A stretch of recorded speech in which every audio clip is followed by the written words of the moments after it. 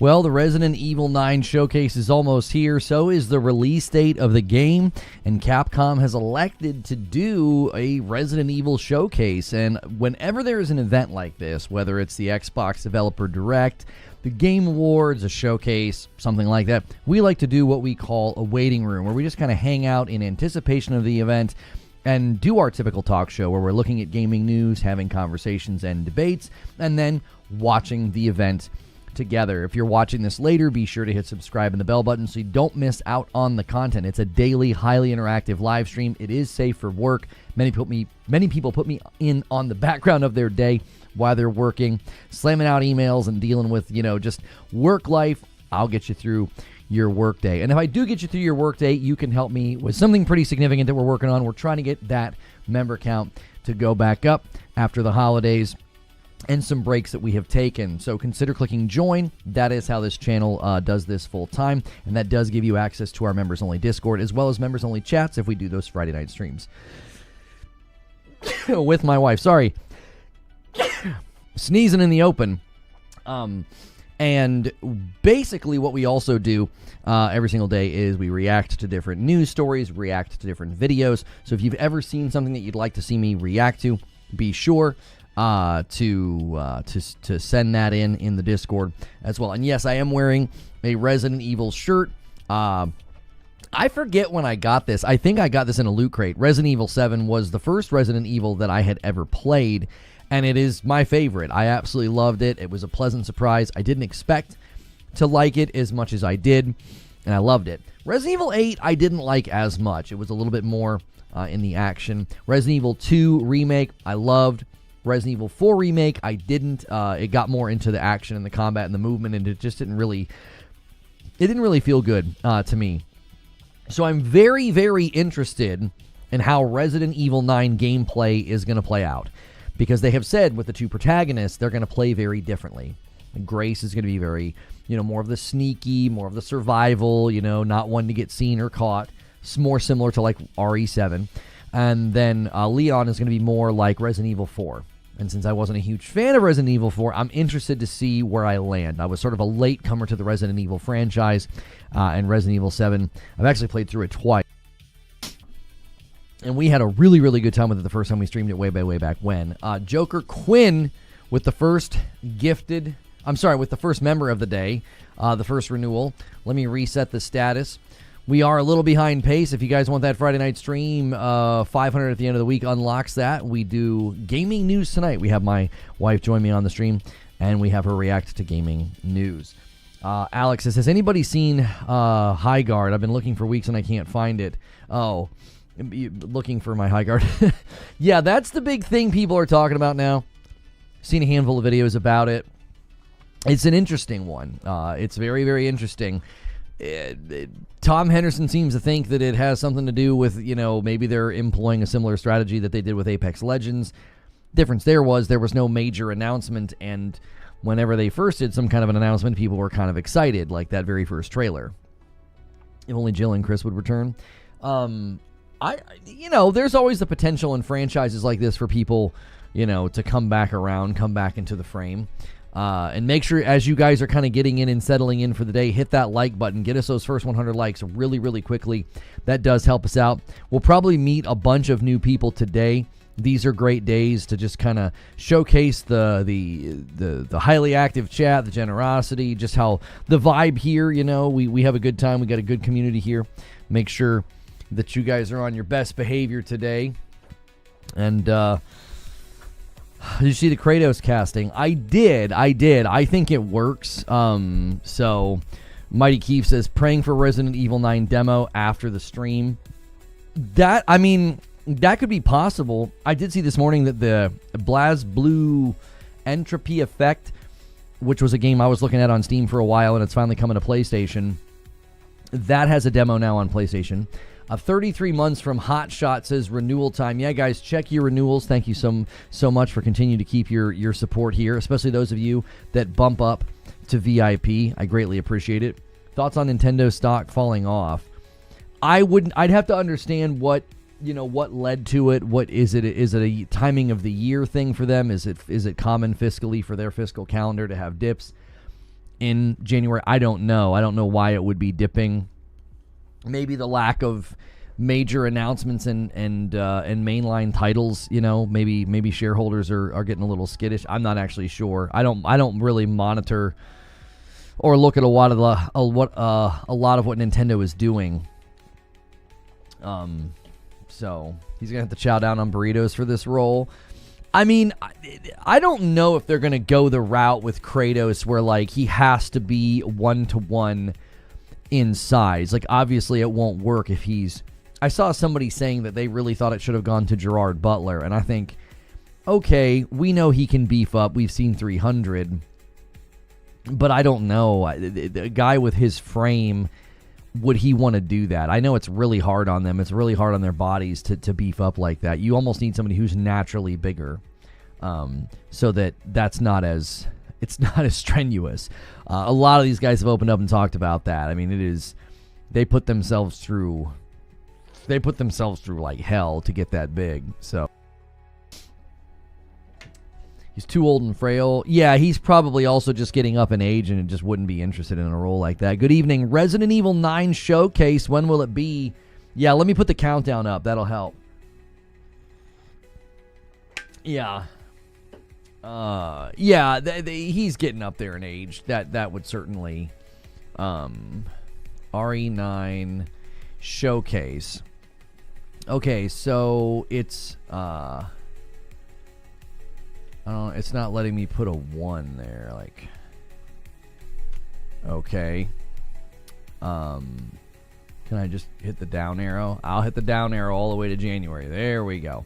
Let's see. January the 15th. There we go. Oh, Numlock wasn't on. I'm like, what the frick is going on? Okay. Set. Start. Show. There you go. There's the RE9 showcase. He said he would never do that again anyway. 300 destroyed him for years. Yeah, a lot of those guys have opened up about when they take on a role like that. They're like, dude, it is so brutal. Especially the older they get too, it's probably even harder to get their metabolism to react and respond. It's just weird that they used God of War Thor voice actor to play live action Kratos. That's an interesting one. I will admit that. When I saw that, I was like, wait a minute, isn't it? You know what I mean? Snowcraft on my day, so I'm reading and watching the stream, leaving for Florida, and the next month can't take the snow anymore. Yeah, you got to get out of there. By the way, thanks again.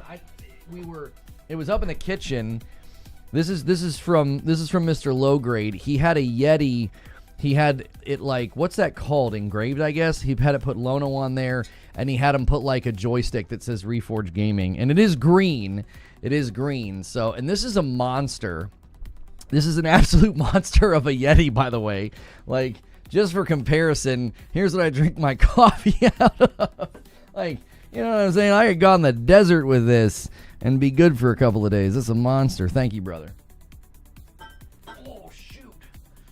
Leaning all the way over. Fastbender says he still has lingering knee troubles from 300. Really? Well, that'll do it. It's 2 a.m. my time. Yeah, it's a long time from now. And we like to do these waiting rooms because, I mean, really that's what the talk show is most of the time, is us just sitting around talking about what's going on in the gaming world. And a waiting room affords us an opportunity to do that for a much longer time. Usually we're doing shows for about 3 or 4 hours. So that's a McDonald's medium. That's right. Let me get the Yeti McDonald's medium size cup. If you guys are coming in for the day, settle in for the day. We're going to be talking about all of the various things going on in gaming news while we wait for the Resident Evil 9 showcase. Be sure to hit that like button as soon as you get in here. It should have been Triple H, but he can't act. Yeah, I mean, Triple H has the build, the bald head, and in the face. Like, he would work. But, yo, what's good, gang? It's good to see you. What happened to my man, also known as Christopher Judge? Well, I don't think you'd want to have Christopher Judge portraying Kratos. I don't think it would work. He doesn't look the part. He's got the voice, obviously, but it's acting and makeup, though, because we can't see it now, doesn't mean the final product won't be good. I'm not sure what you're saying. I don't think anybody's saying he's a bad choice. I think people are just kind of like, it's an interesting choice given He's the voice for Thor. So I think it'll work. Yeah, live action. Yeah. There's also a picture of, let me see here. Somebody put in the Discord.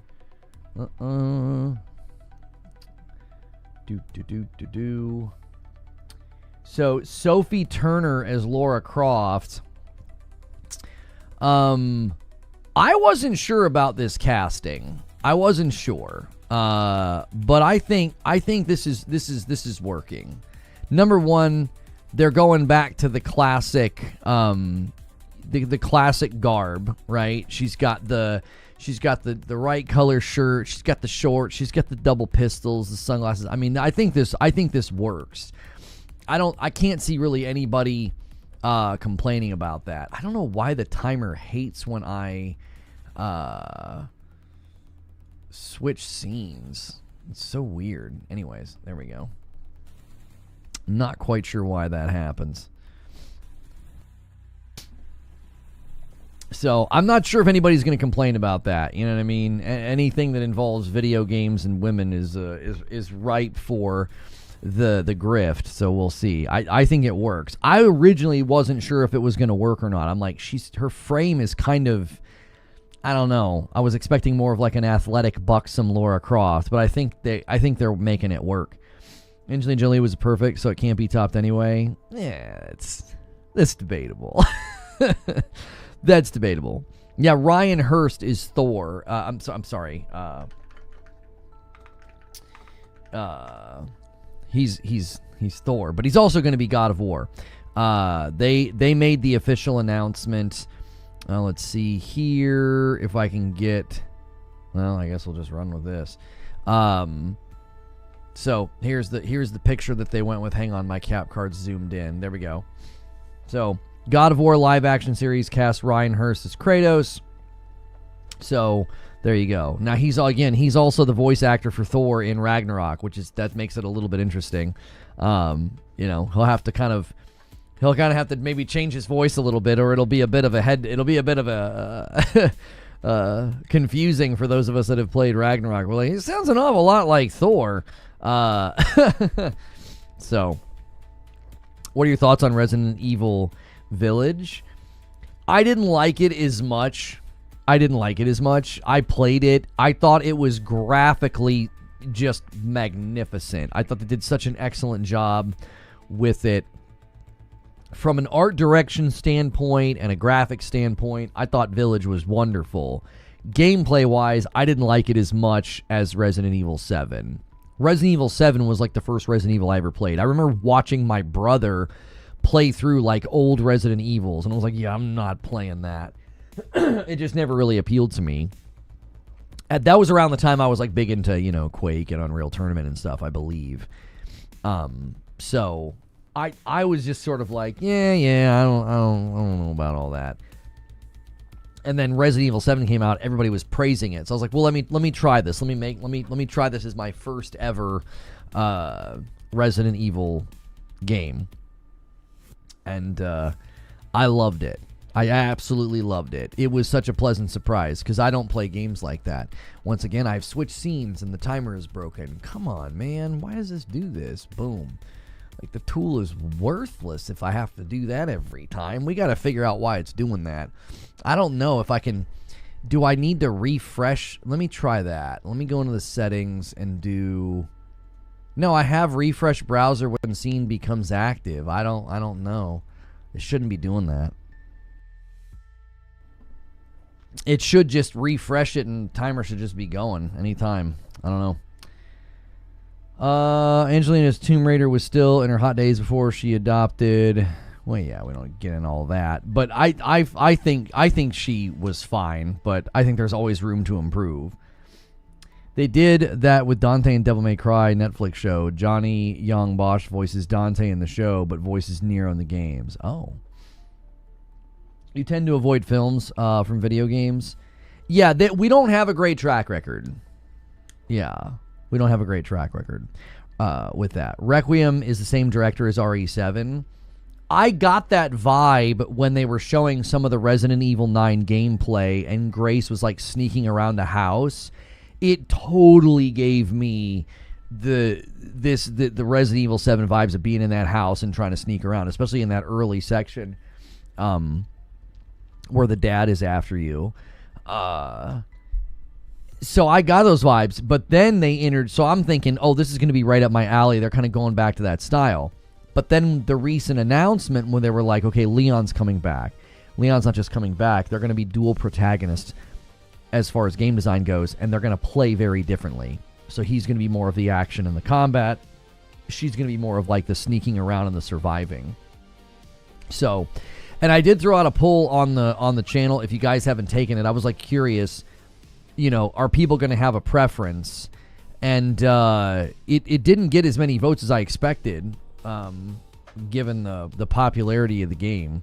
But it is, even with just about 500 votes, it's trending way towards Leon or both, and away from just Grace, which is interesting because I wonder, you know, do long-standing fans, do they commonly share that preference? Do they feel like they would prefer to have like the action versus the sneaking around? Did you play all the DLC for 7? It added so much more story and context. I don't remember. When I replayed it recently, did they like add in? Did they add in the DLC? I can't remember. We played it. I think we played it on this channel because I remember there was a time where I wanted to play jump scare games, and we tried to replay it, and it didn't work because I knew where all the jump scares were. So, you know, a bunch of years had gone by, and then I went back in and I played it again, and I really enjoyed it. Sneaking is boring. I hate it in most games.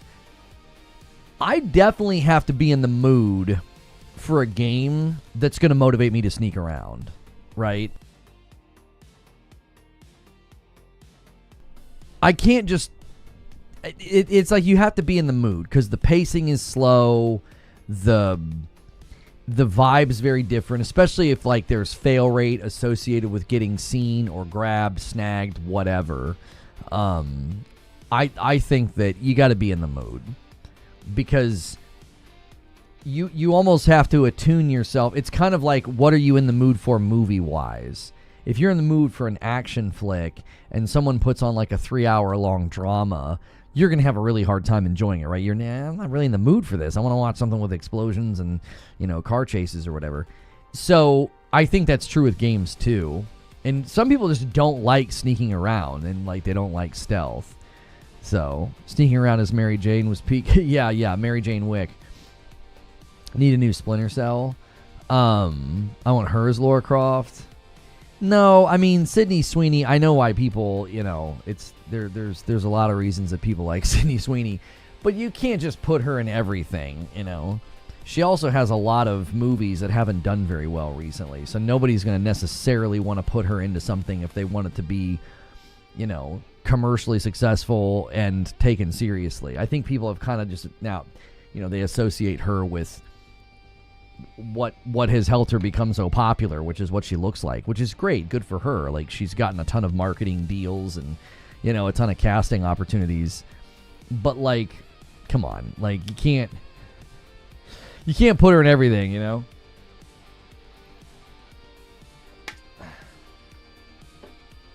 Her movies bomb. Yeah, her movies lately haven't been doing very well. I mean, you put her on the ticket and you think, oh, we'll get a bunch of people to come to the movies, and it's like, maybe. I mean, that's not exactly gonna get people into the theaters. So, avoiding action games is so much fun. Sometimes I don't want to play a game with, you know, action and a bunch of combat. You know what I mean? Sometimes I want to play something slow and sometimes a story game, you know, hits just right and you kind of want to soak in every scene. Sometimes I'm like, I don't want any dialogue right now, man. Let me get into the game, you know.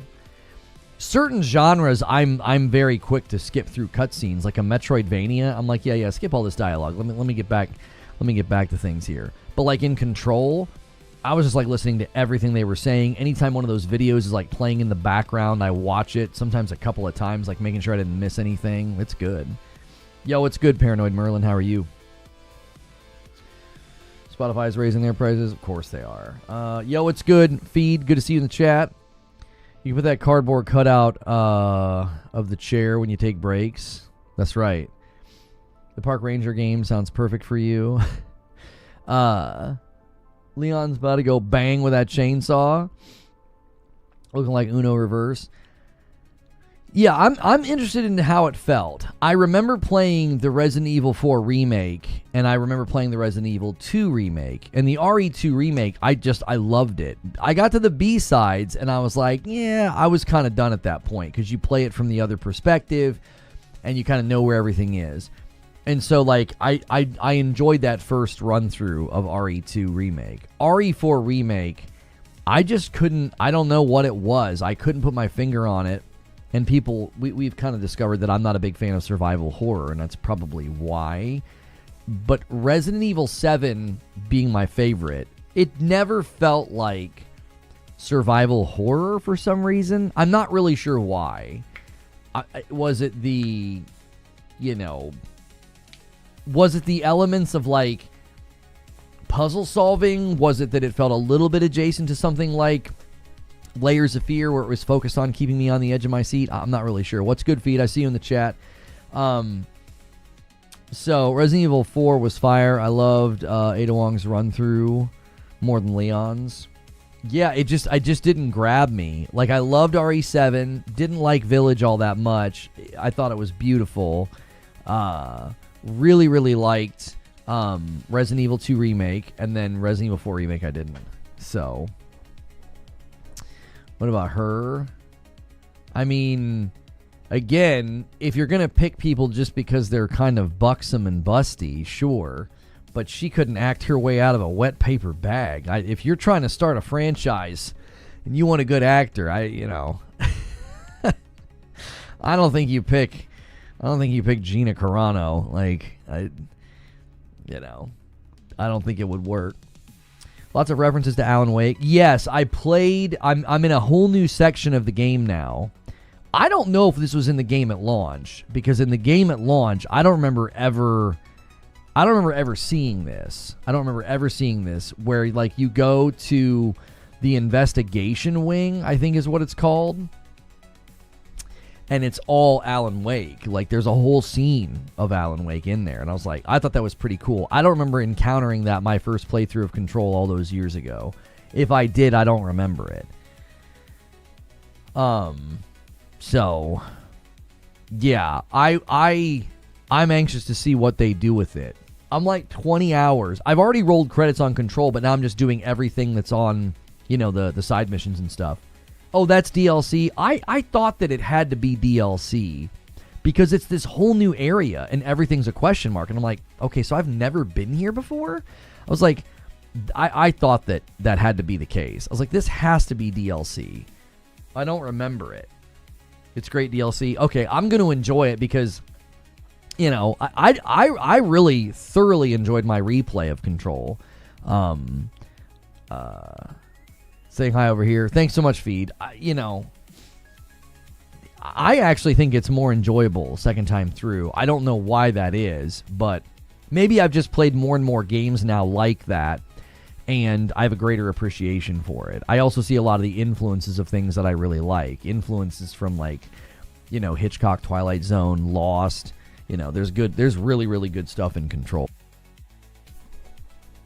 How long do you spend trying to do the field training? I passed on it. What's that? The field training? I don't know what you're talking about. I did one jukebox run, and I didn't like it because of the timer. The timer stresses me out. It's like, I'm strong enough. I was able to beat every section just fine. I got back to the center, and I had like 7 minutes left, and then you got to fight those. I hate those things you can't see.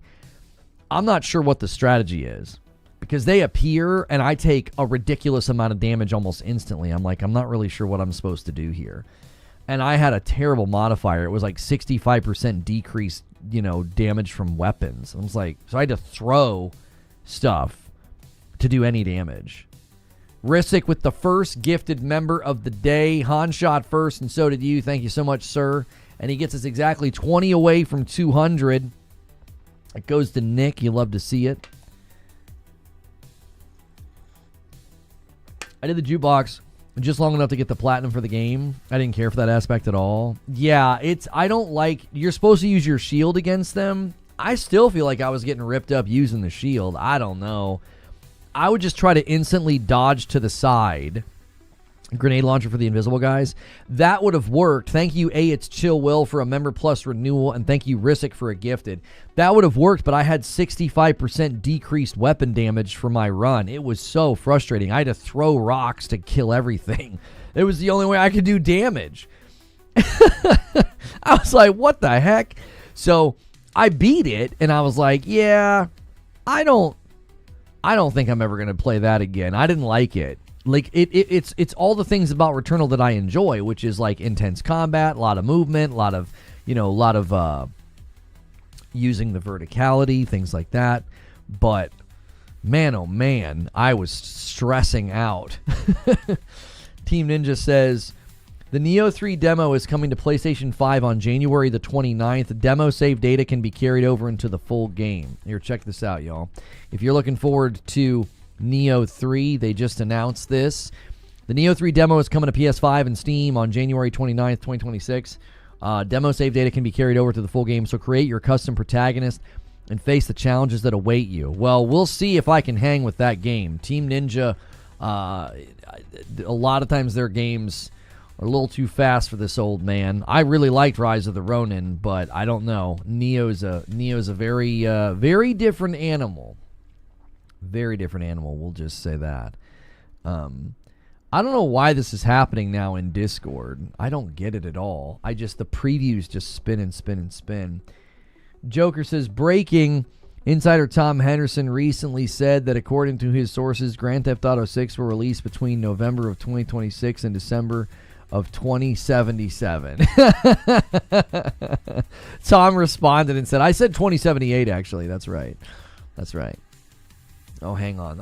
If I switch scenes, I've got to do this here. Start. No, wait. We need to set it and start it. There we go. RE9 demo drop out of the show. I hope so. What do you think? Yo, thank you so much for renewing, Gray. I appreciate that for 15 months. I don't know. They're following it up with like a discussion or something. So I'm not actually sure. A lot of people are hoping for a demo. Maybe they drop the demo tomorrow or something. I'm not really sure what they're gonna do. Discord acting goofy recently. Yeah, everything loads slow in Discord for me. It doesn't matter where I pull it up. Mobile's not bad, but on PC, it doesn't matter which rig. I got a laptop out there and 2 rigs in here, and every time I open up Discord, everything is slow. All the images load slow. The animated GIFs load slow. I'm like, oh, what the heck is this? A shadow drop demo, no doubt. Yeah, we'll see. We'll see. I didn't really make anything for that, and I didn't anticipate that. Everybody seems to be thinking it might be a possibility. Usually I'll make like a title and thumbnail just in case that happens. It'll be 2079. Yeah. We're all going to be like senior citizens. We'll be playing GTA 6 in the nursing home. Ada Wong's voice in RE4 is not good. It doesn't have the hotness, huh? Sattler, he's the main boss. Give him that scariness, you know? Yeah, sure. Discord and Verizon are acting up. Yeah, I don't know what it is. You have the same issue? Okay, yeah, I don't know if it's a recent update. I don't know if they did something. Maybe their servers are bad, or not bad, but like maybe their servers are acting up. Hard to know. Hard to know, y'all. So if you're just tuning in, we're going to be watching the Resident Evil showcase. It is a long ways away, so we just kind of spend the day hanging out, looking at gaming news, discussing all the various things, all the various developments. There is the casting of Kratos. Now we got our first looks at Sophie Turner as Lara Croft. We got more things going on with Assassin's Creed Black Flag remake. That's continued to be an issue that we keep having leaks and things. Now they clarified why all of a sudden they added all of there was like 14 songs or something added on YouTube. They said they encountered some kind of an error, so all the songs had to be re-uploaded. I was like, that's really convenient, I guess, that that happened right around the time everybody's anticipating something going on with your game. And then there was something that you guys put in the Discord today where it was like people were thinking it might get shadow dropped. Something was it? What? That wasn't that game. That was something else. Let me see here. See. No. Where is it? Yeah, here it is. I don't know about this. This seems a little crazy. Oh, the page has already disappeared. Okay, so I don't know why they deleted it. Maybe they got told to take it down.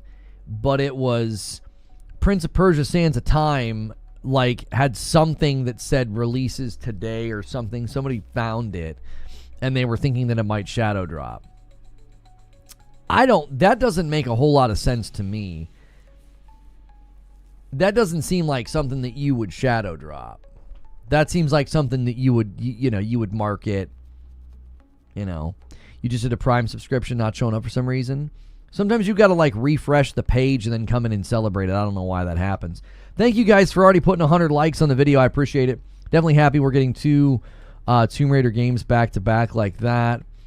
Where's the showcase? We want to see it. There's a countdown right next to me. That's how long it's going to take to happen. So, use those good old-fashioned deductive skills, and you can figure out when it's going to happen. Black Flag really that good? Well, there's an interesting thing that I think happens with games like that. I do think it's good. I think it was good in its time. If you just went back and played it right now, you would probably enjoy it, but there'd be rough edges because it's an older game. So I think people remember it. Hang on. I've deleted my post about Prince of Persia Remake. That was a huge leak, and the Pop Universe account was suspended because of it. It would be a big risk for me. Ubisoft's security team is very serious about leaks nowadays. Please wait for the official... Okay, so they think they have real intel then. Prince of Persia Sands of Time Remake, they think that might be coming. I thought Twitch had 71,000 members today. Turns out it's a countdown. No, Twitch has 0. Yeah, you guys have none. The parkour in Black Flag is terrible. Yeah, I think you would run into rough edges because it's an older game, and I think that's fine, but I think, the reason people remember it so fondly is because it was a pretty big departure. Yo, Behemoth, thank you so much for resubscribing over there on Purple, getting them started with a single, and then Alex gifts one as well. Thank you so much. There it goes. And then a Prime sub comes in from Benj. Thank you so much, Benj. 768 and gets us to 185. Thank you so much. Where's the showcase? Okay, well, I'm going to do that thing where you're not allowed to talk now because you've had the question answered numerous times. You're just spamming. That's not enjoyable for anybody in chat. So, there's a timer right here. You see that? You should be able to figure it out. Could also just be the artwork for the day before it drops. Doesn't have to be tomorrow. The day before. Yeah, I mean, I totally get. You get your hands on a leak like that, and then all of a sudden you're like, man, people are getting suspended and copyright claimed or what have you. Yeah, I could see taking the tweet down. I tried playing on the Switch, couldn't do it. Resident Evil 4 is an amazing game, but it's not perfect. The controls can feel a bit awkward, especially since you can't move and shoot at the same time, which can get frustrating in fast fights. There was something about the controls that I couldn't vibe with it. It just wasn't my kind of game. I wasn't like critical. I wasn't like, this is bad. I was just like, yeah, I'm not vibing here. Resident Evil 7 was a vibe. I loved it. I mean, I'm wearing a dadgum t-shirt. I think I got this in a loot crate, and I was thrilled because I'm like, that's the best. My kiddos were playing on the piano that Go Tell Aunt Rosie song, that dun dun dun dun dun dun dun dun dun dun dun. They were playing that in my house, and I was like, why are you playing that? Like, I didn't know that it was like like a song you teach kids when they're learning the piano. It was creepy because they were playing it in that sort of slow, plodding way that like a kid plays the piano when they're learning. I was like, that's creepy because that's like right out of the ending, like the end credits of RE7. That song plays. Yeah, that was something. That was pretty scary. Your t-shirt looks great. Your t-shirt looks great. Thank you. RE7 was a mix of Evil Dead and Texas Chainsaw, two of my favorite. Control has just been added. What do you mean? Like you've added it? Oh, your once a year playthrough list. Right. Yeah. Yeah, it's good. It's a good game.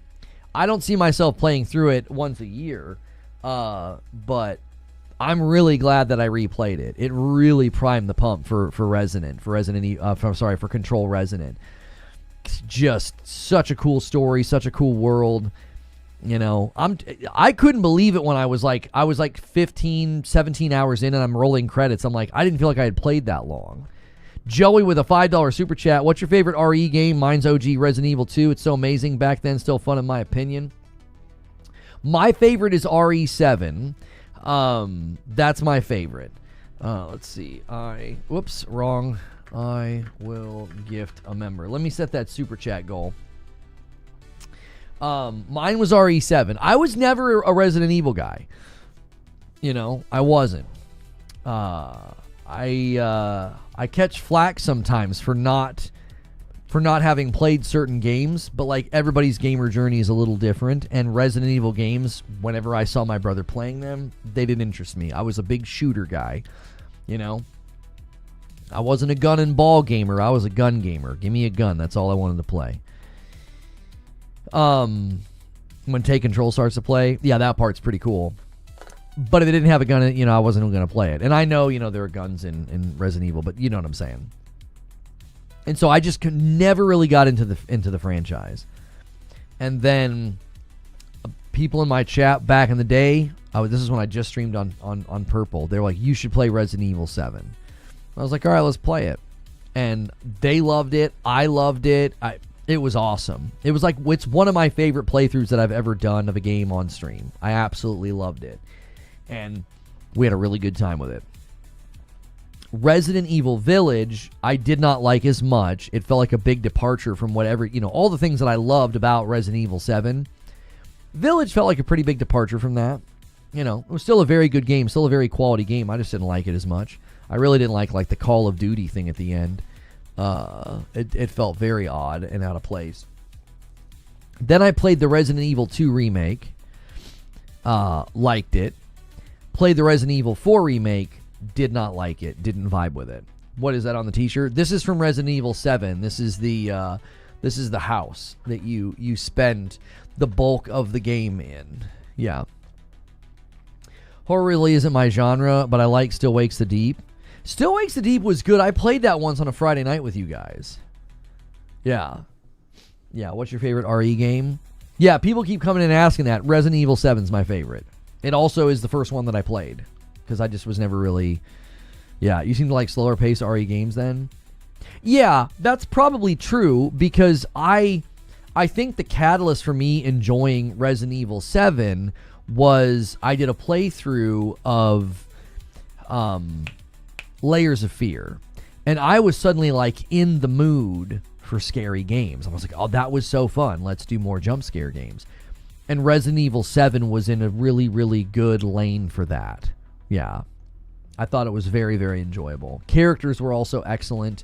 Writing was excellent. You know, it was a very proper built, scary game. With I thought good mechanics and good puzzles as well. You know, how'd you play 7? It was so scary. Dude, there were some clips. They're long lost now, but there were some pretty good clips of me screaming my head off. Yo, Papa Salts, thanks for 8 months and a Prime. Guys, check your Primes, check your resubs, check your members. That is a great way to help us hit the weekly goal. That is a great way to help us hit that weekly goal. We are working on that every week, and both platforms can contribute. And I thought about having a goal for each platform, like something fun like that. I'm still thinking and still brainstorming, because I was going to be like, okay, if you guys help us hit the sub points over there on purple, maybe I'll do something just for purple.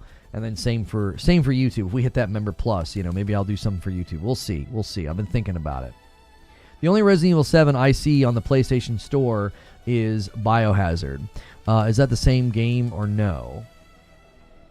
It's confusing because that's the name, but that's also isn't that like the name of like the... It's confusing. Yes, that is what it's called though. If you look up Resident Evil Biohazard, it got confusing once, because wasn't there... I thought there was more games that held that. No, just Resident Evil 7 is Biohazard. Resident Evil 8 is Village, and then Resident Evil 9 is Requiem. I think they're all... No, they're not. Well, I think they're all interconnected some way. I don't know the lore. I'm not the expert in that realm. Biohazard is the Japanese name. Well, but so it's Resident Evil 7 Biohazard. So when you say that, what do you mean? So like over... What, like in the States, we just call it Resident Evil 7? Because I'm seeing it listed as Resident Evil 7, and then there's like a colon, and then it's Biohazard. It keeps telling me I'm age restricted and can't view these games. Like my account's age restricted. That doesn't make an ounce of sense. I go to look at PlayStation games now, and it tells me that. It's always been Biohazard? Yeah. They have the number and then they have the name. And I think even on the back of this shirt it says Resident Evil 7 Biohazard. In Asia is Biohazard. It's the series. I think that's what's confusing. Somebody said that once. They're like, no, Biohazard is the series. I'm like, what does that mean? You may be logged out? No, I'm 100% logged in. Yeah, I'm 100% logged in. The way that that's how I've been adding games to my wish list. So I don't understand it at all. It's been really weird. It's like a glitch or something. It says that you're sorry, you are not eligible to view this content. And I go back to PlayStation, I'm logged in. So maybe I need to log out or something. I know my account is not age restricted. It's my account. I'm 44, boys. I think I'm old enough. I think I'm allowed. Yeah, now I can see it. There we go. Yeah, there you go. Resident Evil 7 Biohazard. That's the name. 4.64. This is a great one, by the way. If you haven't played this one, I mean, for $20, come on, boys. This is an excellent game. You need to get this one if you haven't. If for whatever reason you've been sitting on the sidelines of the Resident Evil games. That was I'm watching here and YouTube at the same time. Well, I appreciate that. That's a great name. Mr. Beef Motif. It starts in 8 hours. It starts in 7 hours. Hang on a second. My timer gets glitched if I switch scenes. There we go. Starts 7:04. Starts in 7 hours. They did that to me the other day. Yeah, it's happened to me before. I go to view something on like a PlayStation game or something, and it says that's like age restricted. I'm like, it's my account. I'm not age restricted. It's not like I'm accidentally like logged into one of my kids' accounts or something. In Japan, it'll be called Biohazard 9 Requiem. Oh, is that what people were talking about the one day? They got me so confused the one day. They're like, yeah, it's just they're all called Biohazard, and I'm like, huh? They should reboot the Resident Evil movies with a 7 movie. I'd be all in. Well, that'd be good. I actually feel like Resident Evil 7 and Village, those could be excellent series. Like a mini-series, right? Because if you had like 6 episodes to tell the story, each about 45 minutes long, it could be freaking awesome. Yeah. That both Resident Evil 7 and 8, that'd be amazing. Not just a movie, like an actual series, like really do it right. Resident Evil is the Western name of the series. Okay. So what do they call Resident Evil 7? Biohazard 7 Biohazard? Do they attach the names at all? check my last, says Chillwell. Give me a second here. There was a band in the 90s named Biohazard, and the trademark, and it was in the States, so they called it Resident Evil. Huh. What's interesting is it's hard to think about like what you would think after all these years, but I feel like Resident Evil is a better name. Yeah, I saw Sophie Turner as Lara Croft. I was a skeptic. I was a doubter. I still think she's a little, her frame is a little not what you expect from Lara Croft, but I think they're nailing the look. I mean, she looks like Lara Croft. The Baker family on the TV screen would work well. It would be awesome, dude. I'd rather have a Control or Death Stranding show, personally. A Control show would be excellent. Death Stranding show would be excellent. Yeah, for sure. Those would be awesome. Control would be really, really cool if they did an entire show about all those videos they do for the Bureau. That would be epic. Just that. Like, I always kind of thought they were going to do a spin-off of Lost and just call it the Dharma Initiative. But they ended up showing you so much of Dharma, it didn't serve much of a purpose. So I thought, when I was playing through Control recently, I was like, man, they could make a show just about the experiments they were running, like that side of the Bureau. I remember they used Biohazard for RE7 was because it was to say they were returning to the more horror survival style than the more action-oriented style that the later entries lean towards. I really liked it. I love that aspect. The X-Files only Control. Right. Yeah. You wouldn't even call it Control. You would just call it the Bureau. That would be amazing. Maybe call it the Bureau of Control. I think just calling it the Bureau would be dope. Lost is connected. No. I think Lost inspired a lot of Control. I think a lot of the footage of the Bureau, that guy talking and the experiments and stuff, it was very influenced by the Dharma Initiative. That's been my opinion since the first time I played it. It was like, yeah, this is pretty heavily inspired by Dharma. And I always thought there could have been a spin-off show for Lost called the Dharma Initiative, and that's all it would have been about. They could do a show and call it the Bureau, and it'd be all about the stuff that they did in the Bureau, all those experiments. Because his videos are cool. The videos are neat. They're very interesting. It's very intriguing and mysterious. You're like, what in the world were you guys doing?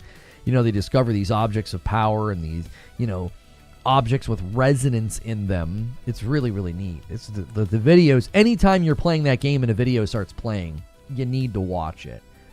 Yeah, you could just call it the oldest house. I think it'd be cooler to make it about the Bureau itself, though, not just what happens in the game Control. Anyone know if we can play as Leon? That has been confirmed by Capcom that yes, it's a dual protagonist game. You will play as Grace and Leon. Grace will be more survival, sneaky, try to stay hidden. Leon will be more combat, action-oriented, guns, chainsaws, things like that. When does it start? I got a countdown right next to me. We are going to co-stream it. We do these things called waiting rooms. It's just a way for us to hang out. This is what we pretty much do Monday through Friday anyway. We just kind of hang out and talk about gaming news. I'll pull up videos, articles, react to them. You guys can bring things to the table. We also, if you are a member, you might get a gifted member. The community here is very generous. They gift members all the time. But if you pick up your own membership, that number one is very helpful to me. It helps me do this full time. And it allows you to submit questions with the question command, and then we can feature those on the screen. So the question queue is wide open right now, if you guys would like to do that.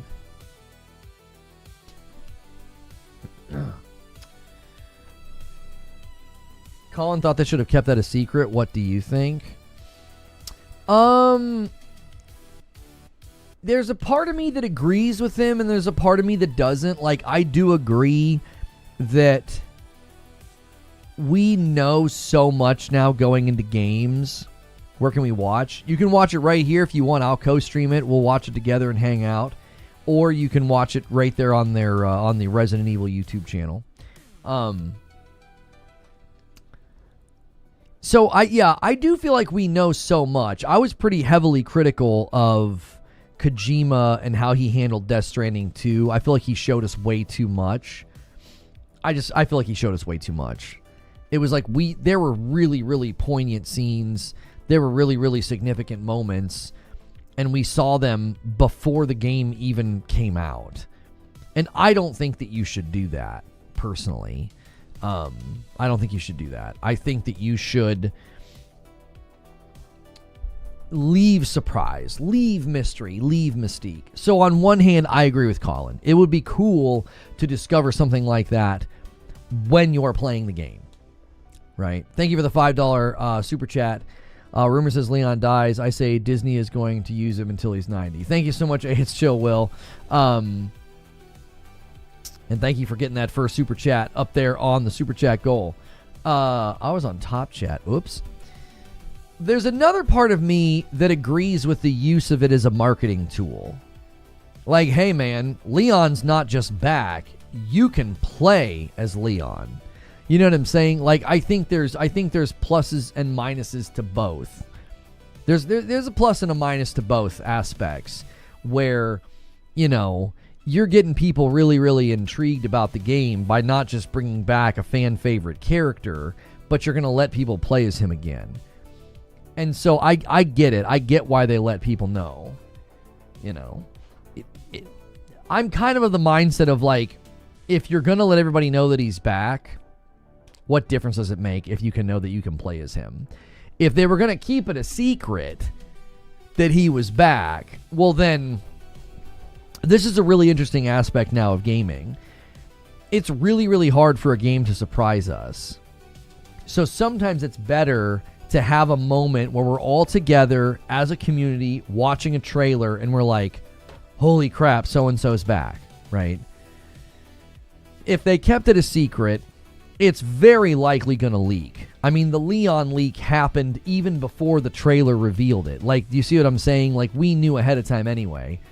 And so there's an element of industry change where now companies have to consider that. Is it better for them to announce it and to have everybody get excited, everybody watches the trailer, all the headlines are, you know, Leon's back?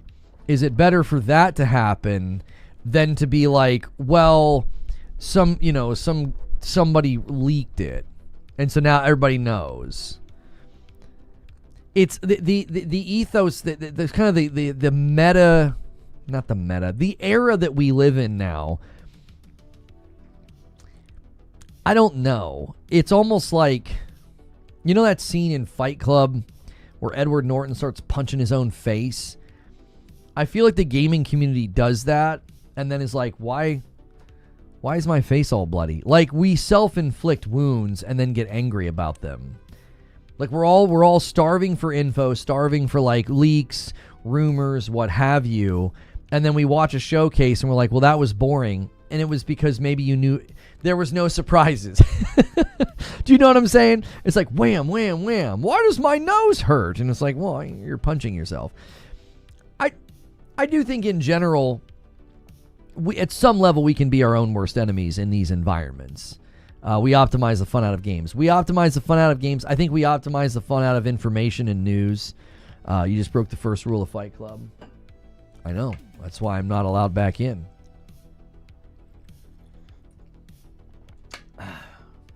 I miss the days before constant leaks. They did the right thing. That excitement had sold more copies.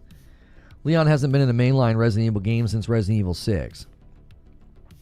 Right, so it's exciting when you have a returning character. And I could totally see the developer and the publisher saying, look, it's better for us to announce it than for people to find out. And people did. They found out from a leak that it hit the PlayStation Store and it hit the airwaves, seconds later. My son told me about your channel. I love seeing your wife seem not impressed about the rumors for GTA 6. Yes, she is not in tune with the gaming world. Yeah, she's not. And so she's just kind of like, she doesn't care about any of this stuff. So it's interesting to see her kind of react to gaming news. That's a weekly segment that we do on Fridays when we hit the goal. So, Meatloaf. No, Beef Motif is his name. Sometimes I try and actively avoid leaks and rumors for certain shows. Oh, I certainly do that. Once I know that I'm going to watch a show or a movie, I skip trailers from that point. I do. I'm like, I'm good. Don't need to see any more. I don't know. I've started to take that mentality of like, if I'm excited about something. Now, certain things are different. Like with Saros, the game coming from Housemarque, it's basically the spiritual sequel to Returnal. That game, anything that drops, I'm going to look at it and try and figure out what's going on. I've said before that gamers of the internet are their own worst enemy. We've turned our hobby into TMZ and then complain about how the industry has turned into TMZ. It's tough. This is similar to the conversation we had yesterday about, like, supply and demand. The human brain, if you are if you're curious about something, you're going to look. You're going to look behind the curtain. If someone's like, hey, we got a lot of good info here about all these games coming out. And you're like, oh, God, I want to know. I want to know the stuff, right? And you pull back the curtain. And you're like, I wish I wouldn't have looked. You did this, if you were like me, if you peeked at your Christmas presents. Yo, Wired Rope with the first big member bomb of the day drops a 10 bomb on Purple. We're at 196. 200. When we hit 200, I owe you guys a member. Whoever hits it gets it. We're 4 away, so an easy 5-bomb dunker. If it goes to YouTube, I gift to YouTube. If it goes to Purple, I gift to Purple. I've said, oh, you already read that. These days we have social media, which makes it possible. For sure, things I want to know about, others I don't. If you ever peeked at your Christmas presents, you know what I'm talking about. You know what I'm talking about. If you peeked at your Christmas presents, curiosity gets the better of you, and then you regret doing it. You're like, I wish I hadn't have done that, right? It's kind of like that with the current meta that we live in, where, yeah, we're all sort of pining for more information. So the minute something hits, we comb over it. Everybody makes a video. Everybody makes a tweet. Then there's conversations. Then there's breakdowns, what have you. And then we're sort of upset that, like, oh, yeah, we knew about a bunch of games that we shouldn't have known about, and then they get canceled. And then we're upset. And it's like, well, man, you shouldn't have known about it to begin with. And Wired Rope is going to land the plane all by himself with another 5-bomb for Purple.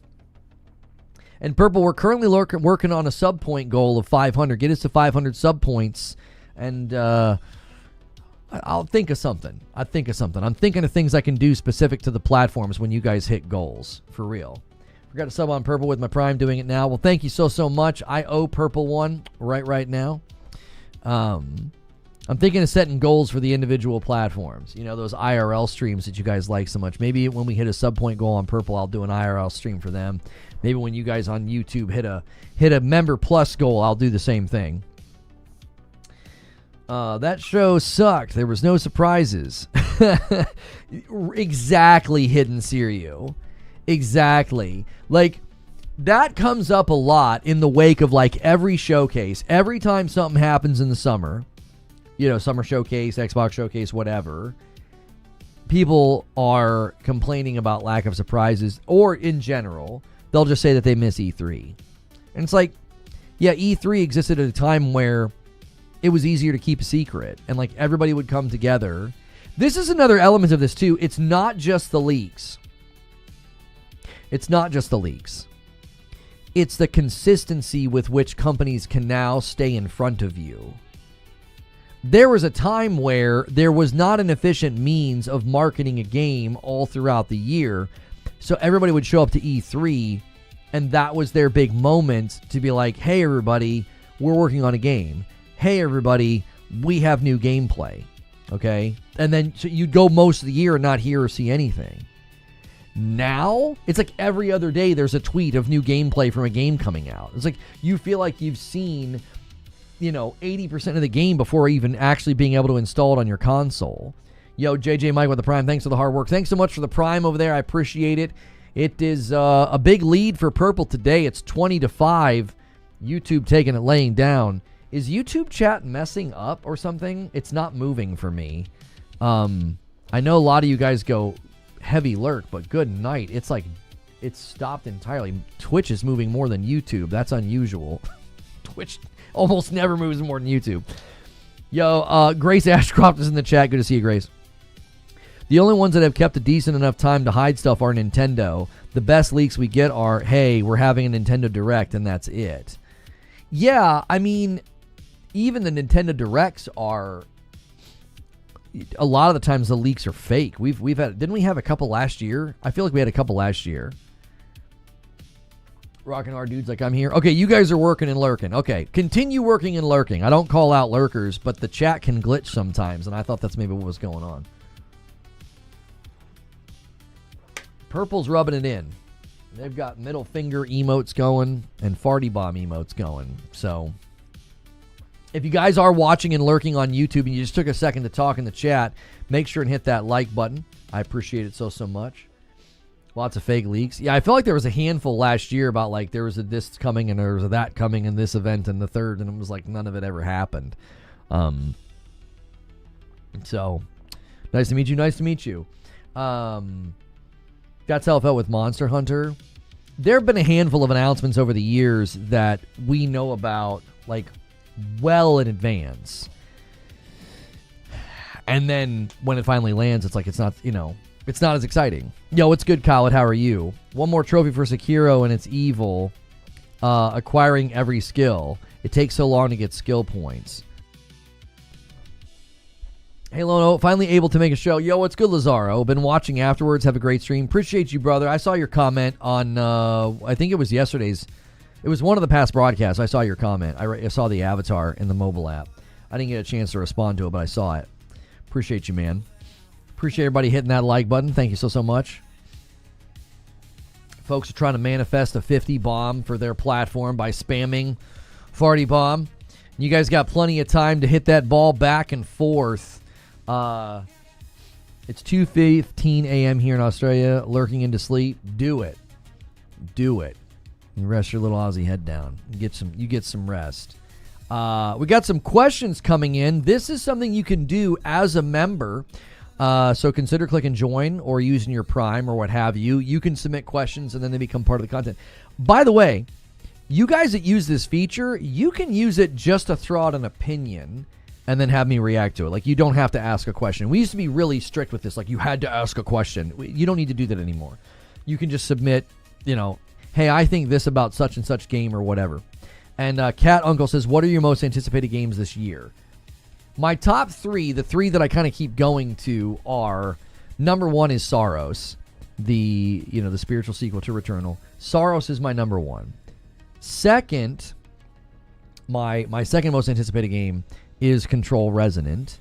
And then third is Wolverine. Now, there are plenty of other games I'm looking forward to, like Pragmata and Crimson Desert. And thank you, Rob, for using your Prime over there on Purple. Purple running away with it today. There are so many games coming out. I literally did I sent like a picture poll out there asking people like what they were most excited about. Yeah, Replaced looks amazing. High on Life 2, Gears of War E-Day. All these games look incredible. Fable, Forza 6, the Tomb Raider games. Mouse P.I. looks really, really good. Tides of Annihilation, Phantom Blade Zero, GTA 6. These are all games. Onimusha. I'm looking forward to all these games. There's too many. I mean, I'll say it. There's too many games. There's just too many games going on. I mean, I don't know how we're supposed to keep up with it at all. It's a little absurd. And we appreciate so many people coming into the stream. I know you guys are finding us by searching for the Resident Evil 9 Showcase or the Resident Evil Showcase. We will be co-streaming it in about 6.5 hours. So make sure you keep it here. You can watch here with us. Henry, thanks so much for using your Prime as well over there on Purple, getting us to 204. Thank you very much. Another packed year. Yeah, I was thinking about it this morning, why it's so easy. I kind of talked about this in my video of, the worst games of last year, the worst games of 2025. And the reason I think, as I was compiling that list, it's like I suddenly could understand why people are able to maintain so much negativity about gaming. Because I do feel like almost every year, there are equal parts really good games, great games, excellent games. It's almost like they have their evil twin every year. Like there is, for every Expedition 33, there's a Mind's Eye. I'm not saying there's like balance in the force here or something.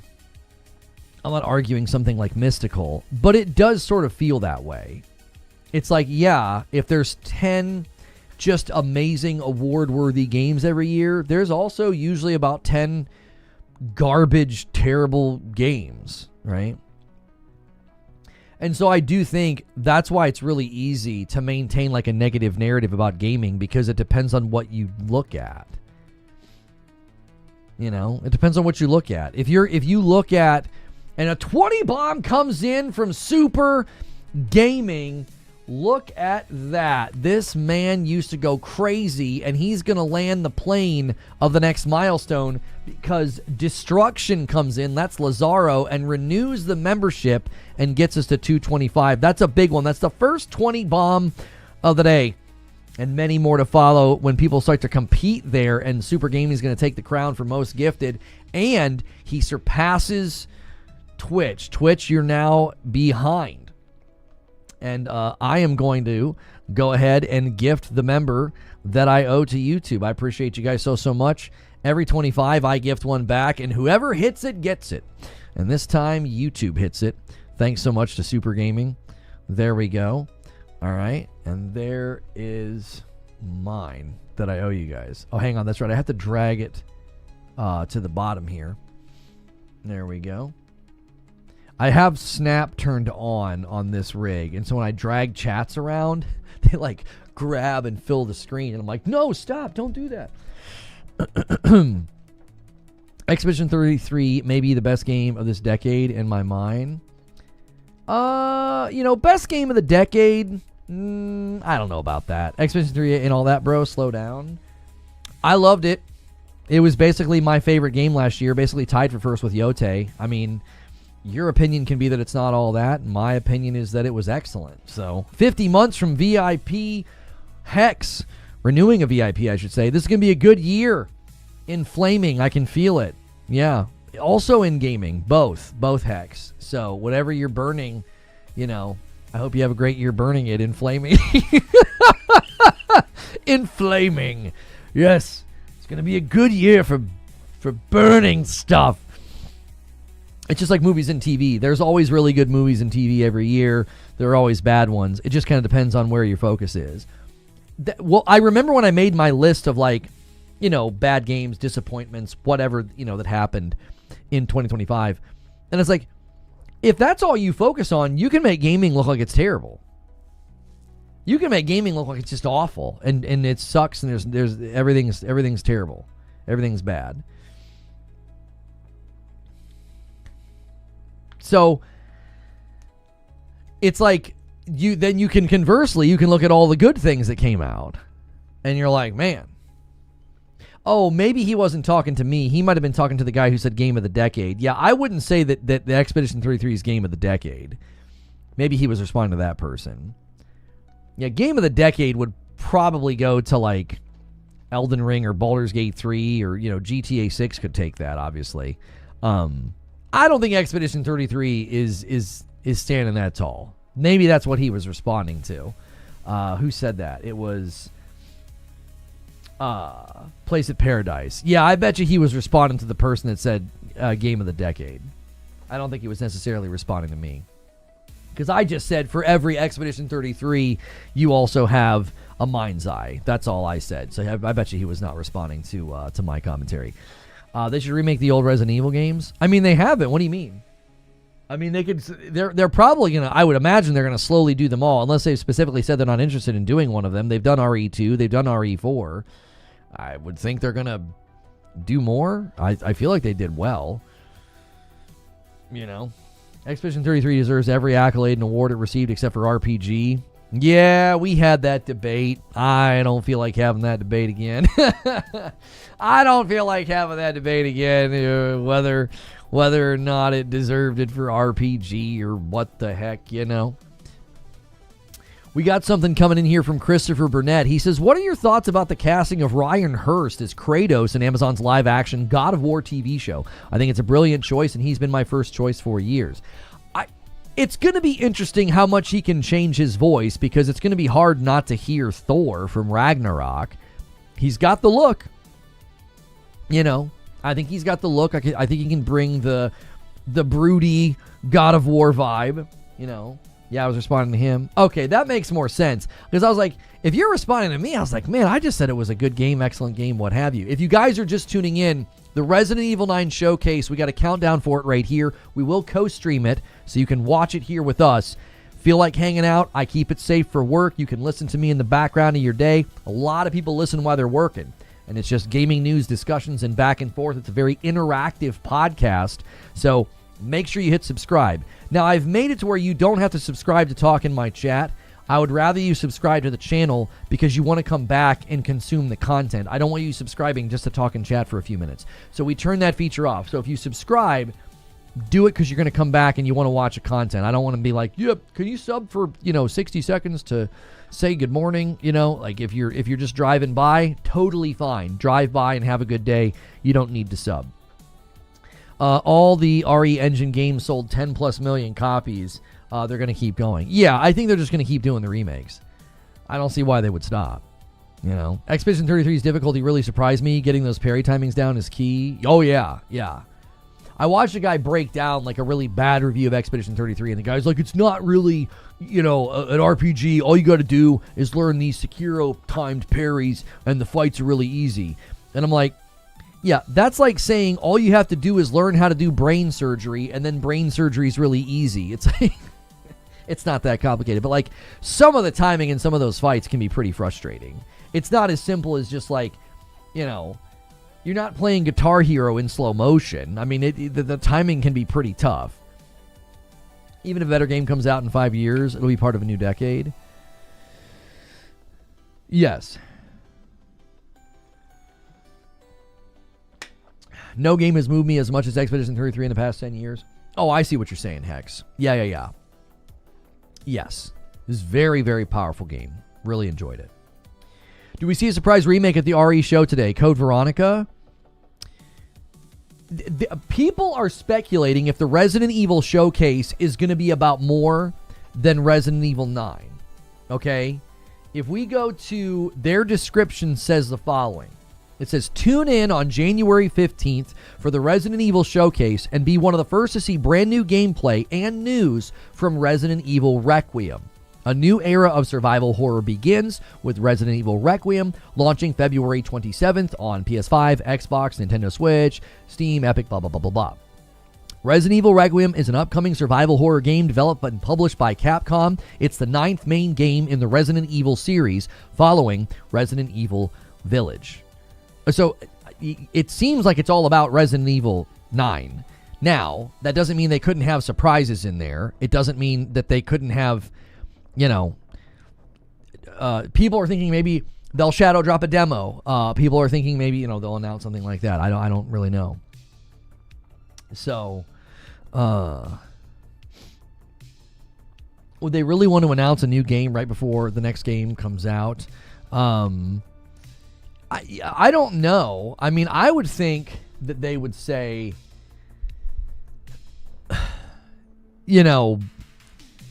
letting people know you're working on something is not really going to take away from Resident Evil 9. If they say, hey, just so you know, development on, let's just say they're working on a brand new remake. Letting us know that development of that has started, I don't think that's going to take away from Resident Evil 9, especially if it's just like a teaser or an announcement. If you guys are enjoying the show and hanging out and the interactivity and the back and forth, do me a quick favor. Can you guys all hit the like button right now? That will help us. More and more people are coming in. We're meeting tons of new people. This is a great way to showcase what we do as a community. If we're gifting members, renewing members, if you guys are active in our Discord, that's something you get as a member. So consider joining or becoming a member on Twitch as well. You can use your Prime sub over there. Excuse me. What are your thoughts on if they remake Code X and Resident Zero? I would assume that it'll be at the same quality of the other ones that they've done, which people really have liked them. I liked the Resident Evil 2 remake. I didn't like Resident Evil 4 remake, but that was more of a preference thing. It was gorgeous. It was very well done. And fans of the franchise were elated at how good it was. Like, it was built at quality. It looked really, really good. So, yeah, I would imagine it'd be at a similar quality, and the people would be pretty excited. Demo shadow dropping is practically guaranteed at this point. What's the story about Catacomb? He says, for me, it's the ending of Chapter 5, Xenoblade Chronicles, that killed me. Oh, yeah, I'm not even sure what he's talking about. You loved all the remakes? Yeah, the remakes they've been highly praised. They've been highly praised. They've sold well as also. So I would assume they're going to do more. And as long as they're at good quality, you know.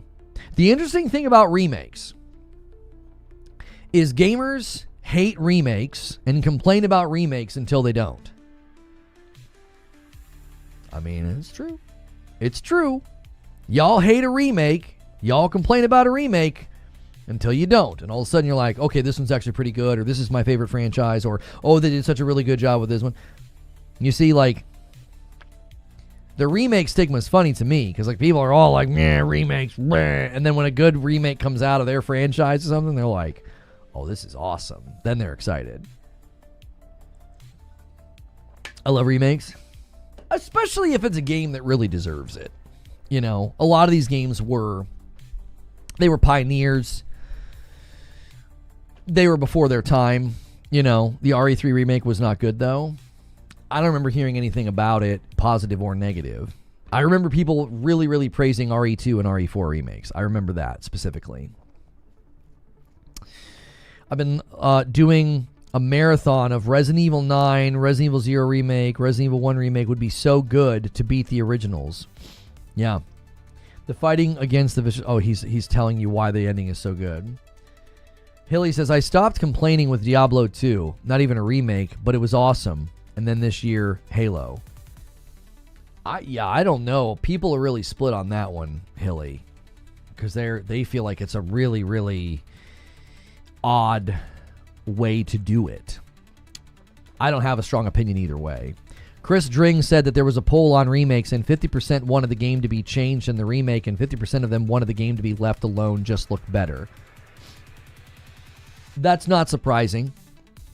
The interesting thing that always comes up in remakes is the people that say, well, they didn't make any changes to the story.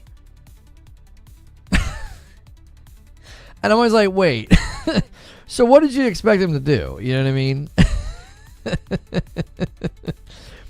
We remade Resident Evil 2, and we completely changed the story. Raphael with a single gifted, thank you so much. So it's not really the same game anymore. Well, then why'd you remake it? Why wouldn't you just make a new game then? What's good, Jason West? NorCal Garbage Man here, keeping the streets clean. Thank you, brother. Resident Evil 3 remake was good, not the best, though, said Place of Paradise. I love remakes, says Talica. I'm hoping Nintendo announces some remakes of Zelda games on the anniversary this year. Would love to see them do something with Minish Cap, Oracle of Ages, and Oracle of Seasons. I would love a good Link to the Past remake. Ooh, that'd be fun. That'd be good. Wouldn't even take that long. It's not a very large game. I think you can beat Link to the Past in like 8 or 9 hours, can't you? I feel like you can. I need a Parasite Eve remaster, or I riot.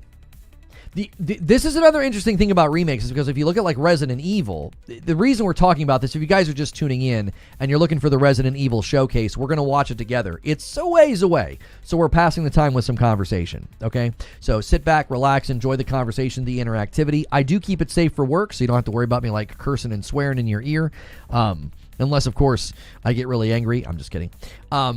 And the reason we're talking about remakes is people think there might be an announced remake tonight. And we're just talking about like the general subject of like what gamers think about remakes. This is another interesting thing is people will come to me like, is there a game that you want to see remade? And I actually never have a game in mind other than like maybe Super Metroid or A Link to the Past. That's pretty much it. Outside of that, I'm like, yeah, I don't really care. If you do it and it's great, I'll try it. I think the only thing they did with Link to the Past was made a sequel, an excellent sequel at that. Yeah, isn't the sequel On a Game Boy, though, it's not on it's not on like an actual console. Isn't that right, Wheeze?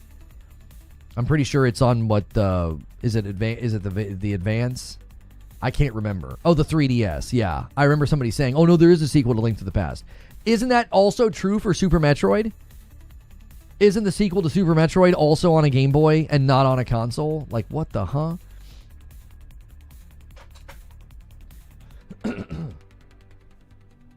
Majora's Mask. What about Majora's Mask? Majora's Mask is essentially kind of a sequel to Ocarina, isn't it? My brother loved it. I didn't. I loved Ocarina of Time. I did not like Majora's Mask. My older brother loved it. Yeah, it's safe for work unless I play a Black Hokage clip. That's right. Yeah. Had to mute a lot of that segment because of the language. Yes. Yeah. I love Black Hokage. I think he's a brilliant creator, but he ain't safe for work. Metroid Fusion back in 2002. Metroid Dread is a sequel to Metroid Fusion as well. Metroid Fusion is the sequel to Super Metroid? I thought there was another one. I thought it had like an interesting name. It wasn't Fusion. I thought it was something else. Resident Evil 2 and Silent Hill 2 Remake. It's always the second game, which is true to the masterpiece. I'm a big fan of both of the legendary franchises. Capcom and Bloober Team would be a crazy duo. Would be. It was Fusion. How long is the showcase? We don't know. I've only ever played the OG Legend of Zelda. Well, there's nothing wrong with that. It's the OG for a reason. You know what I mean? People think of that for a reason. It's one of the best, probably, still to this day, one of the best video games ever made. Considering the time and the depth that game offers, it's excellent. They better surprise us with PSVR 2 support. I've heard really good things about the PSVR 2 support in their other games, so I would imagine that they'll do that again. I don't know if it'll be there at launch. Didn't the support for the other games come later? I can't remember. I was really big into my PSVR 2 for a while, and then they shipped a couple of bad ports. It was third-party companies. It wasn't PlayStation, but PlayStation let a couple of bad VR ports come to the platform, and I got pretty annoyed. I was like, I'm not spending money on games for the VR 2 if they're not going to run well. I was pretty annoyed. I've been hoping for the last 20 years that Sega will remake Skies of Arcadia, one of the greatest JRPGs ever made. It's the one game I truly want remade. You're on all stream while I work from home, and because to host Teams meetings, couldn't have that segment playing in the background. My employer records all the Teams meetings. Oh, that makes sense, Corey. Yeah, I know a lot of you appreciate the fact that I'm safe for work because you guys literally throw me on in the office or you put me on the TV, and your family might walk through. I respect that. I really try to respect that.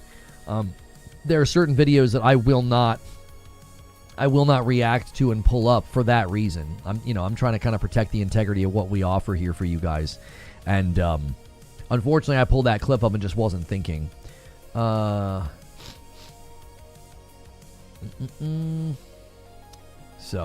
let me...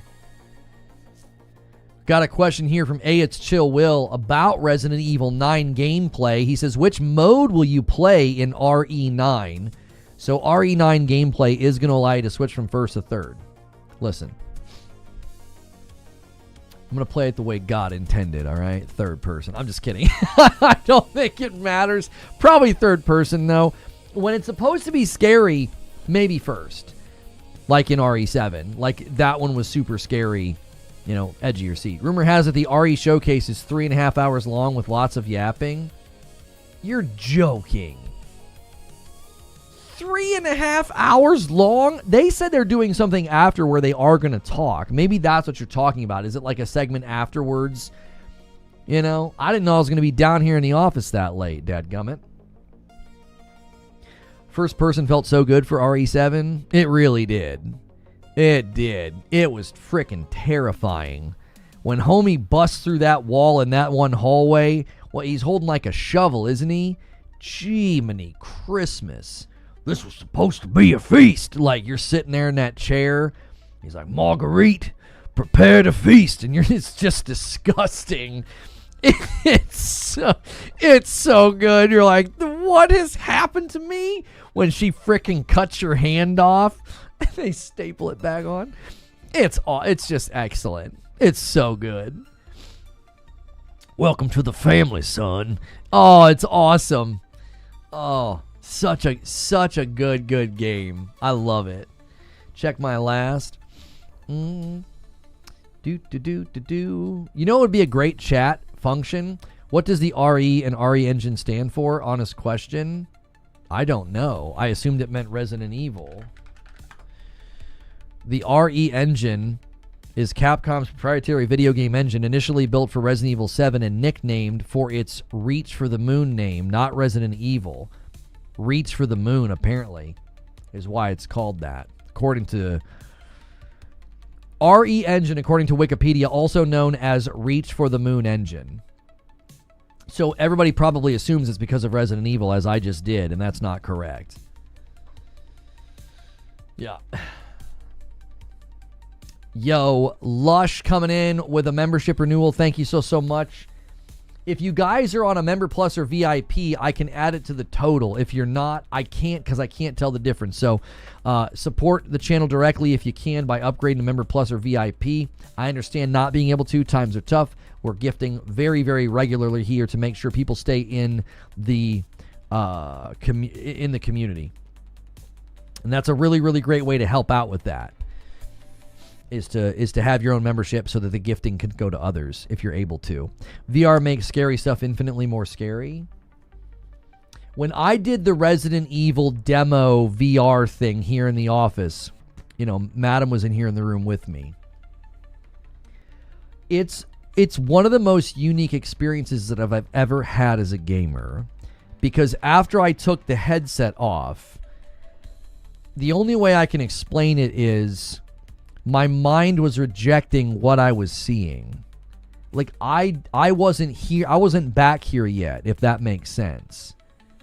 Welcome to the family, son. Thank you so much for the $2 super chat tip, Lush. I wasn't here yet. I was so fully immersed in the experience. It was really disorienting when I took the VR visor off, the VR headset off. It was super disorienting. I needed like a minute to like come down. I felt really like I wasn't calibrated or something. It's like I wasn't all here. Does that make sense? It was such an immersive experience. I was still there, and so my body and my mind weren't synced up.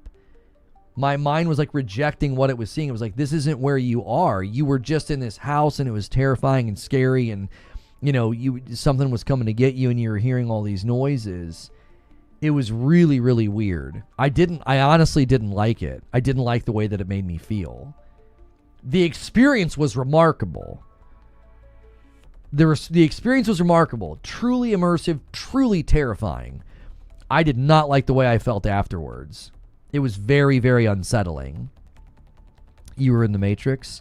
I almost broke out. I think that's what happened.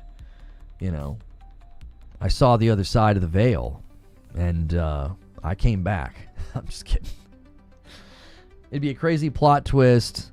This person might be related to this person back in RE5 during this person's flashback. Yeah, you keep spamming that, man. That'd be crazy.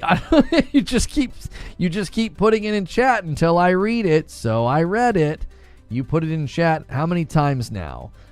1, 2, 3, 4, 5. 5 times. Before that, you put the same message in chat 3 times. You have like big bodies of text that you just keep putting in chat. It's a strange way to contribute to the conversation, but hey, you're here, I guess. They're gonna come for you. They are. I shouldn't be talking about this with you guys. Way too many times. Homie's committed. Not only is he committed, every word is capitalized. Like, what are you doing, man? That's commitment.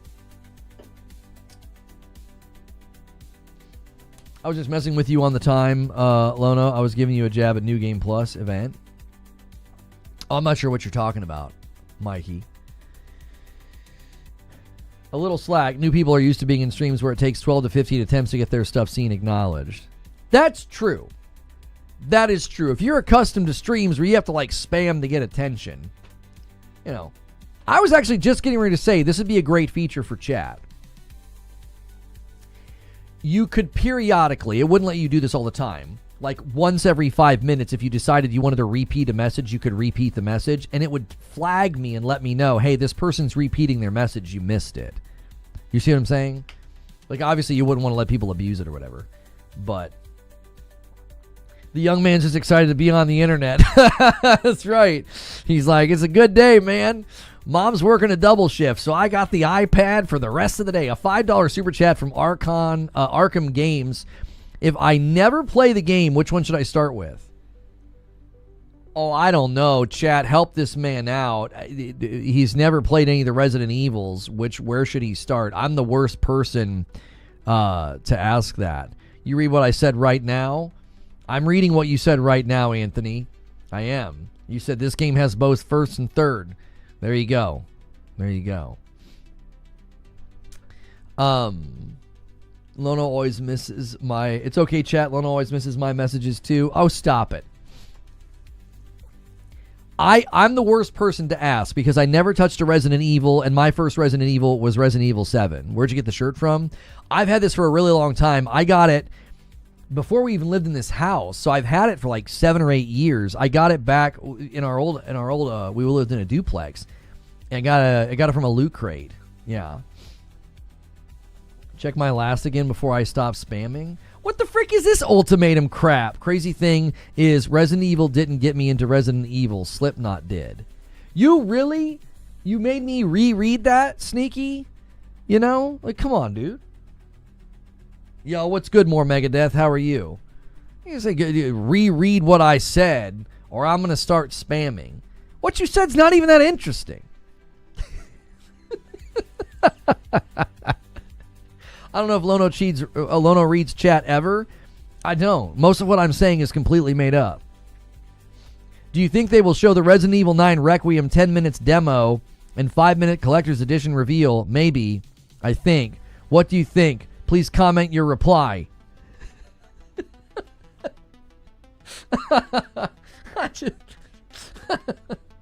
Are you a bot?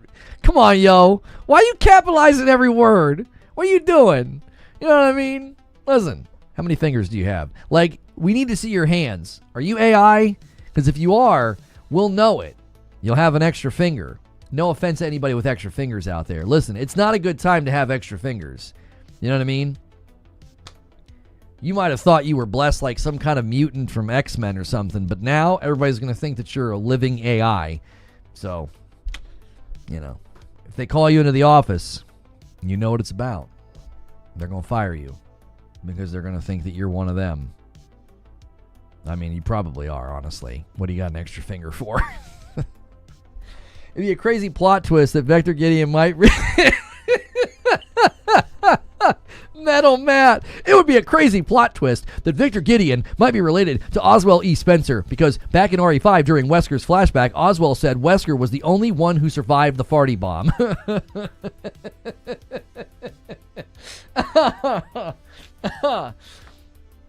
If you turn caps lock on your keyboard and use speech to text, it'll put it in all caps like this. Oh, there you go. That's wonderful. They're doing a whole showcase for this game. I think I'll pass on that. I've seen enough.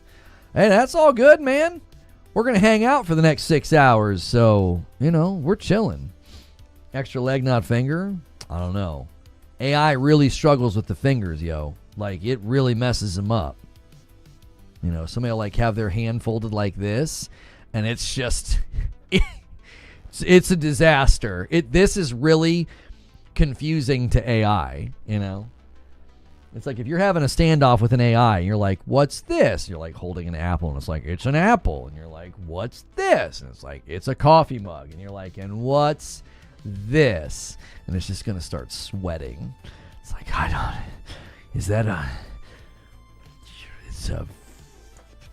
it's a finger mess. Hi, Lono. I hope the showcase is great today. When does it start?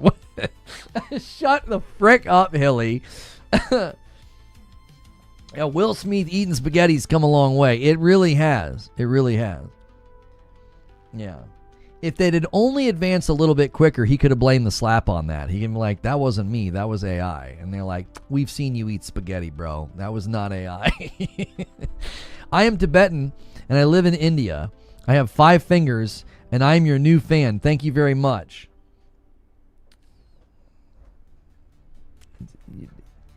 You're...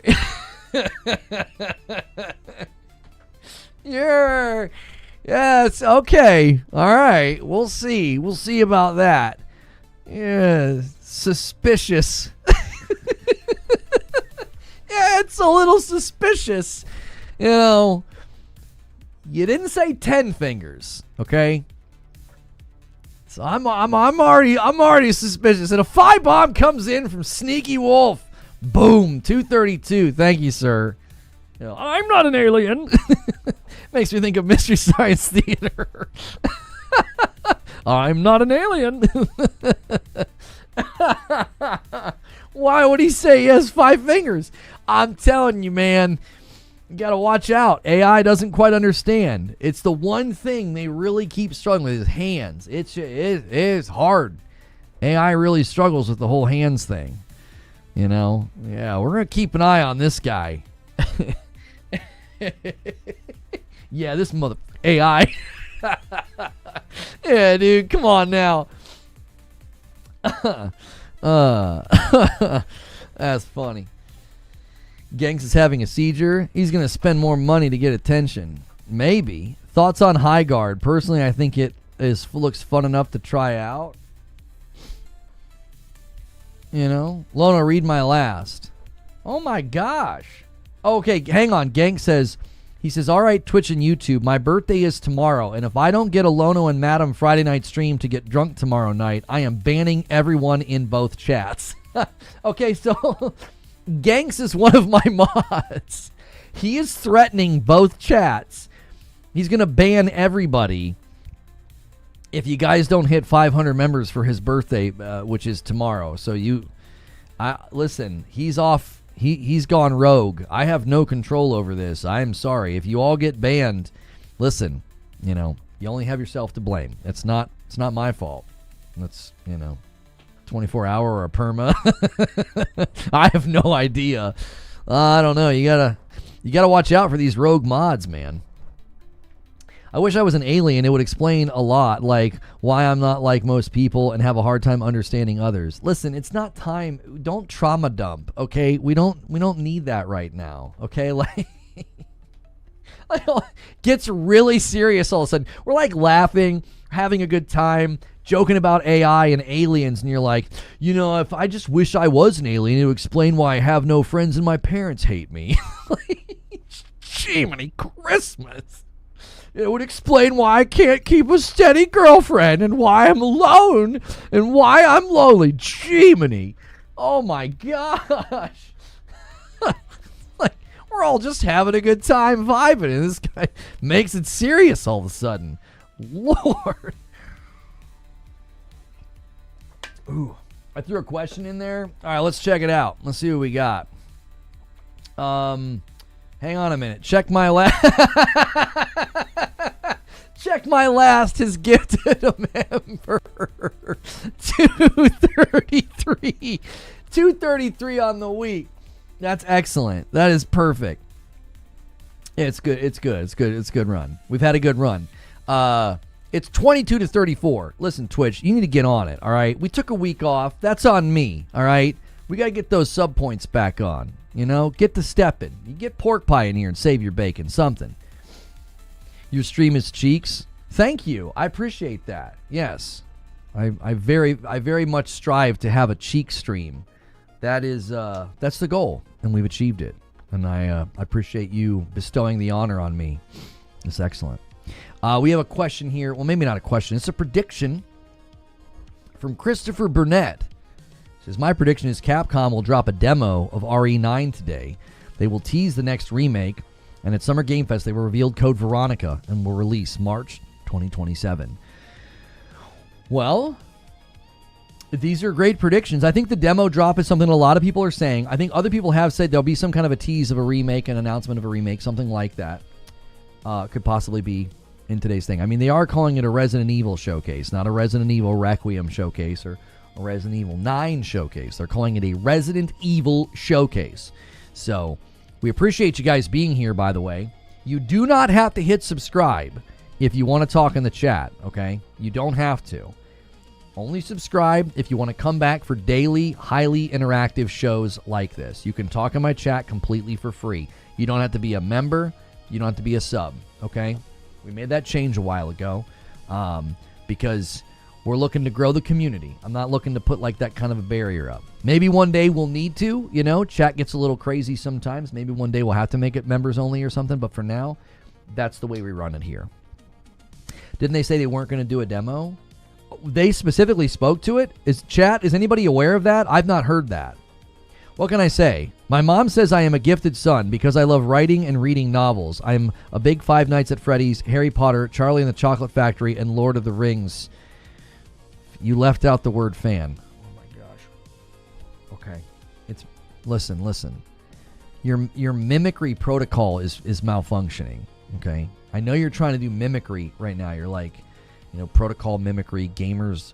What are things that gamers like? You know, Five Nights at Freddy's, Harry Potter, Charlie and the Chocolate Factory, Lord of the Rings.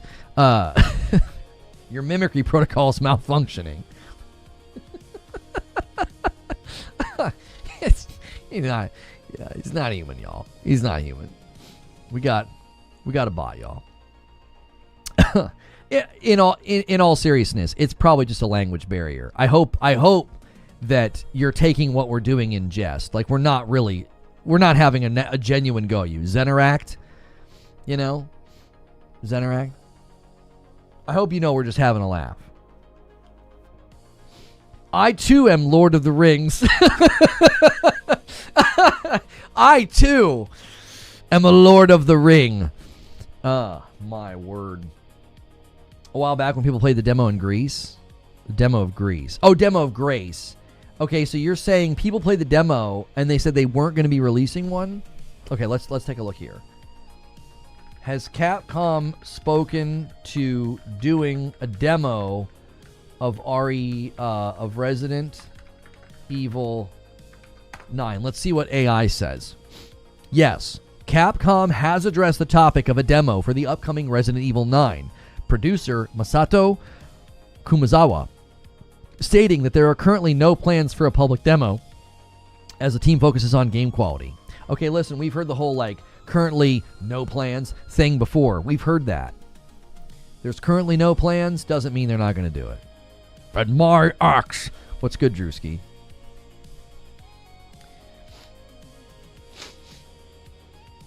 I am 23. I am young. No hard feelings, buddy. But let me experience the GD world.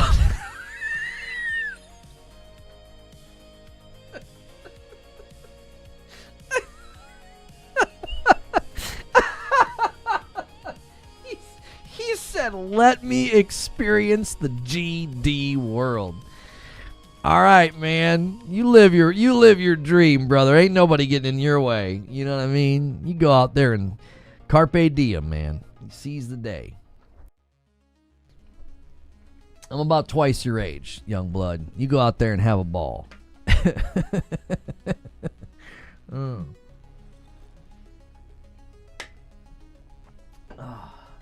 Marathon Developer Insights posted 3 minutes ago.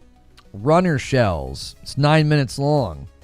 That looks like a great video that we can react to tomorrow, maybe. All right, I'm gonna throw that in the Discord. I'm gonna save that for later. It's not really pertinent to today. Okay, it's a little off topic. Way too off topic. Whoa! Behemoth comes in with a 10 bomb for purple, trying to get them back to that sub point goal. We're trying to get to 500 sub points on Twitch. Thank you so much, Behemoth. And listen, whoever hits it gets it. We are at 243. We're 7 away from 250, and Twitch is now just right on your heels, YouTube. It's 34-32. Let's have a bang out day there. Bang out day? What the frick am I saying? Let's have a... I am not an AI, okay? Let's have a blasting, stellar, excellent finger day. I'm a human being, trust me.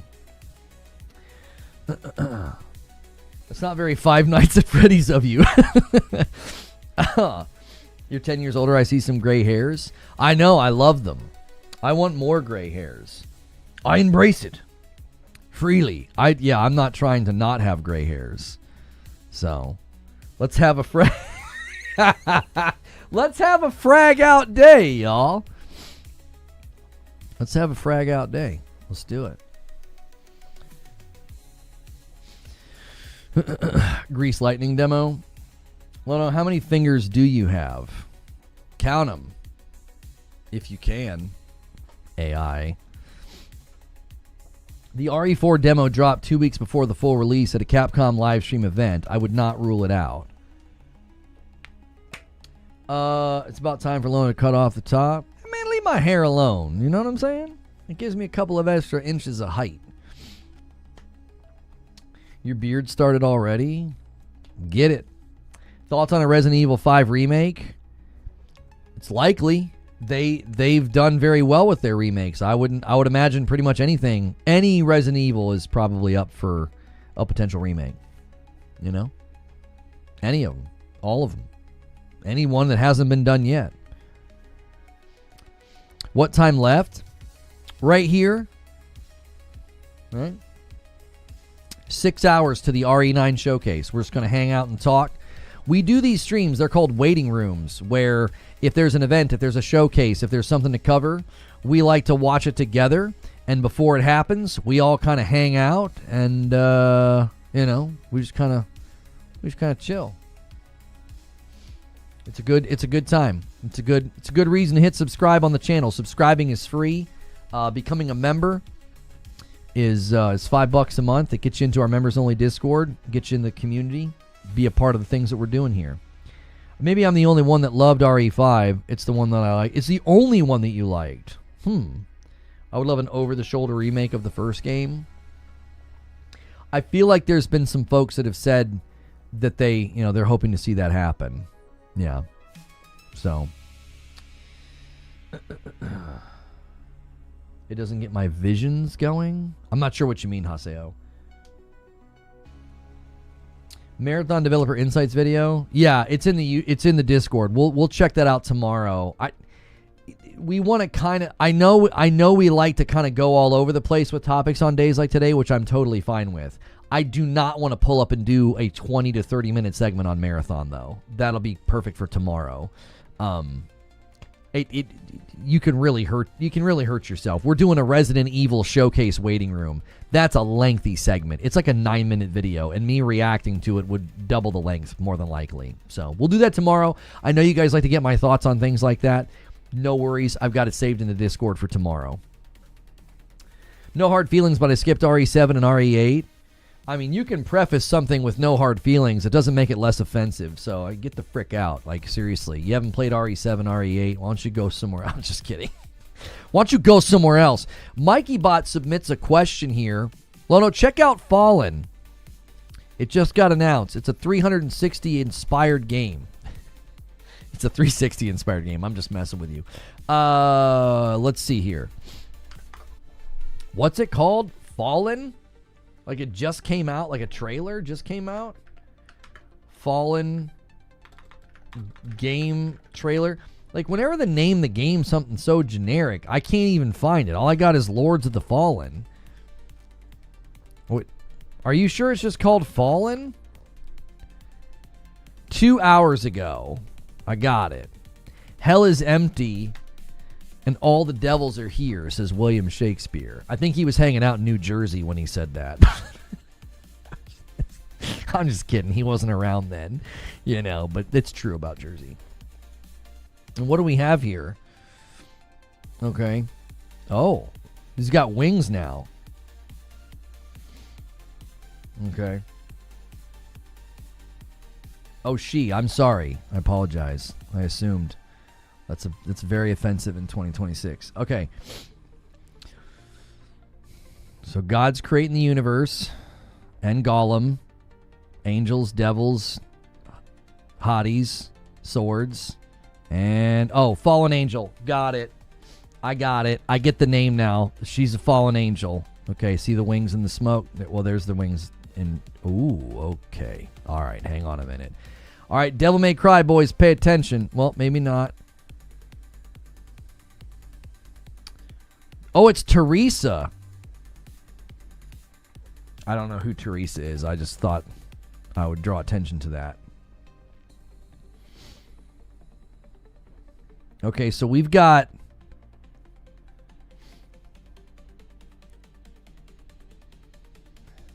is that Gollum's baby? I don't know about this one. This one's tripping me out. Like, it goes from looking like it could be really good to being like, my spidey sense is tingling here. There's something not right. This looks great. The top-down stuff looks great. Everything else is got me a little uneasy. I'm not sure, y'all. I'm not sure. There's something off. It's not like when I watched the Mind's Eye trailer and I was like, something here is bad. It's in development. Okay. It's a very early trailer. The Mind's Eye trailer tripped me up because like it was close to coming out. That could be a couple years out. Maybe they're just using AI to create placeholder stuff. But I definitely got AI vibes from a lot of that. A little too much. The gameplay looked promising. Concept is cool. But, yeah. Now I'm excited about Teresa, and I have no idea who it is. That's the big takeaway from that trailer, is that Teresa really stole the show. Timer's messed up. Yeah, let me fix it. Set, start. Yeah. I don't know why that happens. I can't quite figure it out. Let me try one thing, though. Let me go to this scene here. Let me turn this on. Let me drag it over. And then let me go into the settings. Yeah, it says refresh. Is that... I wonder... Yeah, I don't know why that happens. There's something to do with switching scenes that trips out the timer. Not sure why. New Marathon Vid Doc. I know. We'll watch it tomorrow. Thank you. I appreciate you guys letting me know about it. Very kind of you to keep me in the loop.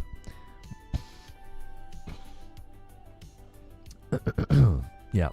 A £2 super chat from Masterhand says, name 3 things you do and do not want from this. That's an excellent question.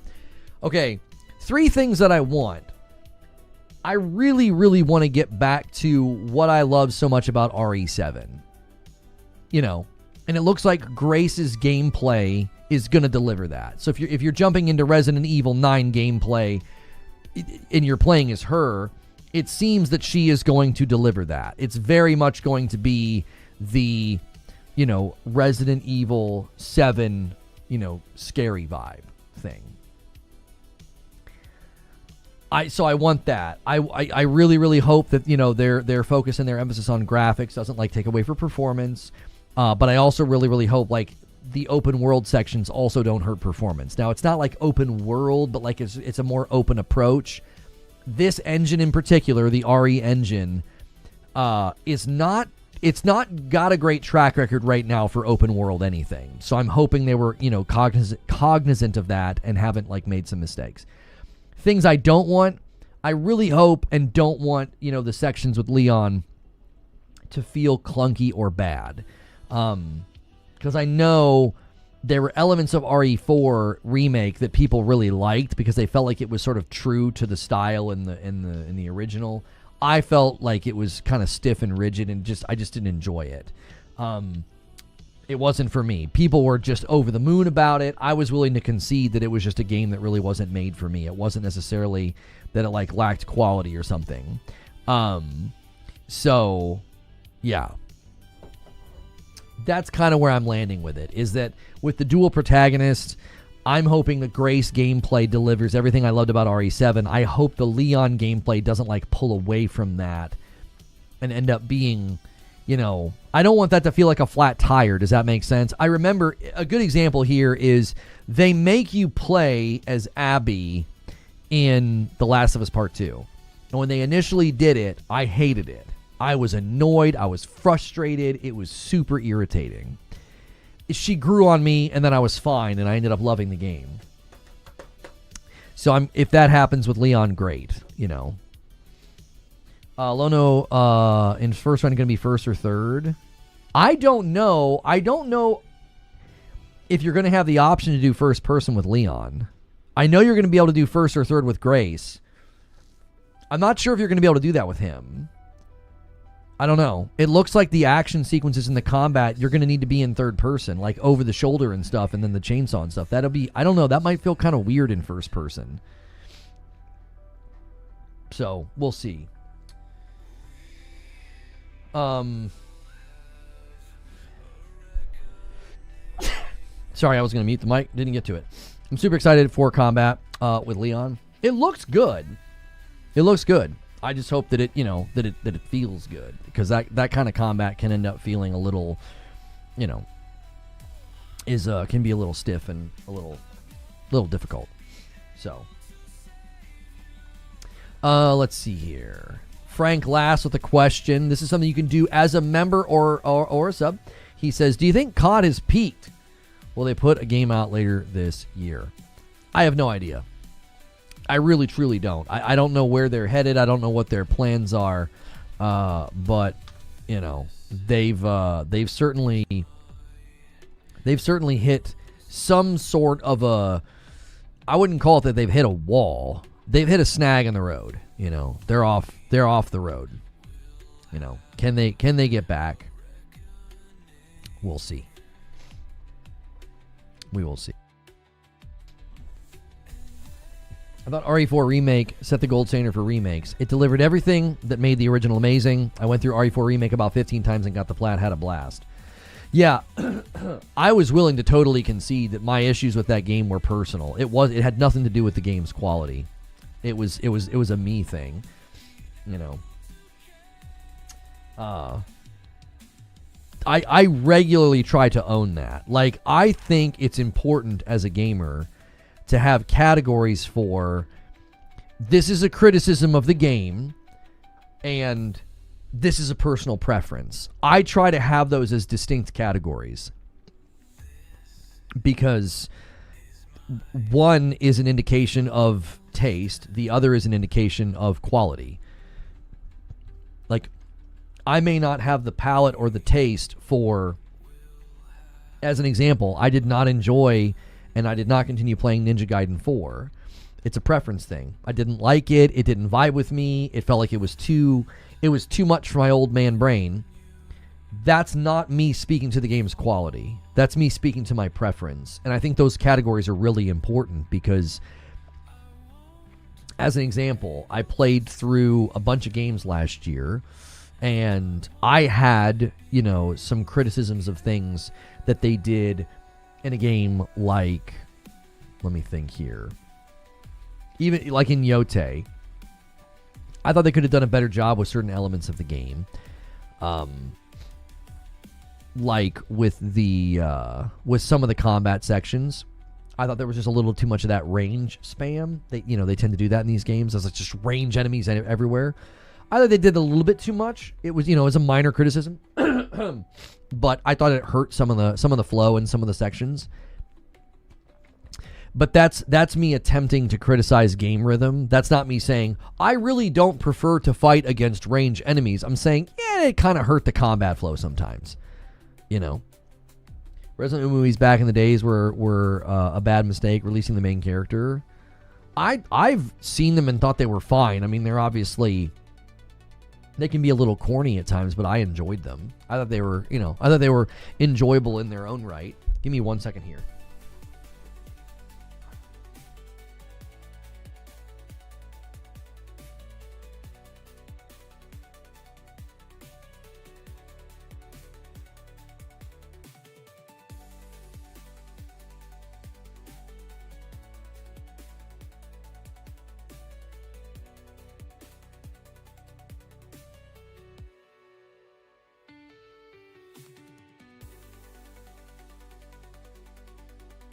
All right, I'm back. We're still getting crazy static buildup in this chair. I literally have a dryer sheet on the dadgum chair, and it's still happening.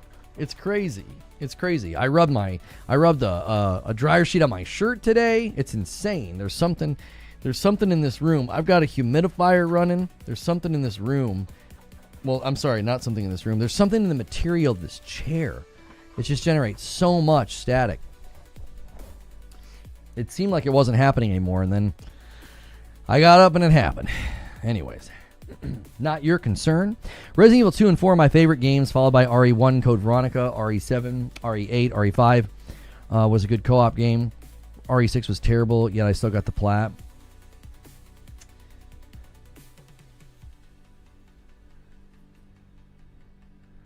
I felt like it was a bit annoying before Leon was announced. People talking about him a bit too much.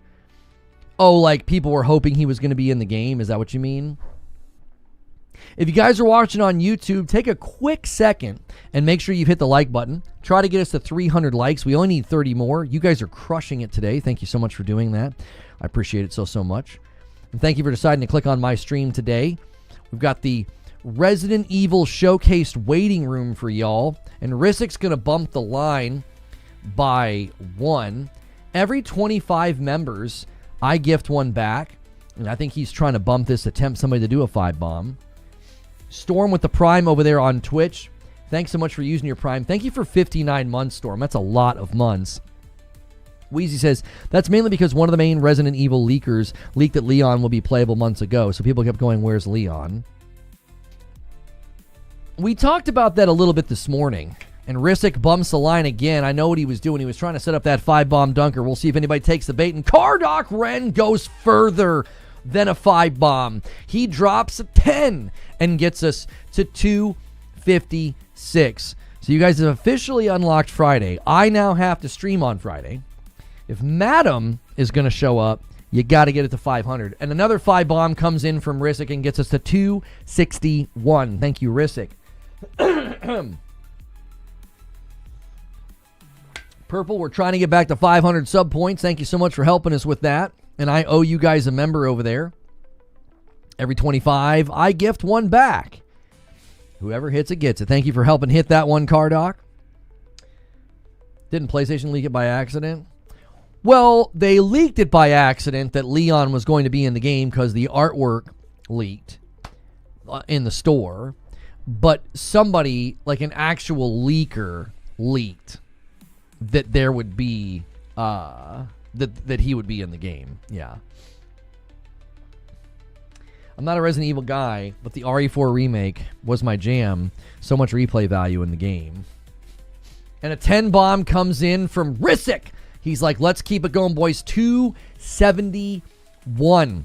We're right on the doorstep of the next milestone of 275. Just like that. Thank you so much, Rissik, for moving the member count along today. Somebody tag team with this guy. He can't do it all by himself. Purple may come in and steal it. They love to do that. Sheepdog comes in with the Prime and resubs over there and gets us to 272. Thank you so much for 5 months of support over there, Sheepdog. And a hype train starting on Purple. That can be an advantage in their favor to take more of a lead here. Oh, no, actually, they're not in the lead. YouTube is in the lead. Random enemies on every corner, I think. I'm not sure what you're responding to. Excuse me. I've been really hoping that Capcom would make another Resident Evil game where Claire, Redfield, and Chris Redfield are the main characters, but it seems unlikely. And Wired Rope secures it for Purple again. Boom, another 5-bomb. 277 on the week. Just like that. And I'm going to help out over there. I'm going to gift one to the community on Purple. Once again, hitting a milestone where I owe you guys a member.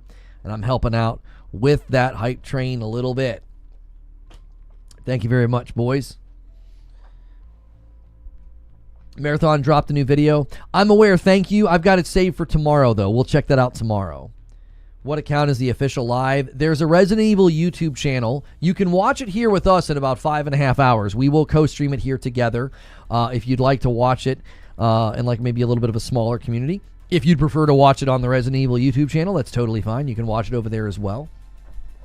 If you guys have been watching this morning and you appreciate the content, the coverage, and the background talk and the interactive podcast, do me a favor and hit that like button. That helps us out a lot. We're trying to get to 300 likes.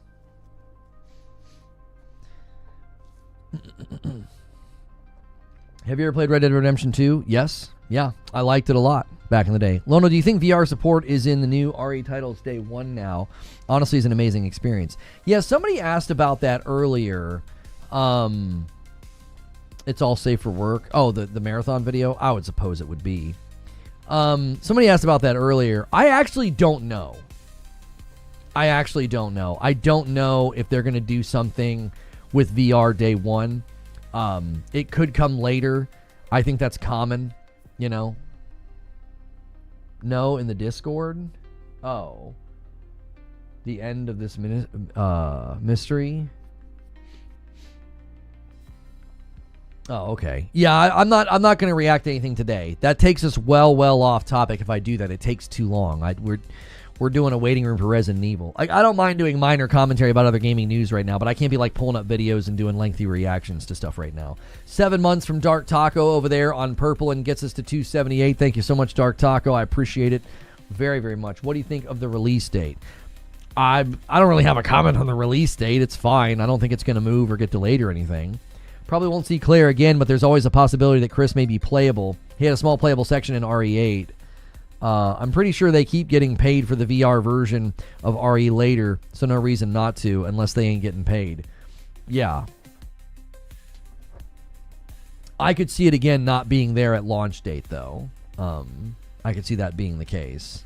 So, hey, somebody ordered some coffee. Rissick ordered 2 bags of the Frickmas and 2 bags of the light. Thank you very, very much.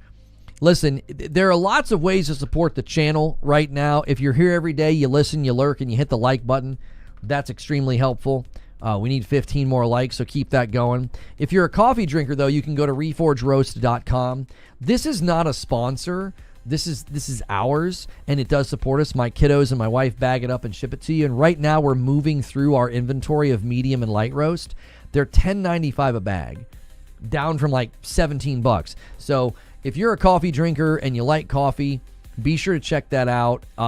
It's cheaper than most coffee you can get right now. Everything's more expensive at the grocery store. And so if you're a coffee drinker, check that out. You can use the coffee command as well. 1 minute left on the hype train over there on Purple. If you guys are going to keep it going, now's the time. You'll sub now. Thank you. I wish the release date was closer. Pretty sure the game has been done by now. Well, I mean, I will say this about release dates. Release dates have to be careful to maximize, marketing spend and momentum and inertia within the market. Like, they can't just drop something in January. That's a tough month. January has now become a good month for marketing. So same with February. End of February, halfway through February, and into March, it started to heat up in the past couple of years. So, order 12 bags of coffee and Lono will not ban you. This is correct.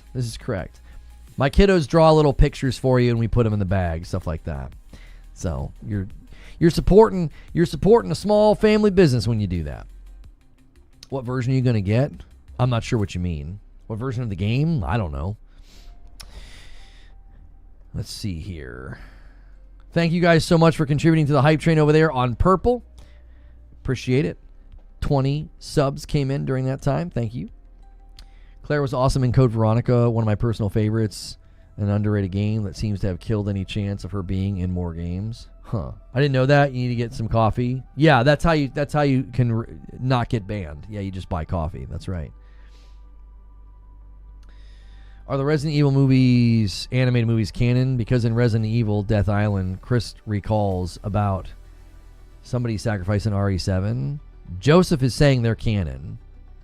Yeah, I don't know. I'm not that deep into Resident Evil. I played RE7 and liked it. I played RE8, didn't like it as much, but had a fine time with it. I liked Resident Evil 2 remake. And I didn't like Resident Evil 4 remake. I'm kind of all over the place.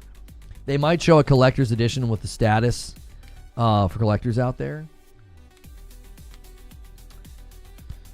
Yeah. Yeah, maybe. Maybe. You're going with tiny people? Huh? And a single gifted comes in from Winged Wheel. Thank you so much. Adding to the total, getting us to 279. Oh, you with the statue. You said with status. I'm like, status? What the heck? Can we see a Code Veronica teaser? There are people speculating that there might be some kind of Code Veronica teaser, or maybe they'll just say like development has started or something like that. Yeah. Yeah, they're not calling it a Resident Evil Requiem showcase or a Resident Evil 9 showcase. It's just Resident Evil showcase. You didn't like the RE4 remake? No, I didn't vibe with it. Yeah, I know people think it's a masterpiece. I don't deny its greatness. I just didn't enjoy it because I'm not like a long-standing Resident Evil guy. Resident Evil 7 was the first one that I played, and I really liked Resident Evil 7. And it's kind of like that sometimes when something is the touchstone for like your interaction with it, it can kind of shade what you think. So I've never been big into the franchise. Yeah.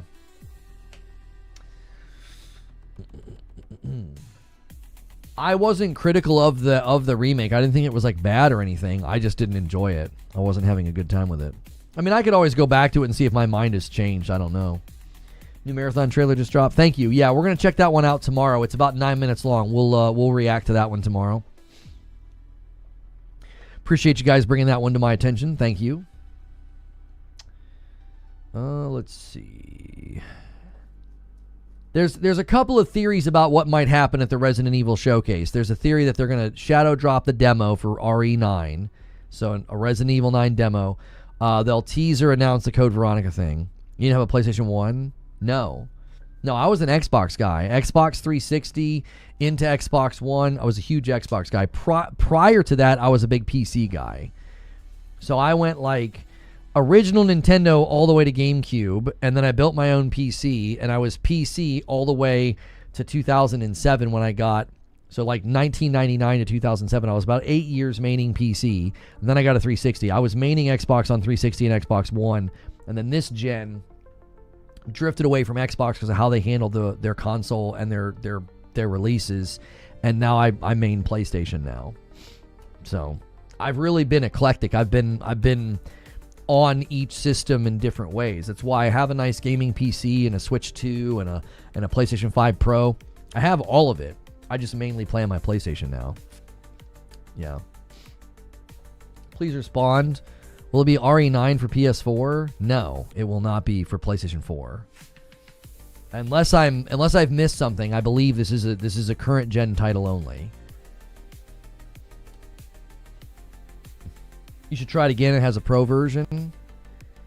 I'll see. There's something about the movement and the combat. I'm not a big survival horror guy. You guys should know this. If you're new here, you might not know this. I don't really vibe with survival horror. So like Silent Hill 2, what was the other one? Chronos: The New Dawn, RE4 remake. I'm not really a survival horror guy. Resident Evil 7 didn't feel like survival horror to me. It didn't. It felt like a scary game with mechanics and puzzles and some fighting. It didn't feel like a survival horror game. So, if it gets big on survival horror mechanics, like, what's the one? I always forget the name of it. Something Protocol. There was the other one that was a lot like Dead Space, but it wasn't Dead Space. That one too, like, I just don't like them. I don't have a good time with them. I'm not like critical of them. I don't vibe with them. RE4 is not a survival horror, it's an action horror. Right, but like Chronos: The New Dawn, yeah, Chronos: The New Dawn and Callisto Protocol also have a lot of action and fighting, but wouldn't you classify them as also being survival horror? Right? I mean, maybe I'm miscategorizing them. Callisto Protocol is a survivor horror game, right? Chronos: The New Dawn is a survival horror game. Resident Evil 4 is a survival horror game. Like, that's literally how these games are classified. I don't think I'm using the wrong classification here. I'm looking at the wikis for all of these games, and they're all considered survival horror. Survival horror can include varying degrees of action and combat, but it's still survival horror, and I just don't vibe with them. There's something about it, like the maintaining the resources and the plotting restrictive nature of movement and combat. It's like it takes me right out of the game. It's like I'm not immersed anymore. Does that make sense? This has happened to me in a variety of games. It happened to me in Layers of Fear 2. It happened to me in Outlast. It happened to me in Alien Isolation, Silent Hill 2, Resident Evil 4 Remake, Chronos: The New Dawn, and Callisto Protocol. Every single one of those games, that's something breaks where my immersion is shattered because I'm having to engage so much with mechanics and resources that once I'm not scared, it doesn't work. The gameplay to me isn't that great or satisfying, so I can't live off the gameplay alone. I need both things firing. The reason I love Resident Evil 7 is I'm fully immersed the entire time, and yet I'm also okay with like managing my resources and staying alive and surviving and whatnot. Both engines of the plane are firing for me, right? I get into something that's a little bit more in the other direction, like a Silent Hill 2, Resident Evil 4 Remake, something like that, and my immersion breaks. Once my immersion breaks and I'm not scared and I see every enemy, every room, every obstacle, I see it for what it is. I see the mechanics of it. I'm done. I'm not immersed. I'm annoyed. I'm out. My temperament gets destroyed. So that's always Resident Evil's DNA. Even back when tank controls were a thing and you had fixed camera angle, they cripple you on purpose to make fighting monsters the challenge to overcome. It doesn't work with my brain. My brain breaks on it. Plus solving puzzles while zombies grab you and bite you. Yeah. I'm not being critical of the game type or the genre. I'm explaining why my brain breaks on it. It's like, as soon as that happens, I check out. I'm like, yeah, I'm bored. If I'm not scared, there's an entire element of the game that doesn't function. So now I'm having to purely live off the gameplay. I'm not trying to be offensive here. I don't think the gameplay in any of these games is like in and of itself this thrilling thing. Like Callisto Protocol would be an example. Chronos: The New Dawn. The gameplay's fine. It's not bad. It's fine. It does the job. It's a tool to deliver an experience, right? If that's all I'm really engaging with, I'm out. My brain checks out. I'm not having a good time. So I can appreciate why people like it. I can. Because to them, it's a puzzle. They're going to solve it. They're going to figure out how to get through the different areas and get through the different fights and navigate the different things. To them, it's a puzzle, and they love solving that puzzle. They like flexing that skill set. It does nothing for me. It's like, to me, it's similar to, these games are completely different. I'm not saying the games themselves are similar. It's similar to how I experience an RTS. Real-time strategy games, the same thing happens to me. I break it down to the mechanics and the timing and the math, and I'm not having fun anymore. It's just this puzzle that you're solving, and there are people that love that about RTSs. I think it's also one of the reasons we might be kind of getting to the crux of why I don't enjoy certain games. I don't really enjoy turn-based games for the same reason. I feel like you break it down into non-immersive gameplay. It's more choice-oriented gameplay, and those choices are largely built on numbers, mechanics. So that's another reason why, historically, I have not enjoyed turn-based games. You solve Hellblade 2's puzzles, though? Yes, those are puzzles. The game itself is not a puzzle. Does that make sense? Like, those are puzzles designed to be solved, right? So survival horror, real-time strategy, XCOM games, turn-based games, to me, they're all in a similar, like, they're all on a similar shelf for me. I look at them and I end up getting so broken by just it just feels like this raw mechanical exercise. I don't feel like I'm playing a video game. I feel like I'm solving like a math equation, and then I'm out. I can't do it. I can't keep playing. Stellaris is basically like playing a spreadsheet. Yeah, I'm never gonna play a game like Stellaris. And guys like you probably would, you know, accountants and CPAs and lawyers, they probably like that because there's all this calculation and all this strategy.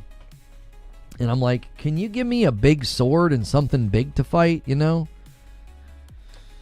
Come on, bro, but I get where you're coming from. Like, again, hear what I'm saying. I'm not being critical of these games. I'm saying why I don't vibe with them, right?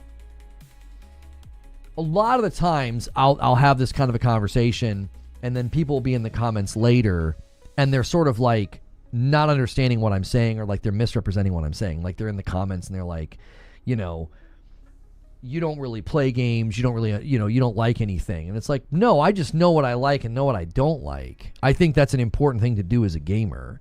Right now, there's a genre that you don't vibe with and you don't touch, right? If you were to explain why you don't like that genre, then somebody can't be upset about that. Why you hate fighting games? And you're like, I just don't vibe with them, you know? You prefer the challenge of the fight like Black Myth? I wanted to like Black Myth. It just runs like doo-doo on console. I used to be like you. I changed my mind, but it does get laborious. Here's the thing, Joseph. I'm open to my preferences changing. Chat will tell you I was notorious for not liking a rogue. If I saw really cool graphics on a side scroller or a top down, I'd always be like, please don't be a rogue. Please don't be a rogue. And then I played Returnal. Returnal was like a key that like opened a door for me. I have over 200 hours in Returnal. It's the first platinum that I ever have gotten. It's my only platinum. I don't really go for platinums. And Returnal completely like changed me. Like all of a sudden I'm like, oh my gosh. And now I actually play rogues and I like them quite a bit. I played RoboQuest with my wife, I don't know, 30 or 40 hours. And anxiously awaiting like Hades 2 to come to console, you know.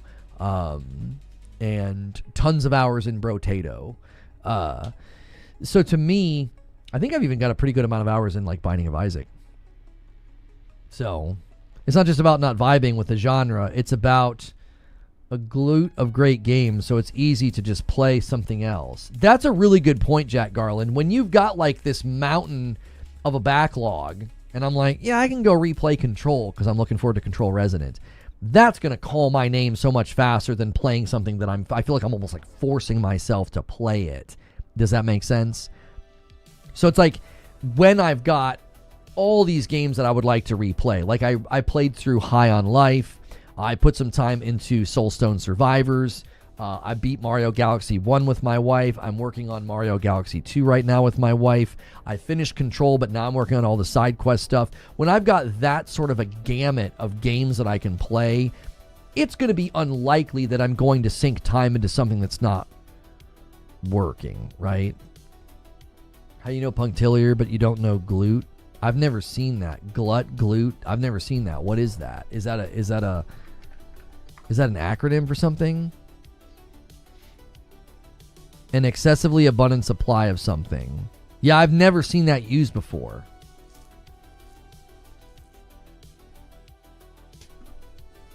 Favorite character in Soulstone?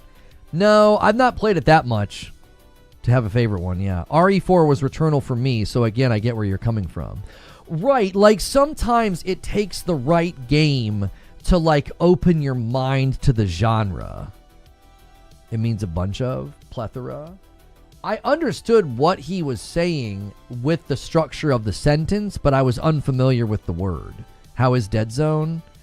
It's fine. Dead Zone Rogue? Yeah, it's fine.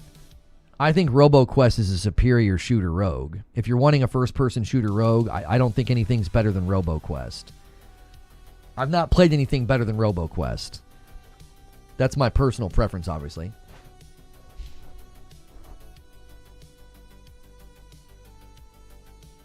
Have you watched 28 Years Later? No, I've not. If I have 3 or 4 games that are in the backlog and a game doesn't work, it just goes to the end of the backlog and I move on to something else. Witchfire? No, I like RoboQuest more than Witchfire. Witchfire's really good, though. RoboQuest VR is top tier. RoboQuest VR would be excellent if they let you switch weapons with a button press. I think they've ruined the flow by making you go like this to change your weapon. I have tons of hours in RoboQuest, and doing this to switch weapons, it ruins it. I couldn't do it. I didn't like it. It wasn't consistent, too. It wouldn't work sometimes. I need to be able to press a button to switch my weapon. The combat flow, it's too intense at times to be going like this to switch your weapons. Denver Miller with 12 months. Adding to the total, my man. Yeah, that's kind of tempting. We are exactly 20 members away from 300. It's a perfect time to snipe it. We've got 120 bombs so far today from my man, I believe it was Rissick. And we'll see if anybody decides to snipe this one. Random thought. A diffuser would vibe with your studio. Could pack it with lavender oil. Would help with your difficult gameplay videos. Huh? Are you... Are you saying... Hang on a minute. Wait a minute. Lavender vanilla oil for the tough games? Are you selling me on essential oils for when I play a hard game? Are you being for real? I've never heard of this before. Dynamite Black with 30 months. What's going on? Listen. If your wife or your girlfriend bought into one of those essential oils pyramid schemes, don't be coming here and trying to sell me, okay? Don't be coming here and trying to sell me on your wife's pyramid scheme, yo. You stick to Facebook. You go to Facebook with that crap. Oh my gosh. C squared with a prime over there on purple. Thank you so much. 282 on the week. Weezy says, I don't like tab targeting MMOs. I unironically don't like cinematic heavy games or cutscenes heavy games and games where the combat's too simplistic. I'm dying. This man's trying to bring his hey hun to the YouTube chat. I tell you what you need. You're getting a little frustrated. What you need is a diffuser. And then you get a little lavender going in there and you're going to chill out. Like, what the what's going on? Like, what are you talking about? Jiminy Christmas. Oh, this man trying to get me on a diffuser in my office. People like, is that smoke? I'm like, no, y'all. I got a little diffuser running here. I'm about to play a hard game today. I'm going to put a little lavender in there. Got my office smelling like a grandma. I ain't trying to smell like your granny's house, dude. I'm trying to play video games. Oh, gosh. Oh, man. I'm starting to lose the taste for big open world games, mainly empty open worlds as well. Oh, yeah. Open world fatigue is real. It's real, Wheeze. It's so real, man. I felt that in AC Shadows so much. Oh, man. AC Shadows as a linear open zone game would have been so much better.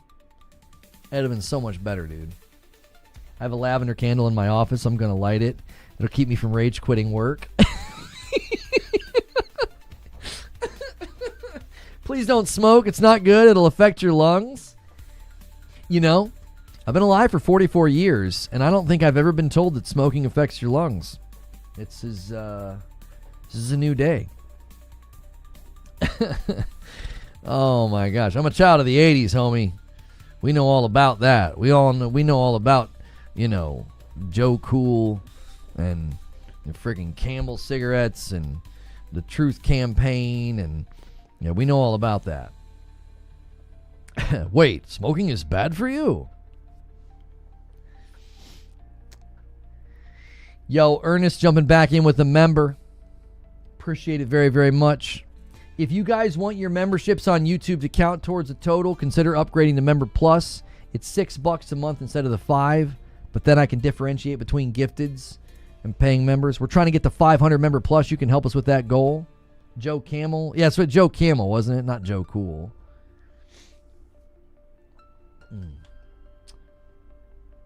Have you seen One Piece manga chapter 1171? Spoilers, it's hype. Because we learned that this thing. I'm telling you what, I'm going to remove that from chat. I don't follow that, but you don't just randomly put spoilers for something in chat like that, homie. That's in bad taste. I'm gonna be real with you. We've had some fun with you today, but you're kind of starting to do stuff that feels trollish. So I need you to participate in chat and not hijack chat. Like just randomly posting a spoiler for some show like that or a comic or something. You can't do that. Like, hey, I don't know if you're reading the latest Superman edition 1185. It came out yesterday, and isn't it crazy that Superman blah blah blah blah blah. No, you can't do that, dude.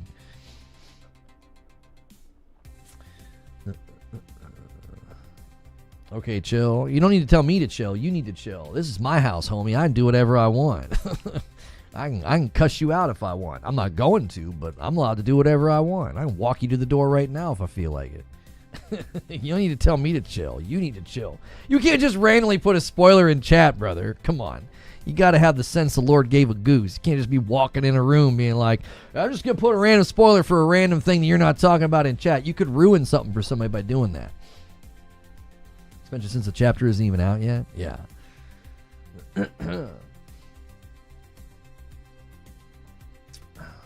Thin ice. That's what I'm saying, dude. Real question, do candles count as RGB? Don't be putting candles in your computer, Zubair. Somebody put a picture in the Discord yesterday. Had me laughing. It said, what did it say? Too much RGB help or something? And their computer was just glowing red. They were like, it's too much. I can't take it. You know what I mean? It was ridiculous. It was like making the whole office glow. Did he chill, Daddy? You? Yeah. Daddy, chill. Oh my gosh. And just like that, I saw that. Yeah, it made me laugh. It made me laugh, dude. Out here, making the office glow. CMYK. I know my RGB. Well, CMYK is for printing, dude. What are you talking about? Yeah, there it is. That's it. This is the one. Look at this. Somebody look at this. Look at this, dude. Hang on a minute. This is comedy. How to reduce the RGB light. Help. Look at this. My man is in hell. He's like, I'm just trying to game. I'm not trying to be in Dante's Inferno, man. I'm not trying to be in the 11th ring of hell itself. Like, I can't see. Jiminy Christmas. I love the help. How to reduce RGB, help. He's like, he's like sad. Dear God. It's too much, man. It's too much. Whew. RE9 Showcase is starting 11 p.m. Europe time, 10 p.m. UK time for people in Europe to know what to expect later tonight. That's right. That's right. If you guys are in Europe, nobody really cares, but, you know, if you do live there, that's when it's happening. Put a box over it. That's really good for your computer's, heat exhaust. Just put a box over it. Put it in an enclosed space, you know. The best thing to do, honestly, is just to create like a concrete or wooden box and just surround the computer with that. You know, it'll be fine. Just leave it in there. It's all right. My computer keeps shutting off. Yeah, it's getting too hot. You're basically putting it in the inverse of a cooler.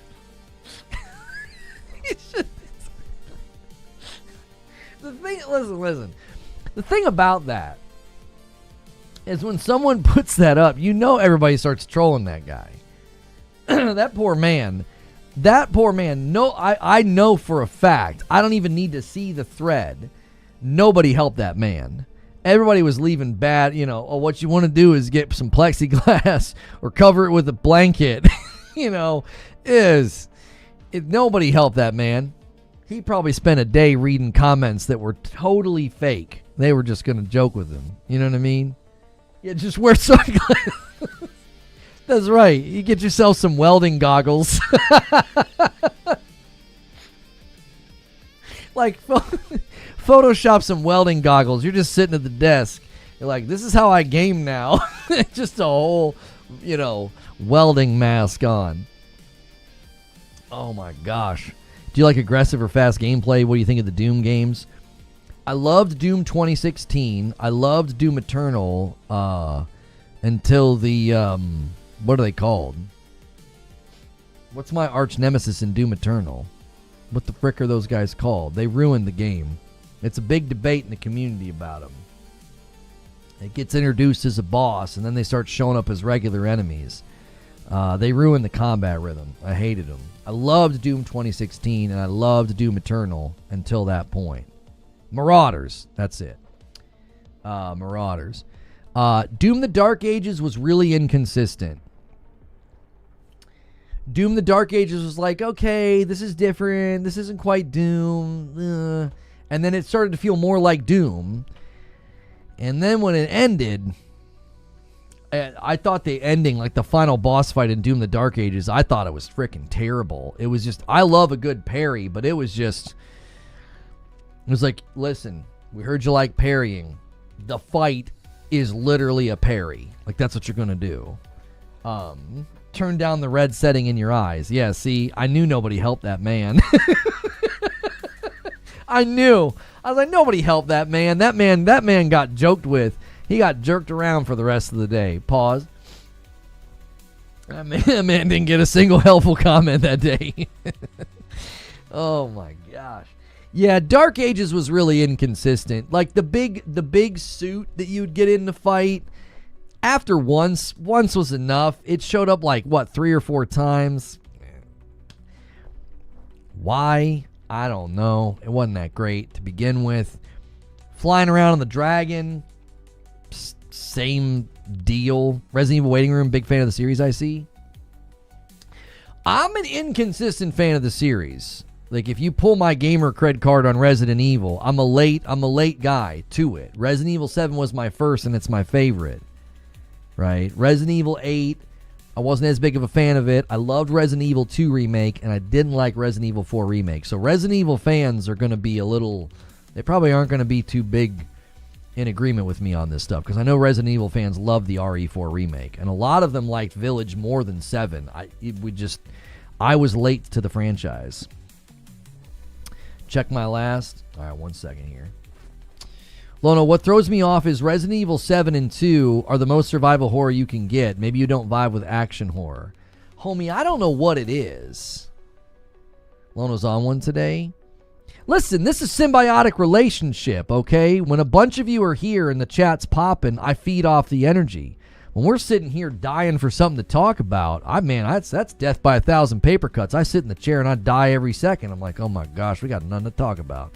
Days like today are amazing. It's just everybody's talking. There's always something to joke about. But your favorite one's RE8, but I've never properly played the other ones. Is a showcase time countdown that doesn't move? Oh, I frickin' changed scenes. Hang on. Stupid piece of crap. There we go. I can't I don't know. I can't do it. I can't figure out how to fix it. I don't have an answer for you. I don't know why I liked RE7 and remake of RE2 so much, and yet I don't feel like I vibe with survival horror games. I don't know what it is. I think if it's properly balanced, I love it. Like, I felt like RE7 was properly balanced. It's like, that should not be happening. If I switch scenes, it freezes. The only thing I can switch, and I don't know if this will fix it. The only thing I can switch is refresh browser when scene becomes active. Right? I'll try that. All right, now I got to reset the timer. Okay, there it goes. All right, let's try it. Hang on, let me minimize. Yeah, see, as soon as I switch scenes, it stops. I think I know what I need to do. Oh, wait. It's still going. So it's still going when I come back. I turned that feature off and that helped. I think I need to load it into a scene and then load the scene into another scene. So that way, that scene should just be always active. So the timer's just always active. Does that make sense? I could do it right now, but it'd be annoying because I would like disappear for a little bit. Hopefully we get a demo. I mean, I could go into studio mode and do it. I don't want to do that though. That can crash OBS, and then we lose all of our momentum on the day. I don't want to do that. I'll play with it when we're not streaming, and I think I know this. I think I know the solution. I don't think you have to do anything to the actual tool. I think I need to load it into its own scene, the way that I used to do the member alerts. That way, it's essentially always quote unquote active. It's not a source; it's a scene. If that makes sense. A demo would be nice. A Resident Evil 9 demo is something that a lot of people are anticipating. When will the showcase start? Right next to me, we have a countdown that shows you when it's going to be happening. 5:06, 5 hours basically. You can watch it right here. We will co-stream it. That's why the title of this is a Resident Evil Showcase waiting room. We're waiting on it to happen. If there's ever a showcase, Nintendo Direct, Xbox Developer Direct next week, we like to do a waiting room where I do a daily talk show anyway. So we just hang out and wait for it to happen, and we meet new people.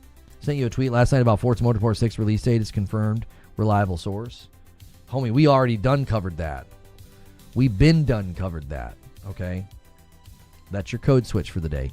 Yeah, we already covered that. Please start. I'm sorry, I'm not in charge. I tell you what though. Use the tip command. You send me a little, you send me a crispy grand on the low. I'll start it a little early for you. I'm kidding. I have no control. I have no control over this. I'm just a streamer, dude. I'm not in charge of the event. He's like, please start it. The Lucas section in RE7 is the best part of the game. I don't know if I have a favorite part. I loved all of it. I thought it was great. When we start, soon. Soon enough. Yep, 5 hours from now. Soon. Soonish. Sooner than later. Please start quickly. Come on, dude. Stop. Are you the same person that got bopped earlier? Nah, this is an 8-year-old account. Come on, yo. Stop. You're not listening to me. You're just spamming. Lono, can you start the Resident Evil showcase and release the GTA 6 trailer 3 while you're at it? 330 likes. You're killing it today. Yo, it was good, Rise. Have you played the game Lies of P? I did. I was having a great time with Lies of P. It reminded me of the crispy response time of iframes and parries, perfect blocks in Sekiro. And then I got to the swamp monster and I said, F this. So, yeah. I don't play games if I start having an unfun time. That's pretty much my new outlook on games. Yeah. I'm a little bit quick to quit. Because if I'm not having a good time, what's the point? Hope your day's going well. It's going great, man. It's going great. We're getting close to being on pace to unlocking gaming news tonight for Friday night. At 1 a.m.? That's right. What's the problem? Skill issue? Well, you can't stay up that late? Huh? You little baby? I'm just kidding. It's a freaking skill issue. Can't stay up late. I'm curious to know what other games or franchises you haven't played or relate to the party, because it seems like you missed out on a lot of different games from the 90s or the 2000s. If it was popular on the PlayStation 1 all the way to the PlayStation 3, I didn't play it. I got a PlayStation 4 so that I could play Destiny with the community, and then I got a PlayStation 4 Pro so that I could play God of War 2018 and Spider-Man 2 and Uncharted 4. So if it was popular on the PlayStation from era PS1 to PS3, I didn't play it. I was an Xbox guy during that era of time. I was a COD head during that time. I was in Call of Duty every day, basically. So, you think they're going to release an RE9 demo? When they were asked about it a while ago, they said there were no current plans, but we all know what no current plans means, right? You really are the worst pony ever? I am. It's almost as if, track with me here, I'm not a pony. It's almost as if, like, there are people that wear that badge proudly. They're like, oh yeah, they're a pony. They love it. And I'm like, I don't consider myself one. We're going to call you one. Oh, okay. Okay. Whatever makes you feel better. You call me Susan if you'd like. That's fine. You ever play BioShock? Yes. I played, my first BioShock was BioShock Infinite. I remember enjoying it. That was a long time ago, though. It was a distant memory at this point. They released a Pragmata demo? Yes, they did on Steam. Mm-hmm. People seem to like it. So, Generation Pack pre-ordered. I'm ready.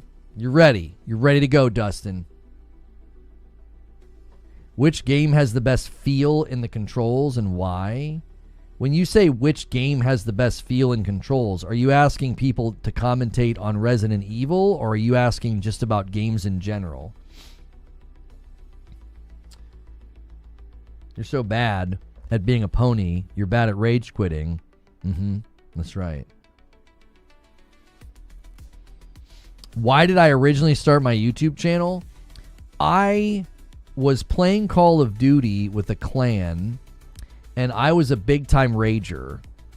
I would scream, I would yell, I would cuss, and the guys that I played with were real chill, and they just put up with it, which is always kind of surprising, but they just did.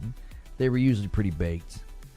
But we had a guy join the clan, and there was a game where he was outraging me. And being on the other end of that, I was like, that is awful to listen to. And it was very, like, illuminating. I was like, man, that guy, that's what I do. That's terrible to listen to. And so I really kind of changed the way that I gamed at that time. And I started a blog called Say No to Rage. Started making blog posts and videos about it. You know, to say, hey, this, you know, the original idea was to, like, help you rage less and enjoy your games more, was kind of the outlook. So we would, you know, we would, like, talk and play Call of Duty and stuff, and I would have these guys check out my videos, and the one guy was like, you should check out Twitch. And so that was 11 years ago. Yeah, that was about 11 years ago. And I would make videos and stream, and did a lot of Borderlands streams, and then landed in Destiny. Was a full-time Destiny creator for 5 years. And then for the last 5 years, I've been variety gaming news coverage, which I actually prefer over just covering, you know, Destiny. Which game, any game has the best feel in its controls for you? Returnal. I think Returnal is the best third-person shooter game I've ever played. I think its controls, its feel, its vibe, the movement, the iframes, all of it. I think it's a masterpiece. I think it's I think it's probably the most underrated game that's come out in the last 6 years. I think it's PlayStation's best first-party game this gen. I think it's the best. So I'm very excited for Soros for that reason. Yeah. Outside of that, I think melee-based games like Sekiro, I think, is the king. I think Sekiro is the best sort of like melee-based game with respect to movement, iframes, parries, all of it. Have you ever played Tilu? I love Tilu 1 and 2. I thought I was going to dislike Tilu 2, and I think it's one of the best combat systems ever created. It's not like Returnal. I'm well aware. I've pretty much played every one of the PlayStation first-party games this gen. Remakes, remasters, all of them. Who's already having a breakfast beer? Somebody that should go to a meeting, probably. Nobody here, hopefully. Jiminy. What about Ghost of Tsushima Yote? Ghost of Tsushima and Yote are great. They're not better than Sekiro in regards of like who is the better melee-based system. I don't think anything's better than Sekiro. Sifu was fine. There were telegraphs in it that frustrated me. There was something they did with blockables and unblockables, and you couldn't see some of the telegraphs that kind of frustrated me. I thought Sifu was really creative, and I know a lot of people liked it. I kind of fell off the horse after a while. So, good to know. I have Tsushima on PC. Haven't played it yet. I think that Ghost of Tsushima, Ghost of Yote, Liza P, First Berserker Kazan, those are all in the upper echelons of melee-based games. They feel fantastic. They're phenomenal. I think Sekiro is a step above all of them. I love Yote. I love Tsushima. I loved First Berserker Kazan. I know Liza P, like I fell off at the Swamp Monster, but Liza P feels fantastic. Those are all excellent, excellent games. If you're looking for melee-based combat, they're phenomenal. Yeah, but I just think Sekiro's just a step above all of them. So.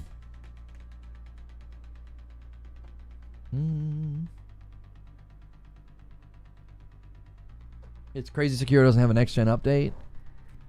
That's FromSoft, though. I mean, they didn't even really do a next-gen anything for Elden Ring. Like, I don't. At least I don't think they did. Did they ever push anything out? Elden Ring ran better on my PS5 when I ran the PS4 version. Like, I don't know. They've never really been too keen on any of that. What about Final Fantasy VII Remake? Yeah, it didn't really call to me.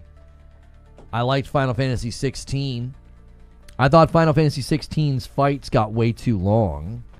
They weren't hard. They were just too long. Like, I was getting bored. I was like, my gosh, this fight's taking forever. They're just too much spectacle. It's like you would finish an entire cycle, and then somebody's like, "Rrr!" And then you're like, "Rrr!" And it's like, oh, we're into phase 2. We screamed a lot, and now we're all on fire, and the fire's red. And then you'd finish that phase, and they'd be like, "Rrr!" And then he'd be like, "Rrr!" And you're like, oh, we're into the new phase. I was like, good golly. Did I just watch an anime episode, or did I play a video game? It got a little long on the tooth at the end. FF16 was awesome. I loved the story. I loved the soundtrack. I loved the combat. It really took me by surprise. I didn't think I was going to enjoy that game that much. But man, oh man, at the end, the fights get way too long. They get way too long. I bought Seafood Day 1, but didn't ever get past the second level. Sekiro's fine. It runs at 60. Wait do you play Phantom Blade Zero? Yeah, Phantom Blade Zero looks really good. Yeah, so like Dragon Ball? Yeah, it literally felt like a Dragon Ball. It did. You know, they'd start screaming, they'd get bigger, they'd light on fire, they'd do something different in their attacks, you know. It's like, okay, we got to do all that over again. Like, you'd literally drain their entire health bar, and they'd be like, this isn't over. And they'd like change shape and get larger and grow wings or something, and you're like, okay, here's phase 18 of the same fight. Like, I just think they got really overindulgent at the end. That's all. It was fun. I enjoyed it. I just thought that the fights got too long. You seen an article, there'll be an update on the PS5 Pro? Yeah, we knew about that early July of last year. We knew about that. Mark Cerny made it clear that there was a PSSR update coming. Yeah.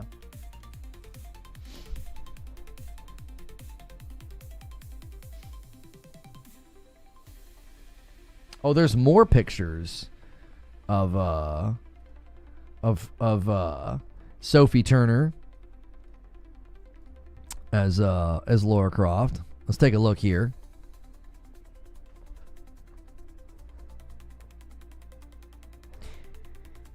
I saw somebody on Twitter say it looks like a really good cosplay, and I think that's because of the setting, right? I think it's because of the setting. They need to put her on set or in the jungle or something, and I think it'll work a little bit more. Like, you know, get some mud kind of caked on her arms and stuff. She's been kind of running through the forest in the jungle. Yeah, we need to see her on set. Like, she's in that, like, famous backdrop for, like, a school photo shoot or something. You know what I mean? So it ends up looking a little cosplay-esque. I think she looks the part. I just think the photo shoot aspect of it is making it look a little bit like a cosplay. So you put her in the set, you put her in the jungle, you put her in a tomb or something, it'll work, I believe. Moore's Law is Dead, talked about it in May. Yeah. Moore's Law is Dead kind of broke the PSSR update in May. Cerny did an interview in July. You know, folks came out after and said they were hearing about it. You know, take all that for what it's worth. That's either corroboration or drafting, one or the other. Plenty of people have kind of known about that one for a while. We don't know when it's landing, but yeah, there's an update coming to PSSR at some point.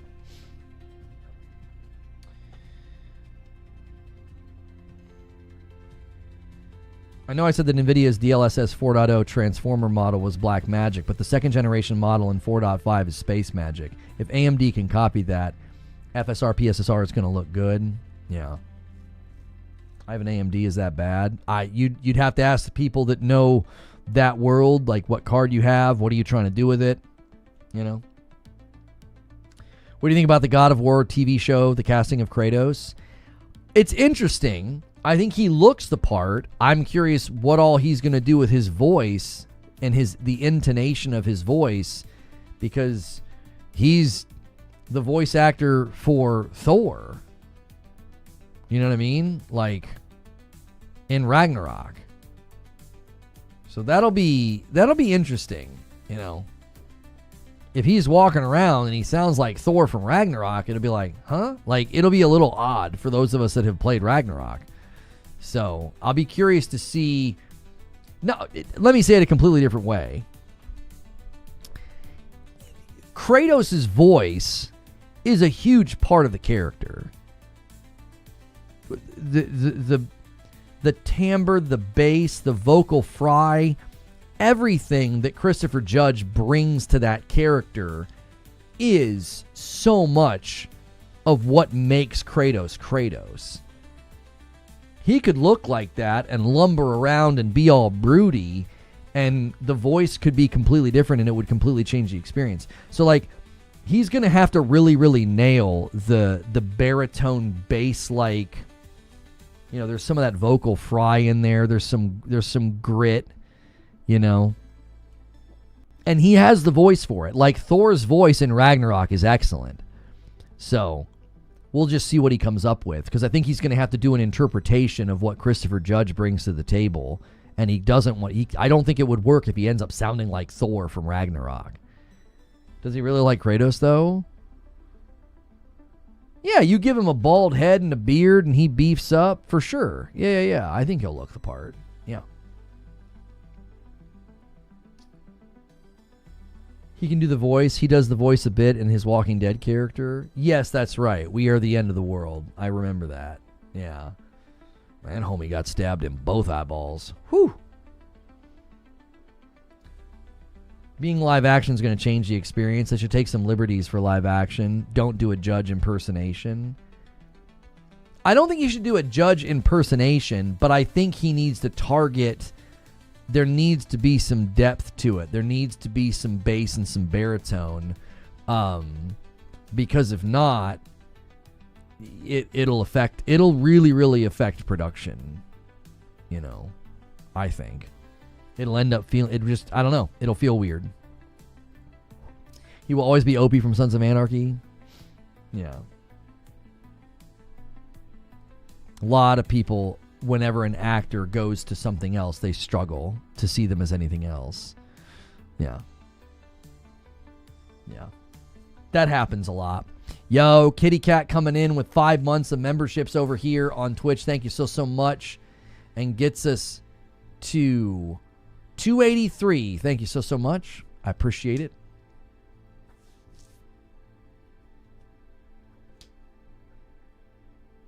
Will they cast Toby Ziegler as Odin again?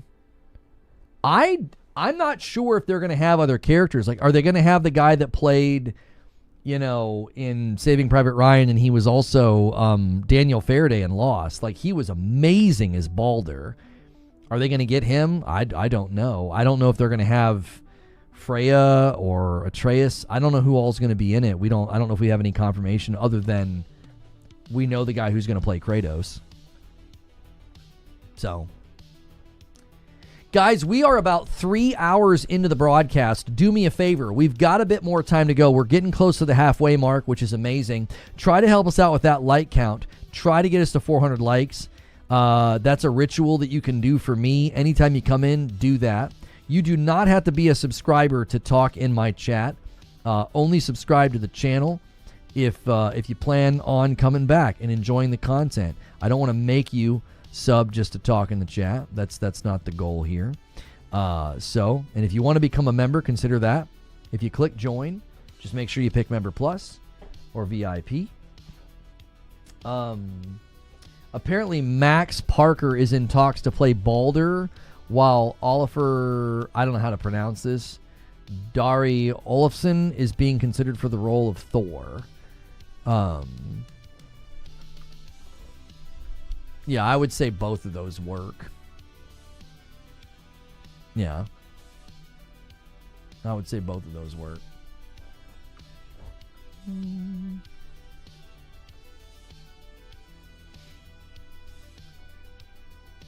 Also, guys, the old YouTubey tubes can act up a bit, so make sure it saved your like. Go ahead and refresh if you need to, or close chat. Make sure it saved your like. And BH321 with 52 months and a VIP says VIP for the win. We got the VIP lounge in the Discord. That is a smaller room for you guys to hang out in and talk and enjoy yourself. And we appreciate you guys so much hanging out in there. That's stupid. Get that out of the Discord. I do, though. We're 3 hours in. I do need a bit of a break.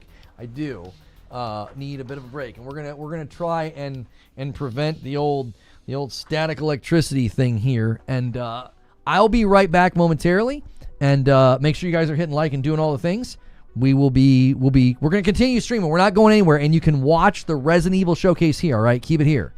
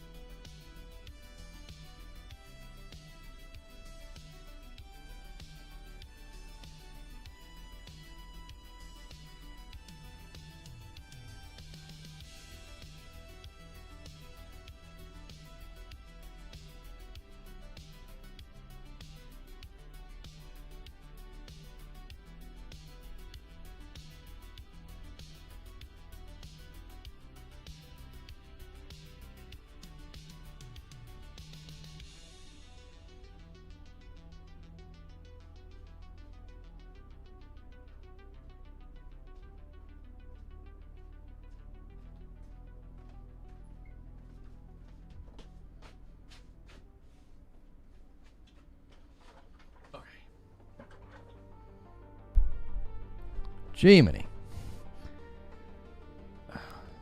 Trying to keep the... Any other photos seem to be from the wardrobe test photo shoot or AI generated. Oh, those other photos were AI generated. Okay, so I did see some people say that the Sophie Turner picture that is floating around, they did say that something to pay attention to is that it is a wardrobe test. It's a wardrobe test. It's not like... That's why some people are like... I think it was Frankie. Frankie was saying on Instagram, it's a wardrobe test. Like, people are getting, like, super upset about it. They're like, it looks corny. It looks like cosplay or whatever. And she's like, it's a wardrobe test. It's not meant to be, like, final product. That's what people need to realize. Wardrobe tests sometimes are super corny looking. There was, like, early pictures of Thor. There were early pictures of Thor that looked really bad, but it was just a wardrobe test. It wasn't meant to be like final product. So very excited for RE9 gameplay. I am as well. Yeah. I'm going to refresh here and see. Guys, double check. We're at 358 likes. See if it's actually saved your like. It just saved mine. Double check that we've done that. Let's try to get to 400 likes. I appreciate it so much. Appreciate you guys supporting the channel. And if you're looking for the Resident Evil Showcase, you can watch it here with us. We will be co-streaming it. People are mad about how long her shorts are. Yeah, they're fine. They're the length from the game. They can't be shorter than that. Like, if you go, like, classic Lara Croft. Yeah, they're basically the same length as, like, a classic Lara Croft. They're the exact same, almost the exact same length. They're like a cuff. They're like a cuff below. Yeah, people are freaking weird. Now, it wouldn't surprise me if by the end of the week, there's a bunch of thumbnails and pictures with like red ratio bars, and people are going to say, you know, they're going to say they've changed it.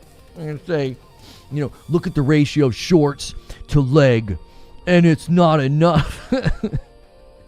Yeah, that's probably coming. That high degree of intellectual content is probably on the way. I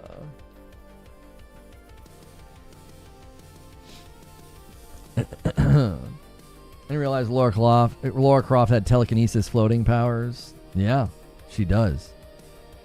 Yo, Snake coming in with 9 months. I'm really going through it medically right now and could use a miracle. Prayers appreciated. Well, I'm so sorry you're going through that, man. Thank you for keeping your Prime here. I greatly appreciate it. We'll definitely keep you in my prayers, man. Hopefully whatever it is turns around. You know, it's never fun. It's never fun at all. I've got some family members and stuff that have had to go through some pretty significant surgeries lately. It's rough. What did they reveal about RE9 other than you can play as Leon?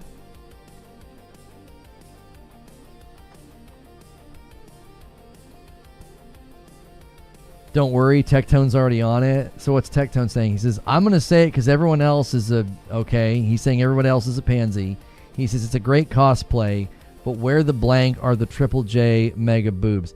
Yeah, I mean, I think you go back in time and you look at a video game. If you expect one-to-one renditions of that video game, I don't think that's a reasonable expectation. Sophie Turner's not built that way. I said that was going to be a criticism. I said, you know, she's not as buxom as people are going to kind of want to see out of a Lara Croft. That's just her frame. But it's also a wardrobe test. So, yeah, that's why it looks like a cosplay. It's just a wardrobe test. Go back and look at some of the Avengers wardrobe tests. They're pretty awkward. It's just a wardrobe test, boys. You know, I don't expect them to like stuff Sophie Turner's shirt. I think that would be ridiculous. It would be almost comical. I don't think it would look good. If you're going to have it a little bit more grounded in reality, I think she looks the part. I think she'll be great. You know, she's a talented actress. She's in like one of the most popular TV shows ever made.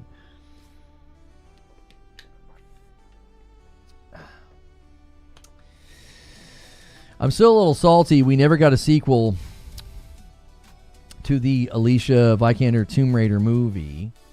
Yeah, she was fine, but you know, I still think it was an enormous swing and a miss to not use Maggie from The Walking Dead. I think that was the biggest swing and a miss I've ever seen. That was just such a that's like a guaranteed lineup of casting, you know. Looks like her, sounds like her, built like her. I can't believe that one never happened. You know, it's too late now. It's been too long. But yeah, that was a dunker of a casting. I will always stand by that. Yeah, lore accurate. Yeah. I love the cosplays of Lara Croft where she's got the square chest. It's fantastic. Yeah, Captain America costume test. Yeah. Look up the Thor costume test. It's pretty bad. Resident Evil 0 remake. Deserved. There's speculation that we're going to get some kind of a remake announcement, teaser or something tonight because they are calling it a Resident Evil showcase. It's not just the Resident Evil 9 showcase, so we'll see. Lauren Cohen wasted a career on The Walking Dead. She might not see it that way. She probably made some good money, but yeah, Lauren Cohen would have been, the perfect Lara Croft. It's uncanny how much she looks like her. Uncanny.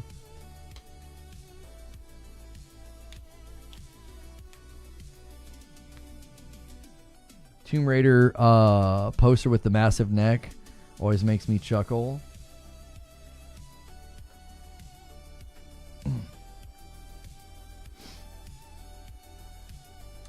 Our RE0 is definitely getting a remake. It's been confirmed a while ago. Confirmed by who, though?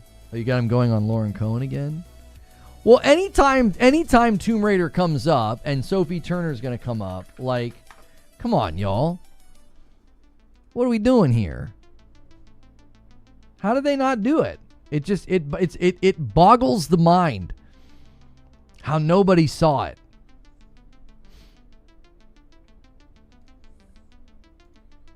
You know what I mean?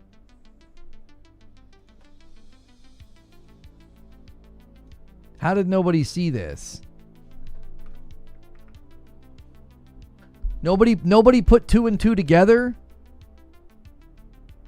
Nobody put two and two together? That's her. That's Lara Croft right there. It's just, you basically had like a screen test for her in The Walking Dead. You know what I mean? Like, what are we doing? How did this not come across somebody's desk and say, you know, we're doing a Tomb Raider movie. That's her right there. Like, I'll never understand it. Never made sense to me how that didn't happen. I don't know. She's a dead ringer. You know, it's too late now. It's too late, boys. It's too late. Too much time has passed. It's believable too. Like, she's tough. Like, it would have been believable that she's like, you know, handling guns and a bow and arrow and fighting and stuff. She sells it. She sells it. We'll see. We'll see what Sophie Turner can do. It's possible she shot the role down. She was making really good money with Anybody freaking out about the Sophie Turner costume, like, basically test, right? Like, come on. This is what they were doing for Thor, y'all. Like, that's what they were doing for Thor, yo. That was their costume test. Hang on. Okay, there we go. It's Martha Wayne to you. That's true. That's true. She says it was never offered to her. She also says she didn't get much because of the assumed schedule. Oh, she didn't get a lot of offers because of that. Yeah. Yeah. It's unfortunate. She's still doing her spinoff with Negan. They probably can't match her Walking Dead pay. Not at this point, you know. Not at this point. Thank you for the $2 super chat tip, Nighthawk. Hope all is well. Thank you so much. Make that the video thumbnail. Make what the video thumbnail? What you talking about?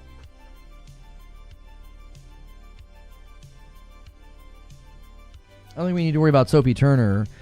Sure, she has been stiff and uncharismatic in every role I've seen her in, but keep hope alive. Yeah, I think she'll be fine. Gina Carano when she was younger. If she could act worth a darn, maybe. I don't think she's a very good actor.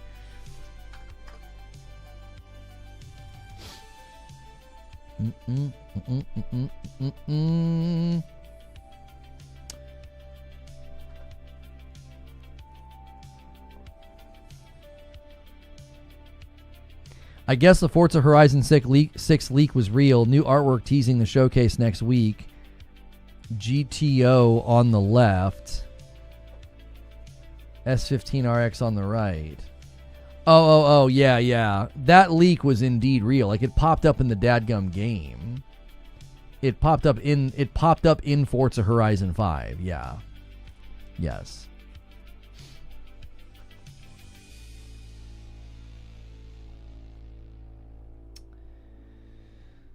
She did Martha Wayne justice for 21 seconds of it. That's right. When are we expecting Horizon 6? Okay, so Forza Horizon 5, something popped up. It was like a glitch or something, and it said you can pre-order Forza Horizon 6 and play it early on May the 15th. You can play it 4 days early. So people naturally did, basic math and deduction, and looks like May 19th is the current release date for Forza Horizon 6. The reason that the release date's probably not really been talked about, discussed, or probably even really hammered out is because May, as we all know, May was GTA month, you know what I mean? Haley Atwell, missed opportunity. Haley Atwell voices her in the animated series, so yes, she would have been a great Lara Croft. I think you would have had to tell Haley Atwell. They would have had to come to a conclusion about her bust because she is huge, and they would have had to decide: are we going to make that a part of the character, or are we going to try to hide? Because if you watch her in Mission Impossible, they really hide it. She's always in a jacket. There's the cameras moving in different ways that not really make that the focal point, because that's just how she's built.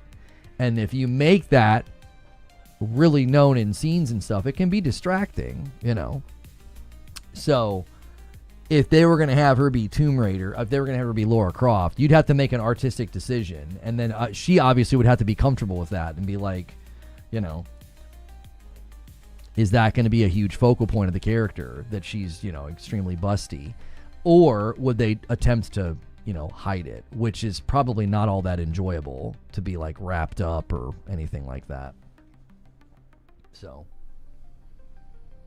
2 times in a row now they've gone with the Lara Croft that doesn't have a busty shape, and that seems to be their artistic direction for it. That we did that in the past, but and the new games coming out though, they're bringing that back. She's very much that is very much an artistic choice they've made with the new game. So I don't see anybody complaining about that in the new Tomb Raider games. But in the movies now, twice in a row they've gone with somebody that's not built that way.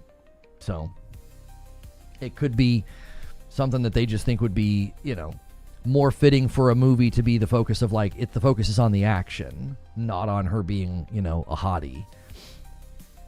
Which you can kind of have a mixture of both with someone like Sophie, but it just doesn't seem like that's going to be the focus.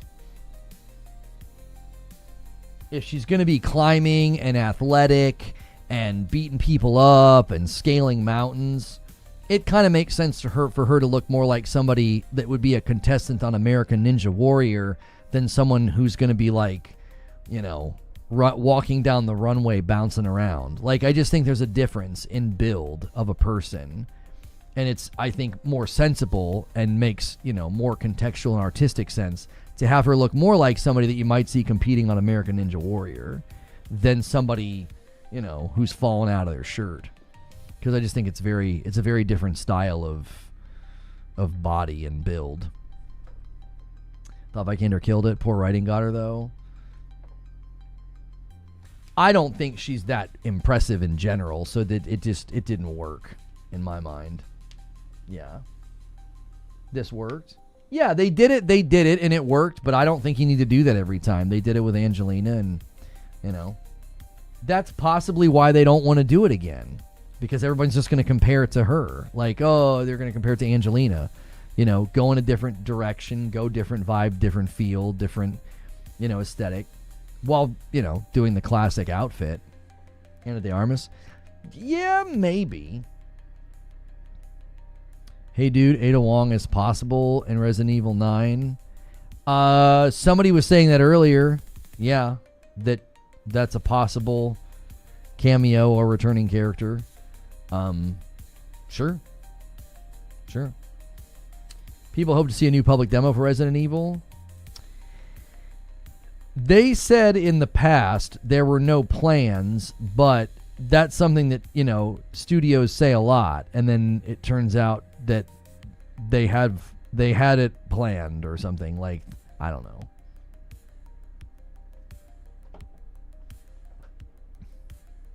Message retracted and you sent it again. Gaming with 5448. We're always happy to have new folks here contributing to the conversation, but actually contribute. Don't just keep saying the same thing over and over again. It can become kind of annoying to the chat. Ada is in every Leon game. It's a safe bet. Just in, Subway Surfer 2 is launching on February 26. What is that? Is that... Huh?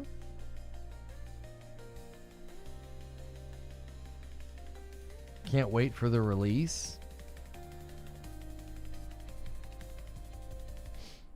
It looks like... Are they memeing? Are they joking around? It looks like they're memeing.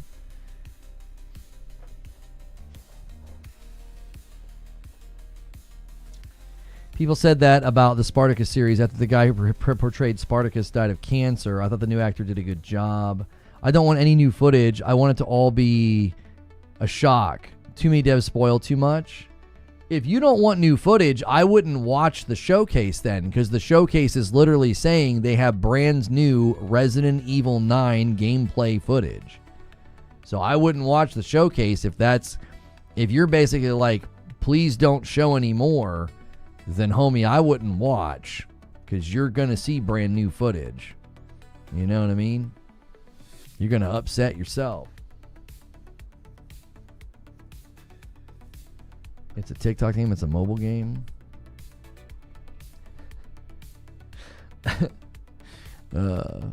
Yeah, that would be why I've never heard of it.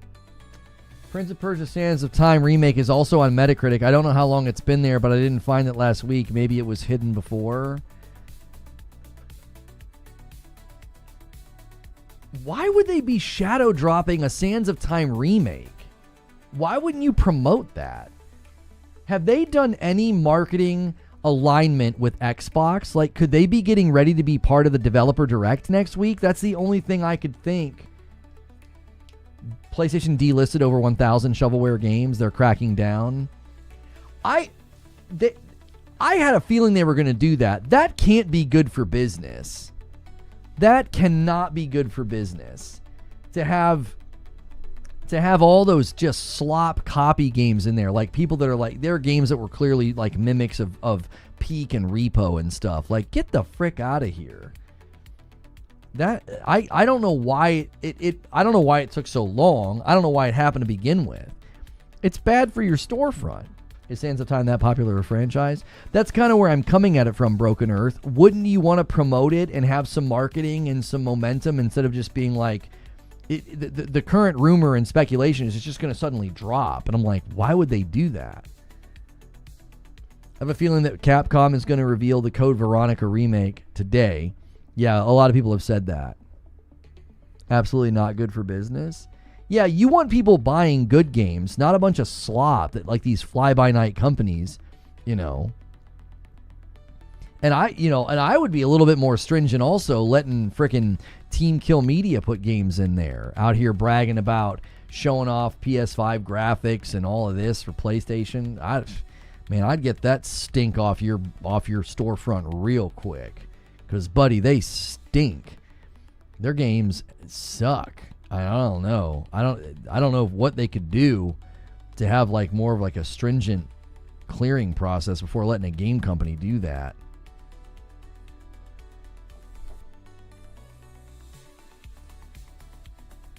So much slop. Like, it's terrible. You can't even like scroll through like upcoming releases or any of that. You can't. It's just overrun with crap. It's like, what are y'all doing? I don't know. Hopefully they've come up with some kind of a way to keep it from happening again. A demo would help with the follower count.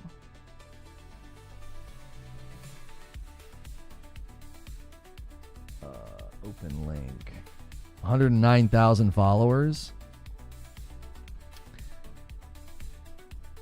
That's not bad for now. Right? That's not bad for now.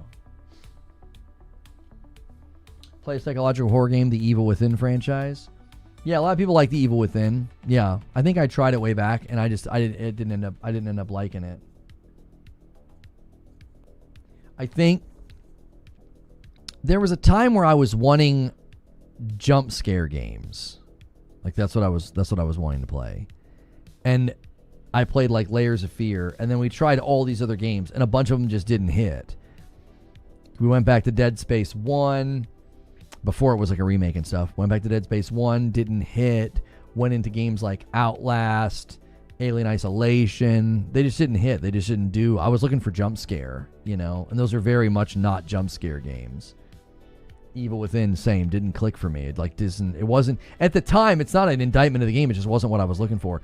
Leviathaner, thank you so much for using your Prime sub on me, getting us to 286. Thank you so much. When are they going to redo Red Dead 2 for PS5? No idea. Jump scare games, boo. It's interesting. People that really, really like survival horror and horror games, they seem to not like, they really do seem to not like jump scares. I don't know. Jump scares change the whole aura and vibe around horror games. It's a hotly debated thing because I remember, I forget what game it was. I swear we were like reading through reviews, and the reviews were like, it's too many jump scares, and they said it like as a criticism. And I remember like I was looking for jump scares. Like that's what we wanted. We wanted me to play a game where I was on the edge of my seat the whole time and getting scared, getting spooked, what have you. The Death Stranding 2 PC ESRB listing is gone once again. It was back up. It was taken down after it initially went up around November the 25th, and now it's back down again. I don't know why you would even bother taking it down.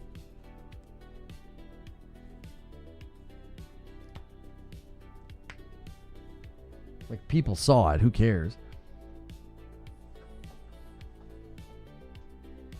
RE was all jump scares up until a certain point. I don't remember when they changed it. I remember watching my brother play. I didn't feel like it was a jump scare game back in the day, but I mean, I could be wrong. I don't know. I don't remember it being like a jump scare game. At least it didn't feel like a jump scare game. I just remember him navigating like lots of hallways and rooms, and he was like running past stuff, and like something would crash through a window, and he was like running away from stuff. That's all I remember. I would like sit in our family room in the rocking chair, and I would like listen to music, and he would play video games. And I remember him playing Resident Evil games. I don't really ingest scary content. I don't enjoy being frightened, and jump scares are the lowest form of scare tactic. I remember the reason that I remember enjoying Layers of Fear and Resident Evil 7. Like, the reason I kind of enjoyed both those games so much is the jump scares, the scary parts, the stuff that was terrifying, it was usually heightened by not just being like, boo, but they put you on edge to the point that you're reluctant to turn around or reluctant to round a corner or go into a room. And that reluctancy and that fear sort of heightens the potency of when the thing finally happens. I distinctly remember there's this huge buildup in RE7. You go in a room and a child's ball bounces. There's a chair that's rocking. There's all these things. You turn around and you see like a child's legs, and then they walk away. You navigate through, and then you finally open the door. When you open the door, like one of those like root-like tree monsters is right there in your face. And I remember just screaming like, no! Like, it was terrifying. And there was this whole build up to that moment. Yeah, when you get grabbed and he's like, welcome to the family, son. Like, that's a really, really good spot as well. So, you know, to me, it doesn't need to be like, boo, like you round a corner and they're like, surprise, mother. It's not that. There needs to be like a lot of manipulation, sound design, level design, you know, some of the creative things they do with the camera and stuff. All of that to me is like a part of the package. I was able to beat the snow biome first try. Life leech. Oh yes. Lifesaver, bring on the water. Life leech is a game saver. You can stay so healthy. Life leech creates a lot of momentum in Returnal, because if you can keep your health full, all of the resin that drops is making your health bar get bigger instead of like constantly having to use resin to heal. Really, really good momentum from Life Leech. Yeah. Life Leech, I'm assuming you have a carbine. Rising Pitch, Hardened. What do you got? What's your roll? What's your alt as well? Alone in the Dark, old school game. I don't know. My wife is bringing me food. It's gonna be a long day. I ordinarily don't eat on stream, but I agreed because it's gonna be a long day. We have to figure out something to do while I eat, like watch something.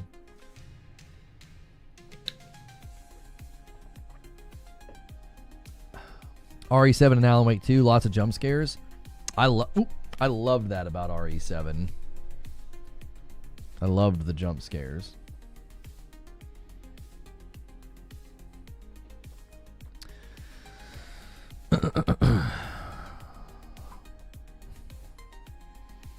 If you were still into horror, I would recommend Silent Hill F based on the RE7 experience you just described. I played Silent Hill 2. Okay. Oh, at the classic cups.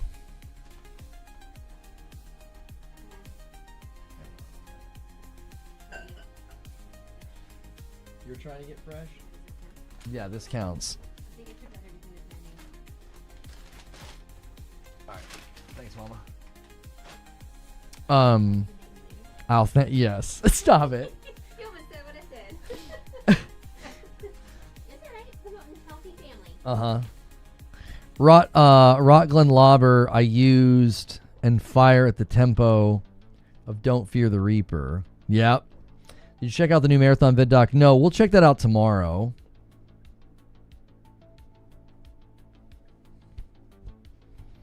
You can't watch the Marathon vid while you eat. It's 9 minutes and you only need about 2, so that's out.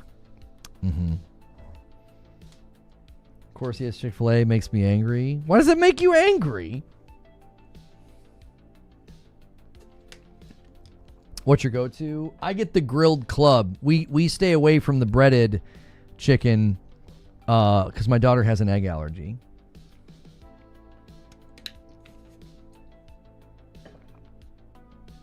What about Callisto Protocol? I did not like it. Yeah. They made improvements to the combat and stuff, and I still ended up not liking it. Yeah.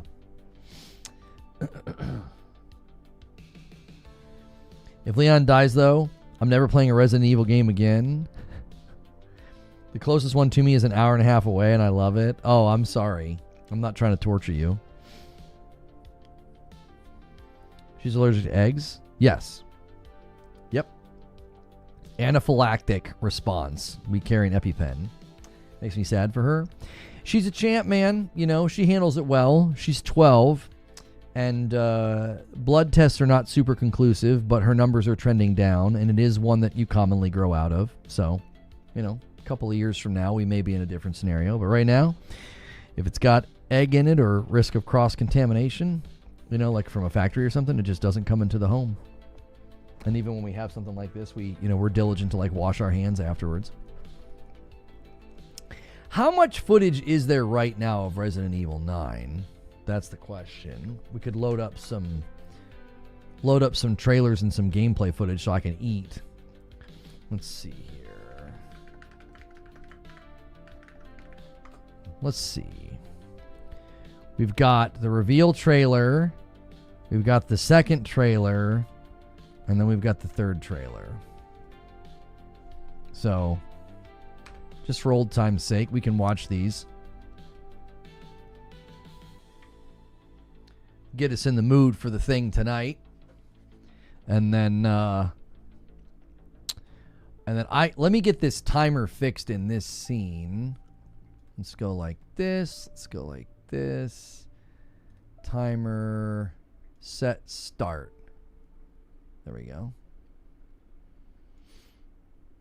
Okay. All right, here we go.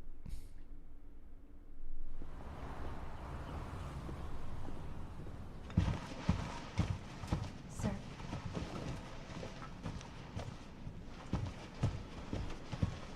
I love how this opens. The sound, the vibe, like they set a really good tone here with this first trailer.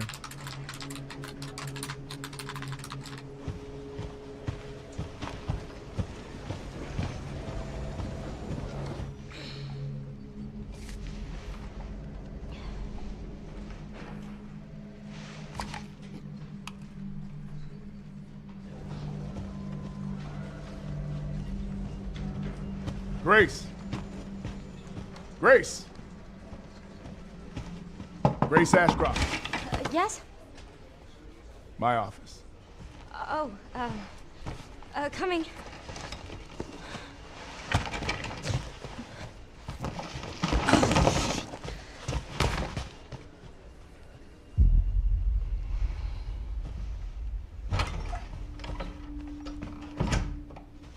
If this is about the report you asked for yesterday, it'll be ready in 3. No, 2 days, tops. Put a hold on that for now.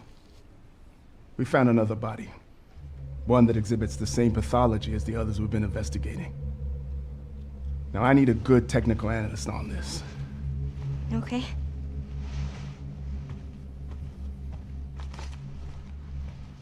I need your eyes on the crime scene. Just the haze from the windows behind him. Hotel. So much tone. So good. I know that's where your mother was murdered. Alyssa died 8 years ago. Perhaps it's time for you to face the past. Grace.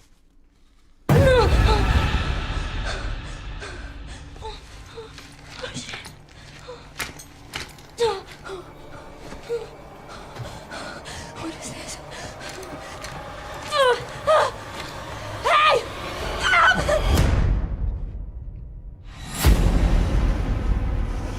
Stay close.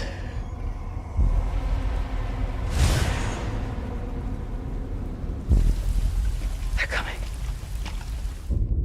I know now that you're the one that I've been searching for. The special one. The chosen one. Miss Ashcroft. Investigating all these strange deaths, huh? We need to keep our voices down. Have you seen the same shit I've seen? Please know that you are my hope. Everyone's gone. Stay away from that!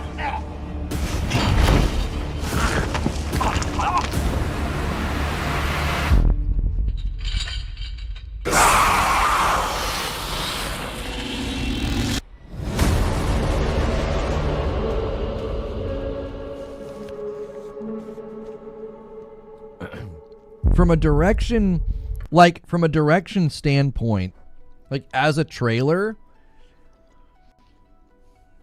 it's just so excellent. It's so excellent. Like I'm watching for the first time ever The Wire, and I've made it to season 2, and it makes me think of those cop dramas when it opens. You know, got another body. You got the detective super distracted, deep in the throes of, like, you know, paperwork.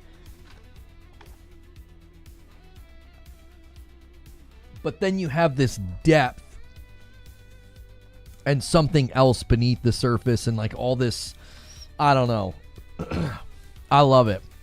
The music, the setup, all of it. It's so, so good. Yeah, it's almost here. Yo, what's good? What's good, cowboy? And now your mama knows. How are you, sir? Haven't seen you in a while. Resident Evil's my favorite video game franchise. I'm excited for this game. I'm worried if they are going to show too much. Watching The Wire. Yeah, I never watched it in the past. Yeah. I'm really enjoying it. Is it true they're shadow dropping Prince of Persia this week? I don't know. Yeah, True Detective nails it. Yeah. Warning, Season 2 is polarizing, but even if you don't like that one, it gets better. Okay. I could already tell they were going to kind of change the tone and the approach to kind of like, you got to kind of shake it all up. Shake up the team, shake up the people. You know, bring them back together. Lance Riddick is so good, though. He stands up in that one meeting. He's like, this is some bullshit. It's so good. This is some grade A. Oh, my gosh. How you like Omar? Hey-oh. He is nuts.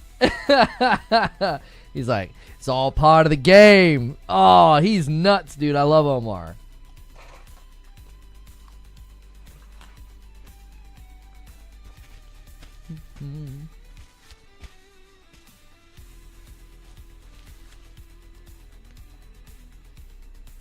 All right, let's watch trailer 2.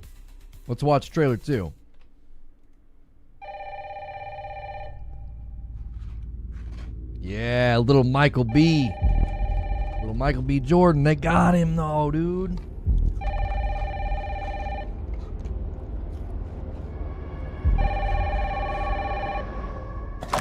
Hello? Yes.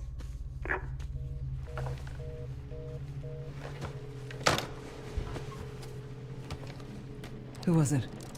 Dunno. They asked for Miss Ashcroft and then they hung up on me. Rude.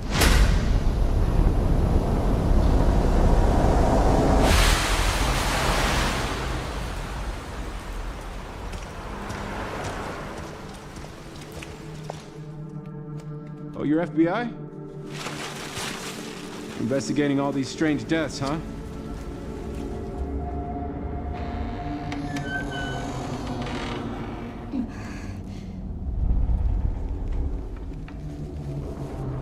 Grace, stay close to me. I'm coming. Keep moving. What's wrong? I'll explain later.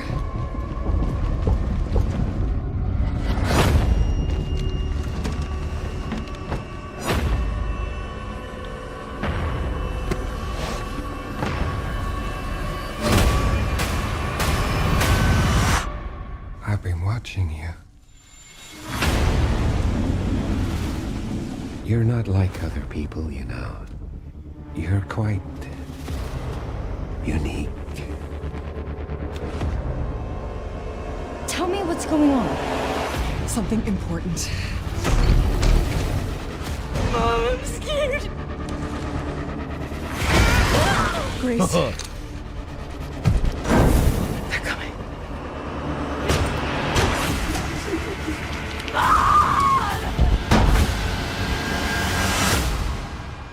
There's no escaping your destiny.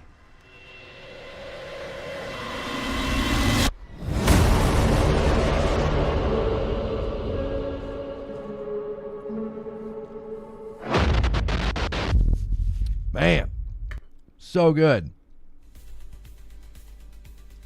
Is that... I can't remember, have they confirmed this or not. Is that Troy Baker?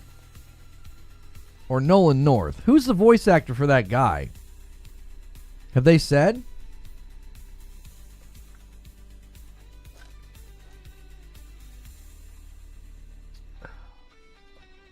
Looks like we're going to get jump scares. Oh, yes. We're definitely getting jump scares.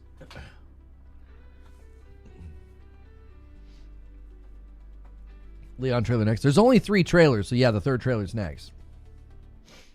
Microsoft is closing its employee library and cutting back on subscriptions. The physical and digital Microsoft library is transitioning to an AI-powered learning experience. Yeah, it totally sounds like Troy.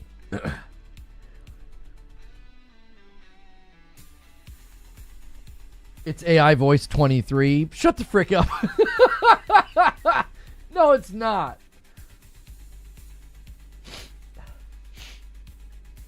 No, it's not. All right, hang on. Let's get into this one. I'll fix the timer in a minute. Sorry, y'all. Let's go.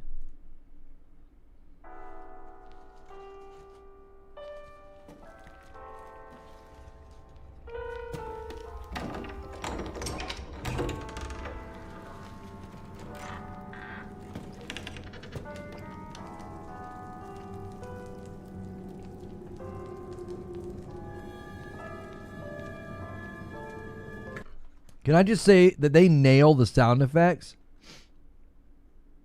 They absolutely nail the sound effects. Just that door opening. Let's just listen to this. Just listen to this again. Just listen to this.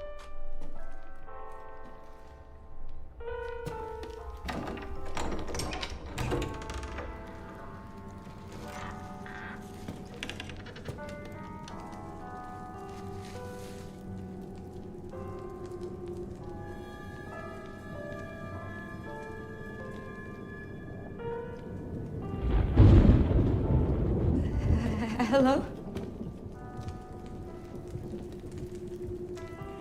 It hasn't been easy. But after much effort, here we finally are. Who are you? I know now that you're the one that I've been searching for. The special one. The chosen one. Miss Ashcroft.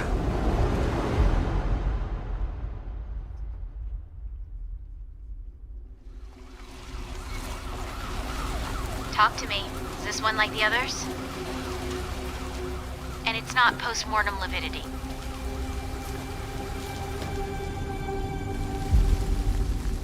Hey, I just got a report of a missing police officer. It might be unrelated, but he disappeared near where the 5th body was found. Yo, thank you so much. And now your mama knows. Cowboy with a $5 super chat. Sorry I can't watch like I used to, but I wanted to show a little love for you being an epic and consistent content creator. You're still one of my favorites. I appreciate you, brother. You've always been so kind to me, man. In an era of time where a lot of people are not kind, you know, I appreciate it. I appreciate what you do. Typical Sony pony praising sound design in his movie games. That's right, Noberto. Through you, Elvis can finally be set free. The team has settled on a person of interest. Someone with ties to Umbrella. Victor Gideon.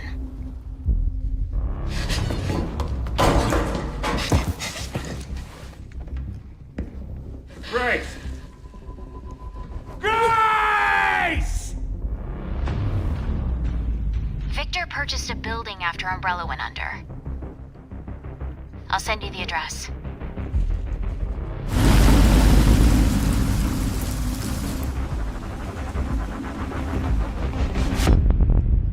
Welcome. Dr. Gideon has been expecting you.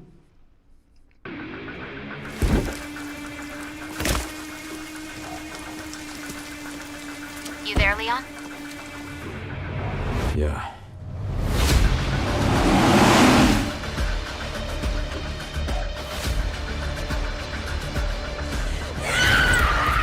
Hey, over here.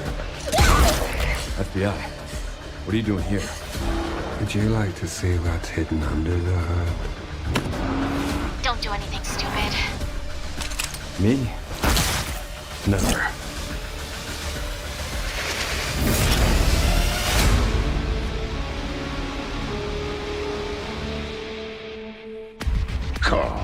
I think I want a second opinion.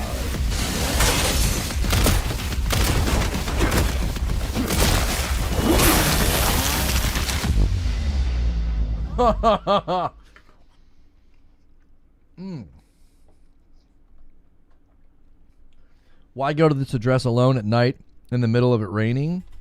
Homie. Because that's how we get a video game, brother. That's why. That's why. Oh, that was the perfect amount of trailers. I'm done eating.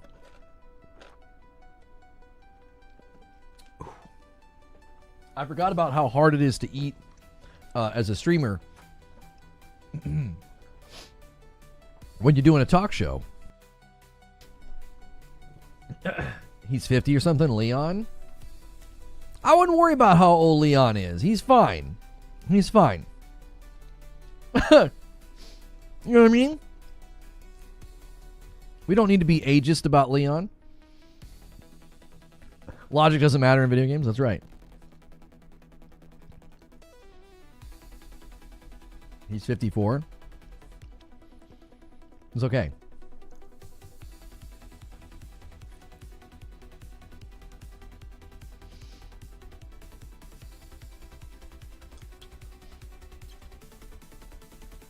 Oh, to the actor?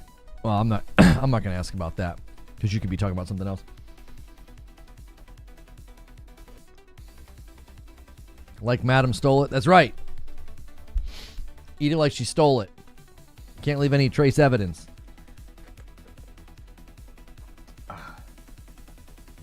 Burnt Peanut when he choked on Burger King's hilarious. That homie almost died. That homie almost died in front of everybody. Thank you guys so much for tuning in. If you're just tuning in, let me fix the timer here. Give me 1 second. Hang on. I'm going to do this. And I'm going to do this. Let me go to timer, set, start. There we go. That is how long until the Resident Evil showcase. You can watch it here with us. I do a daily talk show. I keep it safe for work. Now, the broadcast is probably not going to be safe for work, okay? It's probably not going to be safe for work. So be sure that you're aware of that whenever that changes and that happens. Okay, hang on. Review campaign offer. Campaign 1 of 2. Yes. Let's accept that. Excellent. View campaign details. They have one for Ted. All right. Remove all competing third-party sponsors and logos from the overlay. For sure. Make sure not to use licensed material for sure. Channel skin. Then a streamer red ad. Perfect. Another good opportunity here from Purple. Appreciate you guys continue to support us on both platforms. What is this about? Okay, let me kind of explain what's going on. If you're new here, you've never been here, thanks for hitting like. Consider hitting subscribe. Consider doing a membership. Click and join. Becoming a part of what we do here. I am a Safe for Work broadcaster. I do a talk show like this Monday through Friday. We discuss, we debate, we dialogue about everything going on in gaming news. Whenever Ted's not safe for work. The trailer might not be safe for work. right? But Twitch does the channel skin thing, so that's fine. If it's a TV show or something, that doesn't bother me. I watch TV shows that aren't safe for work. How long until the showcase? I got a countdown right next to me. A lot of the times what we do, if there's a showcase or an event, we do what we're doing right now. We call it a waiting room. It's just a great opportunity for us to meet members of the gaming community, hang out, listen, talk about the things that we like and that we love about gaming and the thing that we're looking forward to that day. It just helps us to pass the time, basically, because we end up doing a talk show anyway. Like, we've just been kind of talking throughout the day about Resident Evil and other games that we love and games that we're looking forward to in 2025. So welcome. Hopefully you're enjoying your stay. If you are, I appreciate you being here so much. Yeah, I can look. It's a streamer red ad. You must watch the trailer. Okay, hang on. It looks like it's a trailer on YouTube. So let me pull it up and see if it's a red band trailer or not. Peacock Original. Yeah, it's a Peacock trailer, so there's no red band. So yeah, it probably has swearing in it. We'll have to be obviously, mindful of that when we watch it. I'm not sure. We can ask AI, is there swearing in this video? Let's see what AI says. And again, I try to keep it safe for work. A lot of you guys, it says, I can't help you with that. Are there swear words in this video? It says, I can't help you with that. Really? There are several swear words throughout the video. Looks like, yeah. So be fair warned. Yeah, when we watch that trailer. Yeah. I can activate the channel skin without watching the trailer. There's two parts to the, there's two parts to it. So I'm going to go ahead and do that now. There we go. I'll enable the channel skin. The beautiful thing about channel skins is once they're enabled, we'll get put on the front page. So I'll do that while we wait for the showcase. I guess I could have done it during the showcase, but it makes more sense, I think, to do it now when we're actually talking and dialoguing so new people can come in and kind of get to know me and what we do. So, do you remember Resident Evil Survive in first person? No. I don't. I can't say that I can't. That I'm familiar with that. You should watch Silent Hill F trailer. The game's a banger. Oh, I've seen trailers for it. It just doesn't appeal to me. I didn't like Silent Hill 2, so the remake, I probably wouldn't like Silent Hill F. Some games just don't. They just don't land on me. They just don't land on me. It's just a thing. Yeah, Ted the Bear. Yeah, that Twitch does this thing where you can enable a channel skin. Yeah, and they tend to put you on the front page when you do that. RE Survive was an on-rail shooter. Oh, there was that VR game. What was it called? Snapback or something like that. It wasn't Resident Evil. I think it was Dark Pictures. A lot of people I watched didn't like Silent Hill F. F had more combat. Yeah, I mean, I saw the trailers. You're not going to sell me on it. It didn't look like something I would enjoy, It just did not look like something I would enjoy. There are just some games that don't, I don't know. They don't hit me.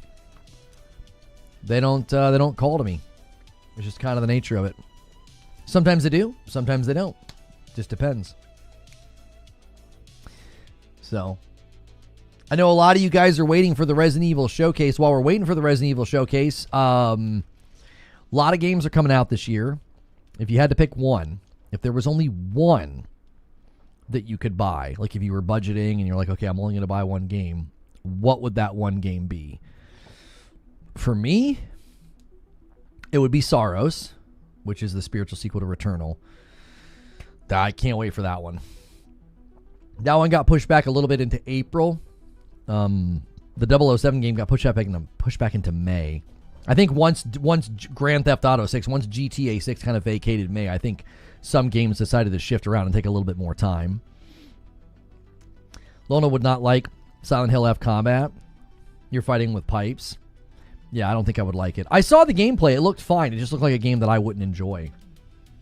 So, Yana, you're saying GTA 6. Dante, you're saying Requiem. Okay. All right. Oh, you're saying Tides of Annihilation. Tides of Annihilation looks really good, but it also has some performance concerns. Like the trailer itself has, performance issues. So, hopefully they nail it. Hey, Leno, can you get a chance? Could you look into why I can't renew my membership? Or reach out to YouTube as well? I can't help you with that, brother. There's nothing I can do. I don't know why it wouldn't let you. Unless your payment method's getting rejected or something, you could try a different payment method. Can you delete and re-add your payment method? I don't know. If I could help people, I would, because people really struggle to upgrade sometimes. We've been trying to get people to upgrade to Member Plus and VIP for years, and a lot of people say they give up because they can't get it to work. Okay, we got people putting more games in. If you can only pick one game, we got people picking Resident Evil, the day before. Sure. Neo 3. There's a Neo 3 demo coming out this month. Jack Garland says, I did the thing. Thank you for 42 months. Mr. Jack Garland, and gets us to 287. Thank you. Phantom Blade 0. Wolverine, says Jason F. Sorrows for sure. I just got the plat for Returnal. Returnal's so good. Replaced, been waiting forever. Replaced looks really, really good. Really good. I actually think Replaced is going to get I think it's going to get the media darling treatment this year. I think it's going to get the media darling treatment. Like, I don't necessarily know if they're going to, I don't think it's going to get, like, the insane media darling praise of, like, Expedition 33, but I think Replace is going to be one of the highly praised indies this year. I think it's going to be, yeah, people are really, really going to like it. A new Neo 3 demo? What do you mean a new one? Is there one you can play right now? The announcement I read made it sound like there's one coming end of January.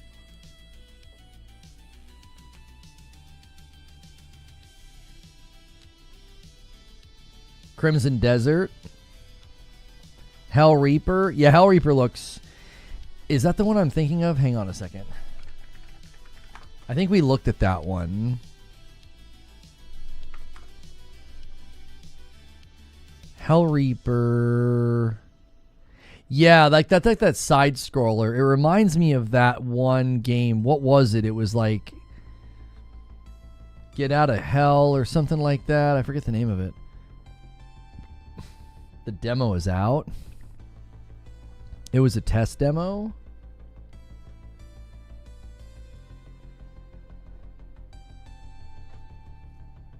If it runs well. A lot of people that have had hands-on with Crimson Desert have said that it really impressed them. So we'll see.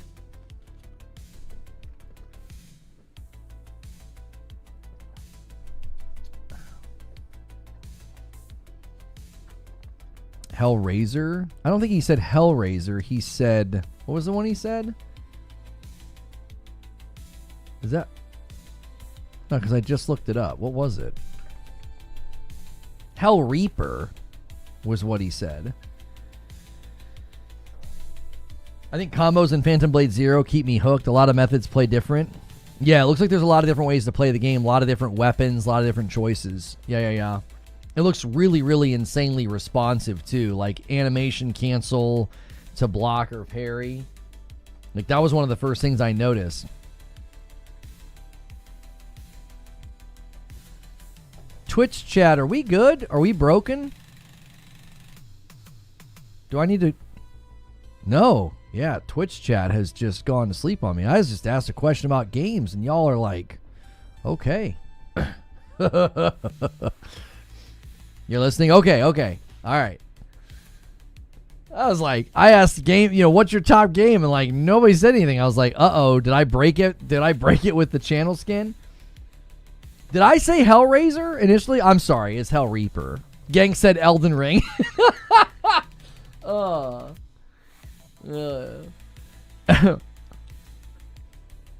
Beast of Reincarnation, got to see what Game Freak's cooking. I'm really interested to see Game Freak's chops outside of Pokemon. For sure. Yeah, that was the announcement right there. We looked at this earlier today. The Neo 3 demo is coming to PS5 and Steam on January the 29th. Demo save data can be carried over to the full game, so create your custom protagonist and face the challenges that await in a dark warring states era Japan. Yeah, I don't know. What was the thing you guys have already played?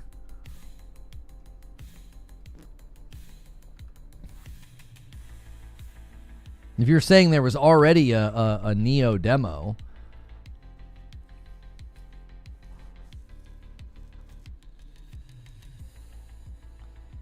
That Digital Foundry link is their thoughts on them testing Crimson Desert. Goes directly to the timestamp.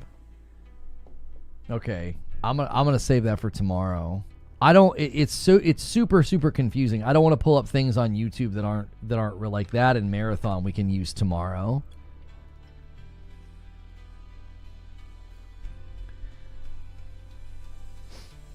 I pre-ordered Neo 3. It's going to sit in my backlog, though.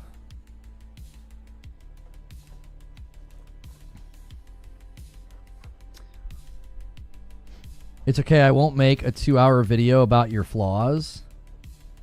A 2-hour video about my flaws? Did somebody actually do that?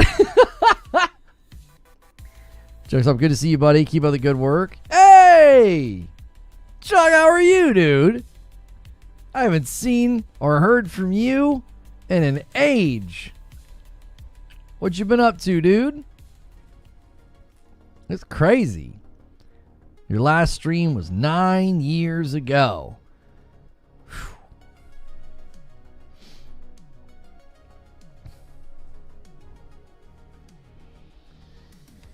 Do you think we'll be able to drive the Porsche in RE9? I don't know. There's supposed to be like open world-ish sections or something. I don't know.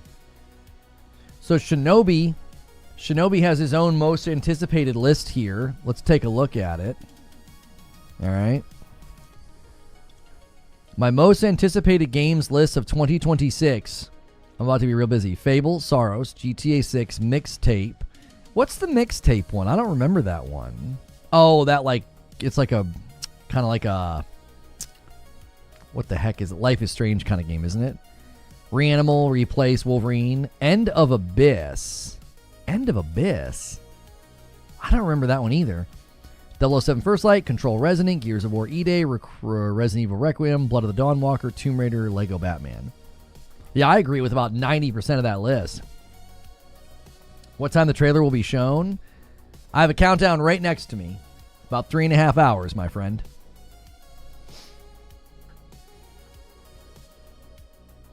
Dual protagonist driving in an open world is RE9 GTA 6.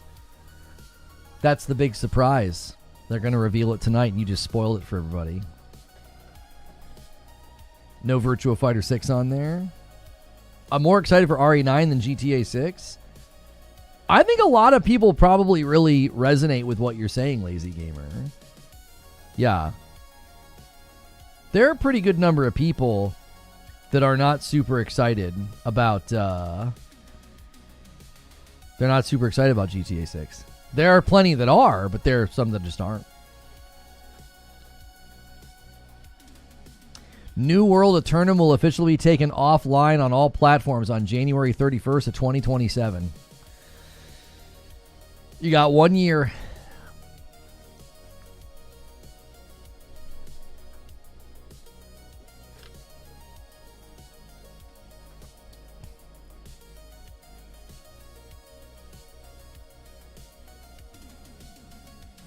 You just finished Resident Evil 1 with Chris. Nice. Yeah, I'm interested to see what happens with Resident. I'm sorry. I'm interested to see what happens with Marathon. I have my own theories and my own predictions about how it's going to go. You know, I just pre-ordered a week ago. Nice. Hope you enjoy it. Just living that married life. Everything's great. Looks like you're doing well. Hope the brothers are good also. Yeah, they're doing great, man. Younger brother is just doing the thing, man. He's got teenage boys now. A senior, two of them are driving. The heck's going on, dude? The heck's going on? Yeah. I'm more excited for GTA 6, but I'm tempering my expectations about its release. Yeah, New World was the Amazon. Mm-hmm. Yeah, my kids now, Chuck, are 12 and 10. We're just doing life, man. It's been good though. Alapart coming in with a prime 32 months. 32 months. Let me add you to the total, Mr. Alapart. Guys, check your primes. It supports the channel. Married Life's the best. I love it. We're old. We are definitely getting old. We are. I'm 44 and I'm feeling it. I think the reason some people are more excited about RE9 because GTA 6, it's like it's never going to release. That could be it. Oh, for sure. There could be people that just aren't going to allow themselves to get excited for GTA 6. Because it's like, what if it gets bumped again? You know? I get it. It doesn't start. If your car doesn't start, call a mechanic. The stream for Resident Evil 9, however, will start in about 3.5 hours. I got a timer right next to me. Wired Rope says it's a new month on Twitch. Check your primes. Check them, boys. We're working on a weekly goal. It unlocks Friday night with Madam. My wife reacts to gaming news from the week. And we really appreciate you being here. Dive into the limited time BlazBlue Entropy Effect X demo out today on PS5. Play the first 3 levels of this roguelite adventure ahead of its release on February the 12th. This is one that I was watching on Steam. It's got great reviews on Steam. Guys, if you like these kind of style of games, the 2D platformer rogues, BlazBlue Entropy Effect X looks amazing. It's got good scores on Steam as well. And right now, limited time demo on the PlayStation. Game comes out in about a month, February the 12th. So check that one out. That got announced today. And that got announced and released today. And thank you guys for over 400 likes on the video as well. It's very kind of you guys to continue to support the channel in the ways that you do. Likes, listening, lurking. All the things. Lona, love the setup, by the way. Thank you. I appreciate that. We're not running the second camera today. Sometimes I run it, sometimes I don't. Did the Pragmata demo drop for consoles yet? It did not. I don't know if it's going to. Maybe they're going through the certification thing, but it is available on Steam. Another advantage Steam has, they tend to get way more demos. My old roommate was a huge BlazBlue player back in the day. A fighting game getting a roguelike spin-off is wild to me. Yeah, it's on Steam right now. It's been on Steam for a while. BlazBlue Steam. Hang on a second. BlazBlue Entropy Effect. Right here. Been on Steam since February 2024. Is this the same game? BlazBlue Entropy Effect X. What's the difference? It has a 94%. It's the same game, isn't it? Just with why is the name different? This doesn't look the same as the trailer that we just looked at, though.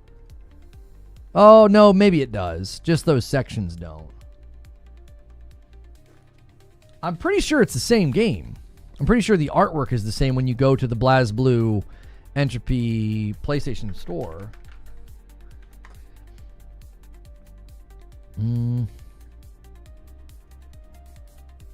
No, it's different. Is it a different game?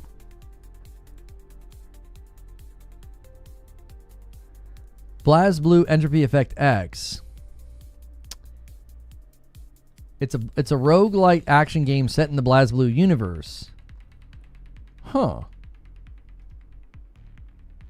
When is the showcase? I got a countdown right next to me.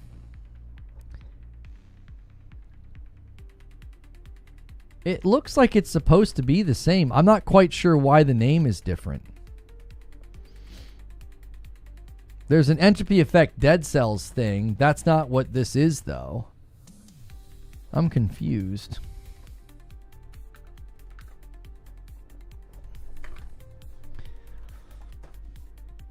They added X to the title. I don't know why. I don't know if that means it's a different game or not. It's confusing. It's basically the exact same name with a letter added to the end.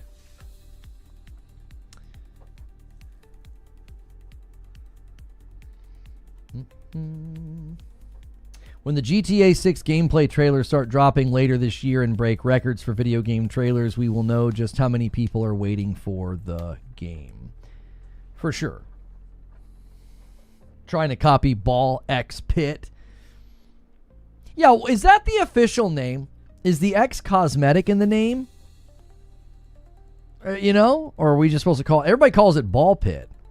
Actually, it's Ball X Pit. Your kids are blessed having a gaming dad. Their friends can get a little jealous because, like, my kids, to them, it's normal that, like, so they only get to play video games once a week. They get to play on Saturday for about 2 hours.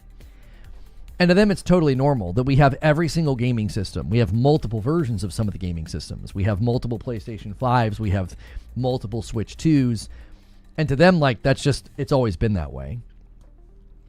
And they have 2 televisions, so they each get to play on their own television, right? If they would like, if they're not playing like a local co-op game, which they don't really do. They've never really done that.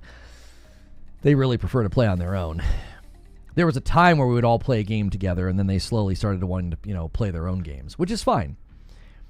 But yeah, they very much are spoiled. Like, their friends will be shocked when they hear like what we have, or they'll come over and be like, "What?" And it's like, I try to tell my kiddos, I'm like, this is unique that you get this. You're very privileged and very blessed to have all these things. Like, this is something that,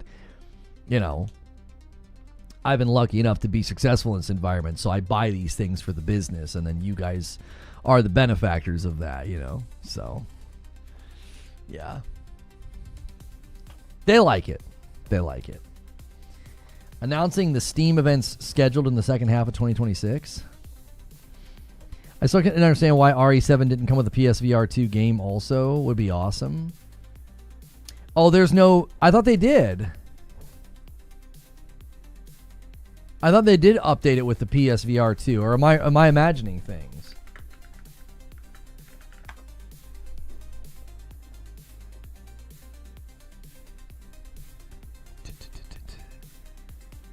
Maybe they didn't. Wait, it says here March of 2022. Resident Evil 7 is going to get PSVR 2 support. Does it not have PSVR 2 support?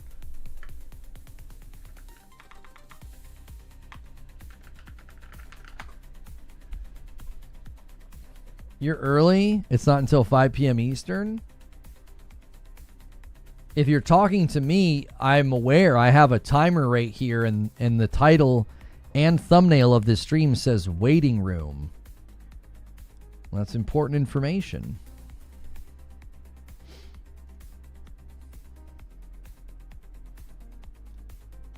I thought that it got the update. Yeah, right here. Resident Evil 7 Gold Edition and Village Gold Edition. And it says PSVR 2 optional. Wait, is it saying that because Village is a part of this?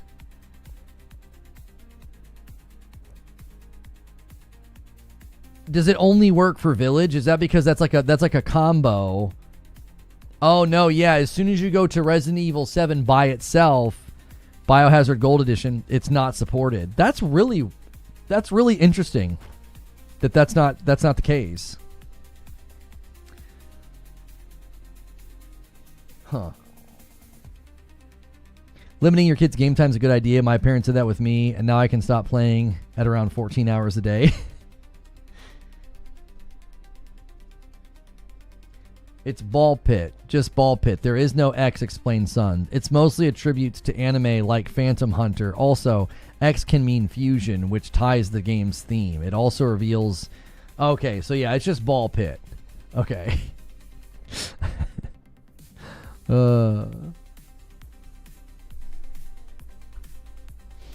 Hilarious. Sponsorship tools. All right. Huh? Reload. What's it doing with the channel skin? It says the channel skin is live, but... Huh. Every streamer I've seen has called it Ball X Pit. I just call it Ball Pit. Yeah, it's not giving me a countdown, and it didn't put us on front page this time. We were limited to 1 hour a day, weekends only.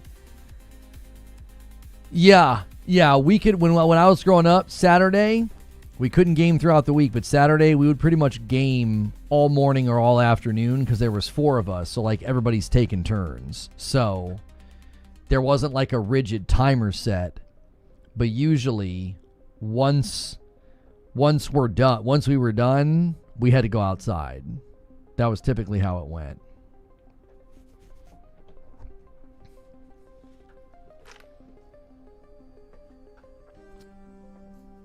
RE4 and Village are awesome in VR.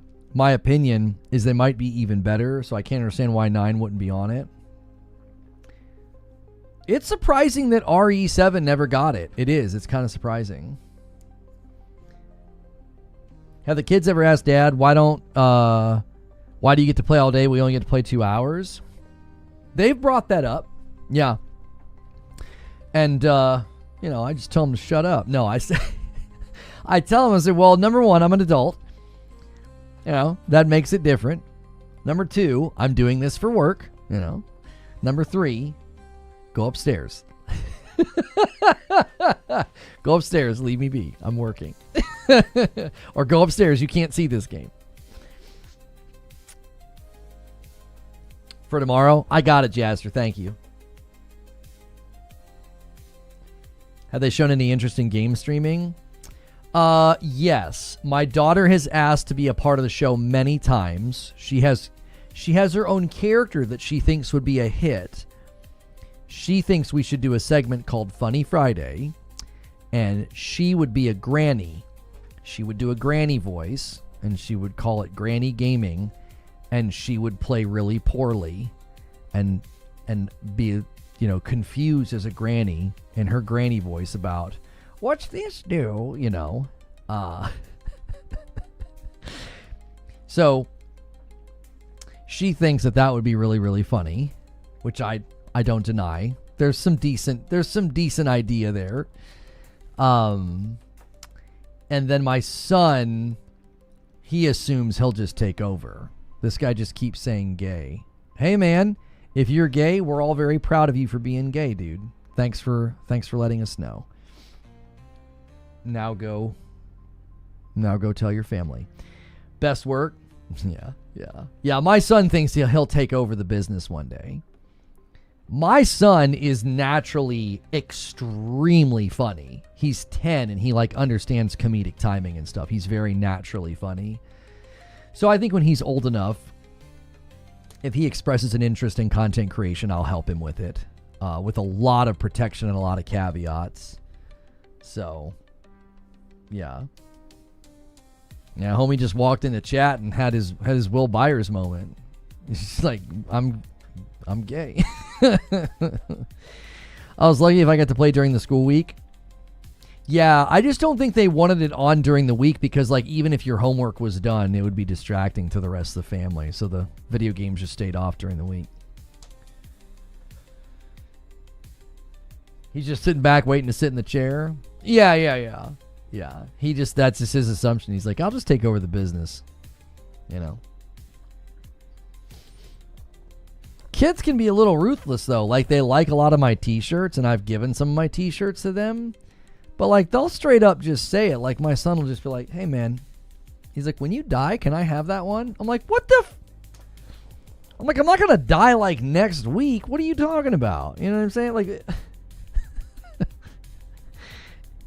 yo, Stone Spire. Guys, I know what Stone Spire's doing. He's the king of the setup. He's gonna move this to 290. He wants to see a 10 bomb to 300.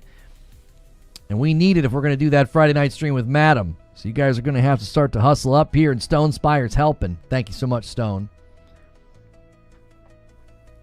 There it is. There's the setup. We'll see if anybody slams at home with a 10 bomb to secure 300. Whoever hits it gets it. I'll gift a member to the platform that hits the milestone. Also, it's 58 to 55. YouTube in the lead. Watch your back, old man. That's what I'm saying. With that much gay energy in chat, we can definitely defeat Vecna.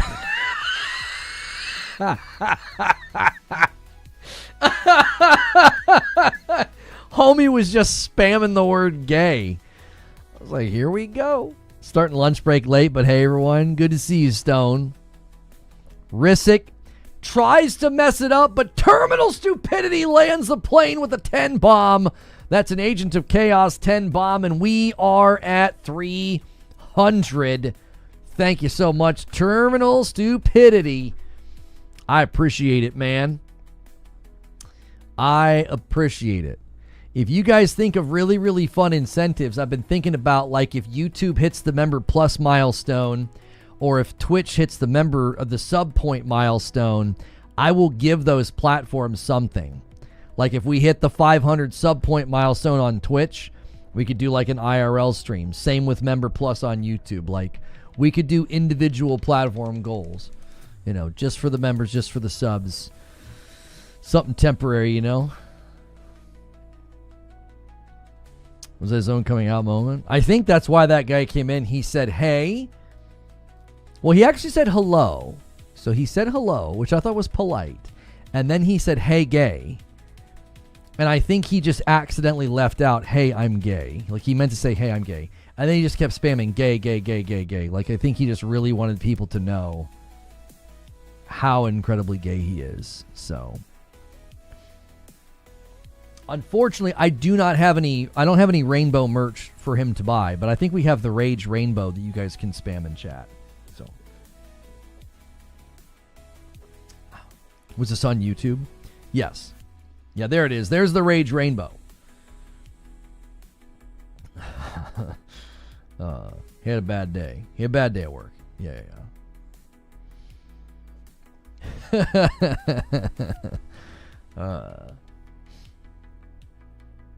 He's very happy, that's right. You do find me gay, amusing, you know, charming.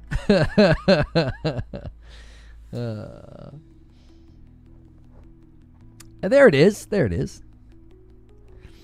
My wife has that hoodie, and it says Rage, and then there's the rainbow. And we didn't really think about it, you know.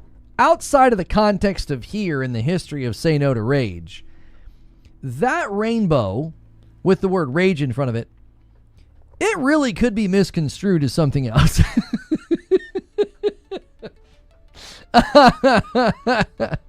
You know, we've all heard of gay pride, but apparently we support gay rage here.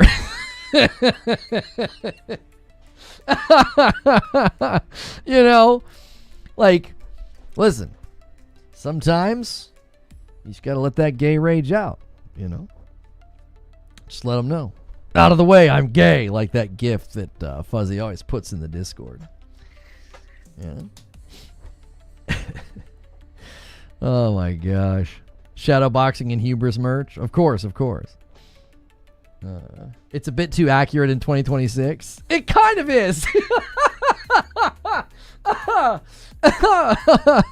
It kind of is. You know? It's like, wait a minute, what's that shirt mean? It's like, well, I mean, sometimes the gays get a little angry. You know, you could say they get a little ragey. We have an emote for that for some reason. Oh gosh. The emote was actually born out of the fact that like the brand name was originally Say No to Rage, and if I got like a little frustrated, I'd be like, "Oh, come on!" People would be like, "Say no to rage, bro," and I'm like, "Oh my gosh!" I was like, "There's a big difference between rage and me getting like a little frustrated. They're not the same thing." The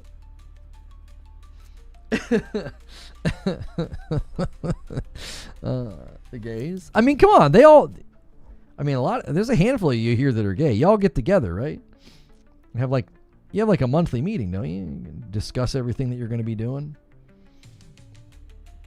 I mean, I'm just assuming. I just thought that's what we do. That's what we do. You know, I don't know. I just assumed y'all did the same thing.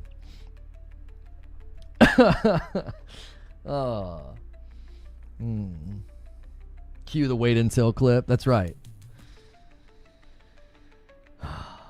A little frustrated. Yeah.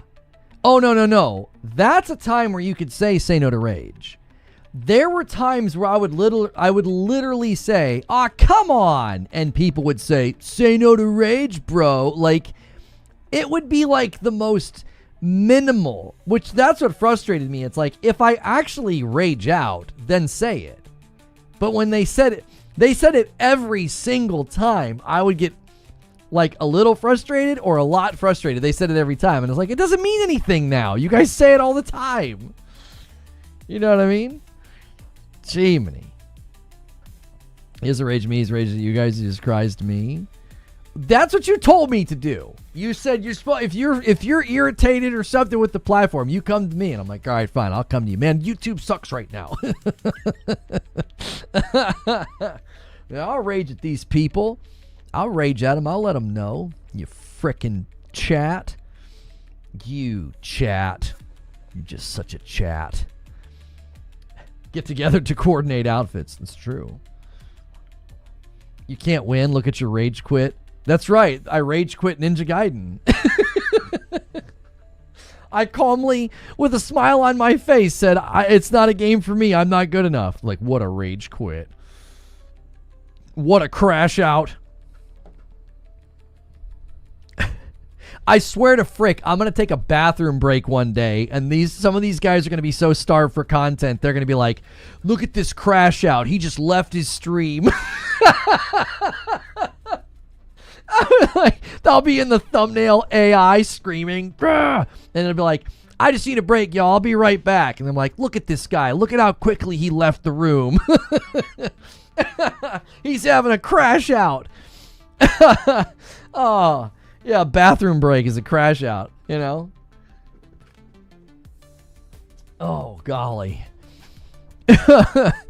Gee, many Christmas. Oh, how much time we got? 3 hours. 3 hours, boys. 1,194 PlayStation games just disappeared from the PlayStation Store. Yeah, they got rid of a bunch of that AI slop. Or maybe not just slop. Some of them are like straight up clones of games from Steam. Quit raging, guy. Jiminy frick. It's probably already been done. Yeah, probably. The video probably exists, Anthony. Here we can see Reforged Gaming taking a bathroom break. What a freaking loser. Skill issue. Has to go to the bathroom. Did you get to the ashtray maze in Control? Yeah, it's cool, isn't it? 3 hours. What's going on today? Resident Evil Showcase. Yes. Resident Evil Showcase. What happened? They removed a bunch of like the slop games. When is the showcase? Countdown's right next to me. What happened? I don't know why Mag was in the hospital. I don't know. He says he's out of recovery and heading home. Was it a planned surgery? I didn't see what happened. I saw the tweet of him saying he was he was headed. He was going to be getting discharged.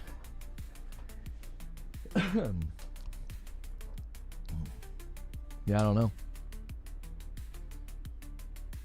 What's considered a slop game? Well, okay, so there would be a game that would be really popular on Steam, like Schedule 1 or Peak or what was the other one? Repo. And then there would be these little companies that would make like a carbon copy, similar title thumb, or like similar title and like artwork and all of that. And then they would throw it on the PlayStation Store. And they would basically make money off of people who thought they were buying that really popular game. Like they weren't buying Peak, they were buying like Climb the Peak or Teppo or whatever the frick. It was like the Temu version of whatever popular Steam game was popping off. And so I think they went through and got rid of a lot of that stuff. I mean, if they want to get rid of slop and crap, I mean, they could start with Code Violet. Start with anything Team Kill Media has disgraced your store with. What site is the showcase happening? Right here on YouTube. You can watch it here with us if you want to. You can watch it on the Resident Evil YouTube channel. Yeah, any one of those will work.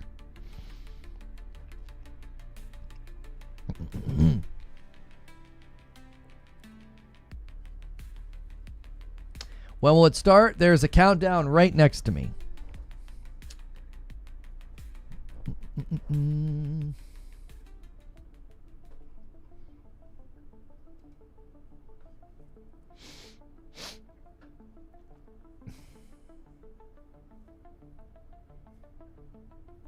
I'm going to make a toy called Papa Troll, and millions of kids who can't pronounce Paw Patrol properly will lead their parents right to my crappy toy line. Why did you buy me this stuffed troll?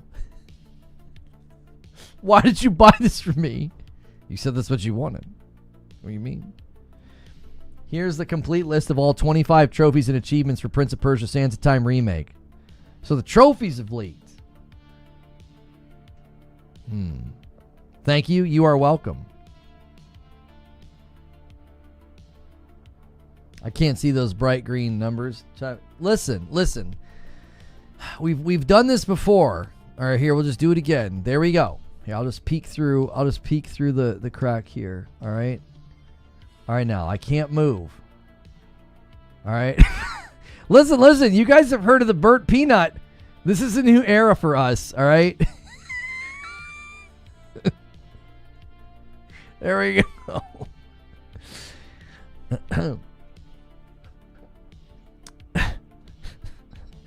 Oh my gosh. PlayStation always leaking stuff. You know it.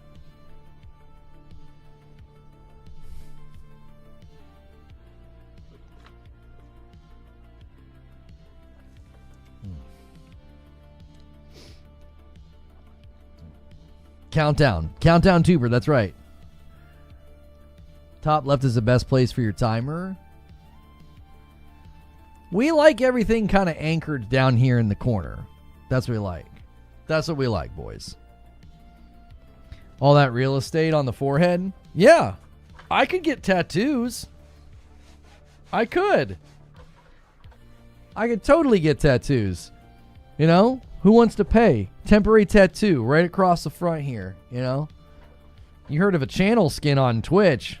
You ain't heard of nothing yet, dude. I'm going to pioneer a whole new era of advertisements. Right? Whole new era. All right, I need a quick break, y'all. Make sure you're hitting like, checking your renewals and all that. I'll be right back.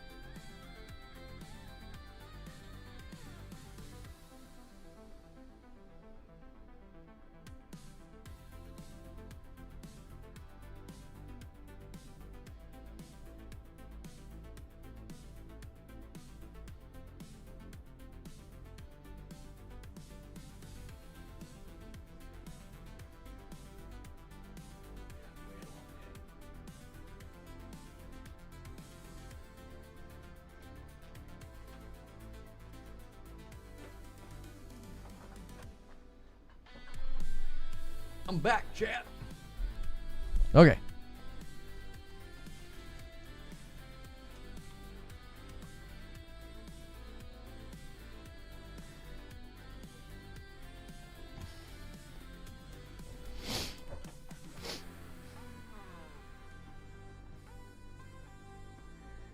CM Punk recalls bringing John Bernthal backstage to tell him just how much he enjoys his portrayal of the Punisher. Johnny Bernthal doesn't portray the Punisher. He is the Punisher. Like, you know what I mean? Can you believe this guy? I pull up the stream and he's clearly rage quit on his own audience. That's right. All right, what do we got here? We got 3 hours chat. You can use the question command. Bring up something to talk about. If you're tuning in and you're like, what the world is this? It's a waiting room for the Resident Evil showcase. We're going to watch it together.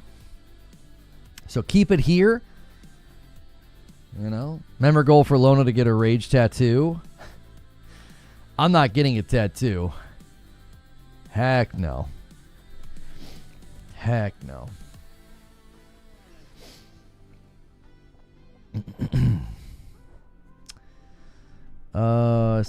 Did somebody at me?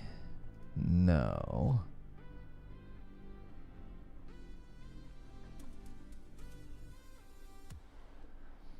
Okay. Okay. Get across. No. The original Punisher video game was 1993 by Capcom. It was an arcade game. It was huge back in the day. Yeah. Some of those old games, man, they were hard. There was that Star Wars game. That was really hard. Lona needs a green screen tattoo. That way the goals and the timers can look like they're literally going on in his head. That's right. How many hours away are we? 3 hours away. And we've been passing the time with discussions, with debates, you know, hot takes, comments. You can submit questions with the question command. Which is the better Prince of Persia to release today? I believe one is a side-scroller rogue and the other is just a side-scroller, which is generally the best.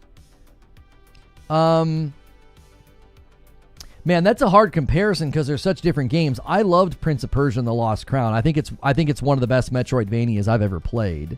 I put it up there with Ori 1 and 2. I put it up there with Shinobi Art of Vengeance, Ender Magnolia, the first Hollow Knight.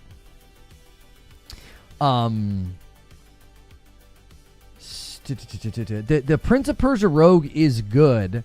I didn't vibe with it as much as the Prince of Persia Metroidvania. I struggle with platform rogues, honestly. Like, I really enjoyed Gunfire Reborn with my wife. I enjoyed RoboQuest, both by myself and with my wife. And I played it with my son a couple of times. And I also really, really like Returnal. Like, I love Returnal.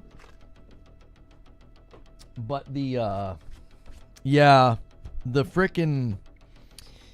side-scroller rogues struggle to grab me for some reason. I don't know what it is. I'm not sure what it is.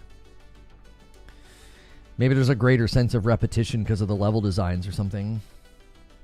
Wasn't Lost Crown at 120? I don't know. The depth in combat is what makes Lost Crown just so good.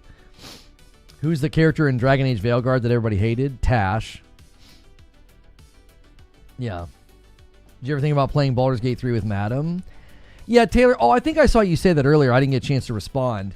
We tried. We did a stream. And, like, it was really funny and people liked it. I went back to the game, like, a couple days later with her. And I just couldn't figure out what we were supposed to do or the menus or anything. Like, I was so confused. Like, it didn't seem to translate all that well on console, like navigating the menus. I don't know. I remember playing it that night and having a surprisingly good time. And then when we went to play it on the couch, I was just like, yeah, this is not for us.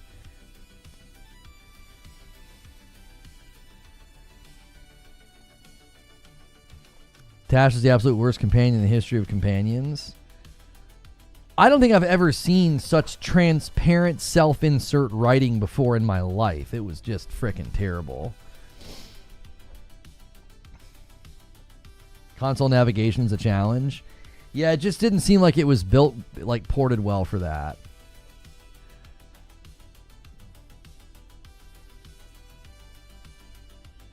Larry did their best, but some games need mouse and keyboard. Yeah, I remember really feeling that.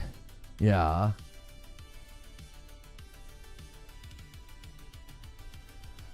Embark, fix this or I'm actually out of here. The burnt peanut is so sick of getting hacked on by the same three people. Bro, Embark Studios, do something. Shroud says, holy crap, they might actually do something. Did they respond?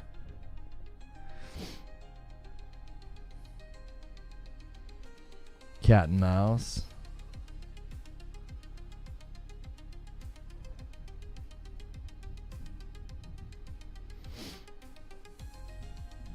I guess I'm kind of confused. How does he know it's the same people every time? Are they just not getting banned? Are they like legit not getting banned? Sony signs a new multi-year deal with Netflix for exclusive rights to Sony Pictures films after full theatrical and home entertainment runs.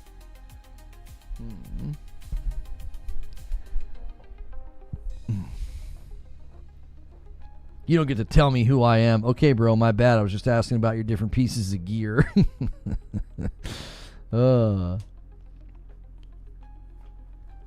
I'll give Lost Crown a go. I moved away from side-scrollers in the past, but I'm getting back into them lately. Prince of Persia and the Lost Crown's a good one to get back into, because it really is a great Metroidvania. When they started incorporating some of the new abilities into the boss fights, like it really clicked.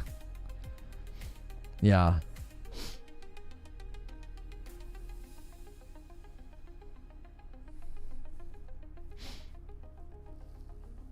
The controller works well on PC. I'm not sure about consoles when it comes to Baldur's Gate 3. I don't even remember what was going on. I just know we went to chill on the couch, and I was like, let's see if we can't get into this game. You know, I was like, let's pull this game up and play this game, mama. And I get everything up and running, and I'm navigating the menus, and I'm trying to look at our inventory, and I can't figure it out. I can't figure out where to go. I don't understand anything, and I'm just like, you know what? There's just too much video game here. We want to play on the couch and play like Mario Galaxy or like Borderlands or something.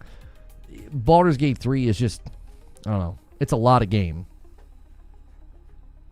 You know? It's like saying we really like to ride our bikes around the neighborhood, and then all of a sudden somebody be like, well, you got to come to this trail. And it's like some insanely built, crazy, like mountain bike trail.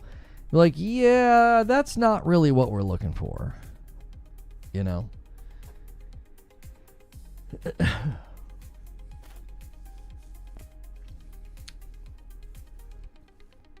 Lost Crown's a great game. Mm-hmm.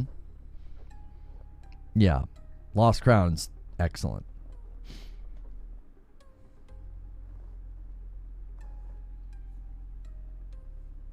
Wait to see the menus in Neo. Oh, is Neo a really complicated game?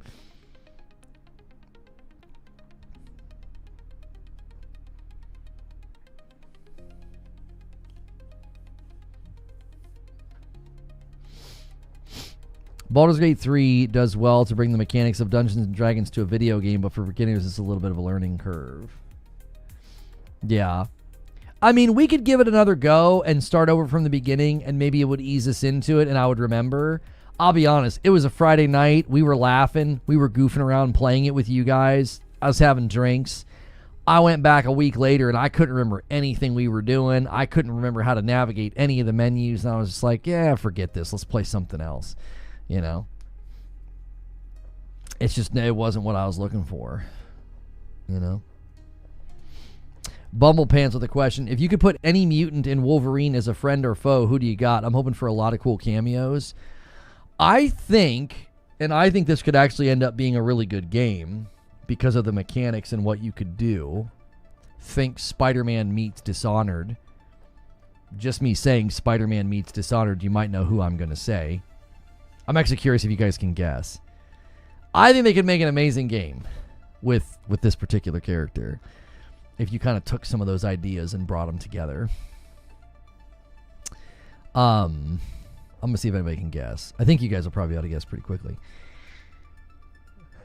It'd be easier if you had one of us in the Discord teaming up with you, like me and Fuzzy and Lone Wolf do. Yeah, but that's just not going to work for like a casual couch co-op gaming session. What's the TED thing about? It's just a channel skin. It's an advertisement you can turn on. Silver Samurai? No. Deadpool? No. Maybe it's more obvious to me because I'm thinking about it and I thought it'd be super obvious. Bishop? No, sorry. I thought it was obvious. That's my fault. I was thinking about Nightcrawler. Because of the way that you like can zip around and teleport in Dishonored. If you kind of imagine like Spider-Man, but with a character that has that kind of an ability to teleport, to zip around, to go through walls, you could have a lot of fun, I think, with a Nightcrawler game. Yeah, a Gambit game could be pretty good. Bishop, yes. Obviously, a really good, cynical, funny Deadpool game could be really, really good. I don't know. I feel like Nightcrawler would be a great pick because you could kind of lean on systems and combat that's already been kind of done, but put his spin on it. Blade, I mean, there's a Blade game coming, so yeah. Insomniac has the tech already. Yeah, they already kind of have that portal technology from Ratchet and Clank. They could do a really killer Nightcrawler game, I think. Fun fact, Nightcrawler was Spider-Man in the comics for a bit. Give me a Thor or Doctor Strange game. Doctor Strange would be tough, I think. Come to think of it, Nightcrawler being featured in an X-Men game is kind of rare. Maybe his ability is a pain to program for. Wasn't he in the one... wasn't he in the X-Men arcade game?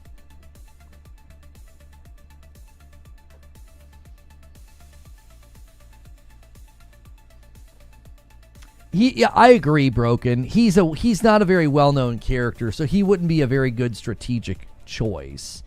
They'd be better off choosing someone like... You'd honestly be better off picking like a trio of characters you can swap between.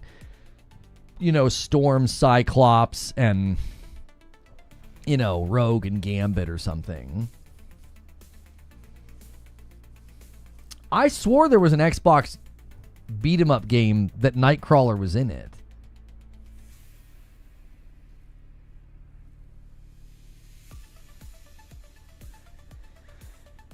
A Morbius game? A Gambit Rogue game? I'd love for someone to try and make a Daredevil game. That would be tough to make. Yeah. That'd be tough, honestly, to make it right. Nightcrawler was in the top down. Okay, that's what I'm thinking. I was like, I'm pretty sure I've seen somebody put him in a game. In case you missed it, we announced a new Fallout Shelter reality series, a fun collaboration between our friends at Kilter, Studio Lambert, and Amazon Prime. Open casting is happening now if you think you've got what it takes to be a vault dweller. All right.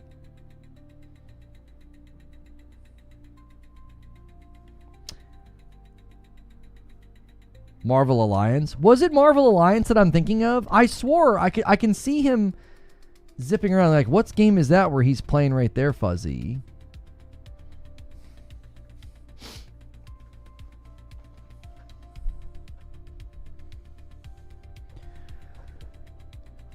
Play Daredevil in VR. It's a completely black screen. Stop. I want another Batman Arkham game. They're apparently working on one. That's where Rocksteady's going next. Yeah. I want an X-Men game where you create your own mutant and you're a new recruit. That could be sick, honestly. You'd have to pick a class of ability, you know. Oh, it's X-Men Legends. I remember that frickin' game. X-Men Legends was so stinking dope. That was such a fun game. That's ancient history. When did that game come out? What did I even play that on? Did I play that on the GameCube?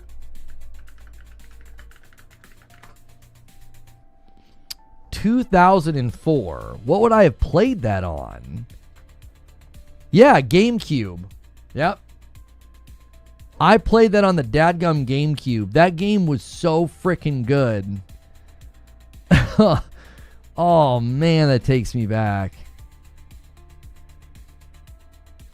This one right here, boys. That's it.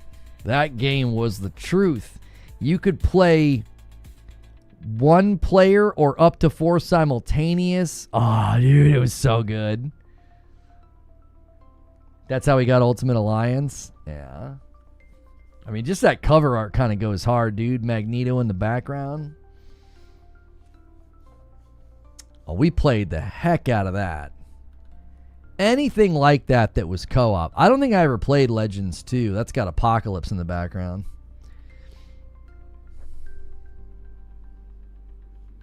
Yeah, I don't think I ever played the sequel.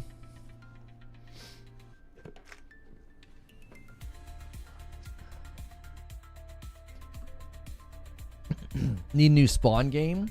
Yeah, Spawn game could be really good. It could be. He's a cool looking character. He's got his own, you know, artistic vibe with the cape and everything. You could do a lot with that, honestly. Mutants don't get enough love in the gaming department. Well, what'd be cool if they did it at a game like that and you like made your own mutant? You'd have to choose from like School of Powers, right? Like a bunch of different kinds within like maybe like telekinesis, like maybe like elemental, like just raw brute strength power like a Colossus or a beast. How would you break them up into categories? Because you'd have like your elementals, right? Your people that can control the weather or fire or ice or water. So you'd have like your elementals. You'd have like your telekinetic abilities. Elemental would probably even include Magneto, right?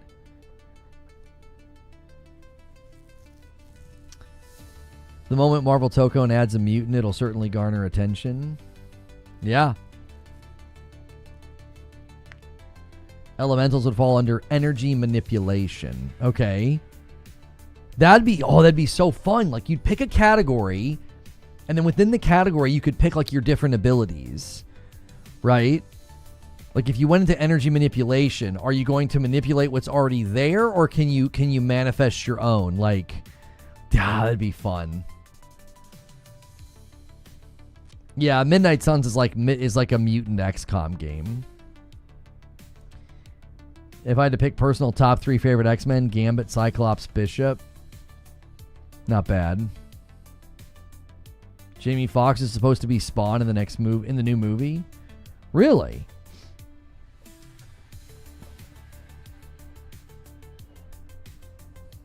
Make it like Hogwarts. You go to school. Yeah, you'd literally enroll in Xavier's School for the Gifted. You know, you'd level up, you'd get stronger, then you'd start going out on missions. You know, it'd be a great way to have cameos of various characters.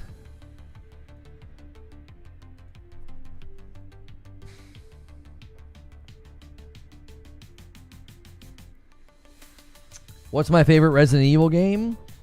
The one I'm wearing, Resident Evil 7. It was actually the first Resident Evil game I ever played, and I absolutely loved it.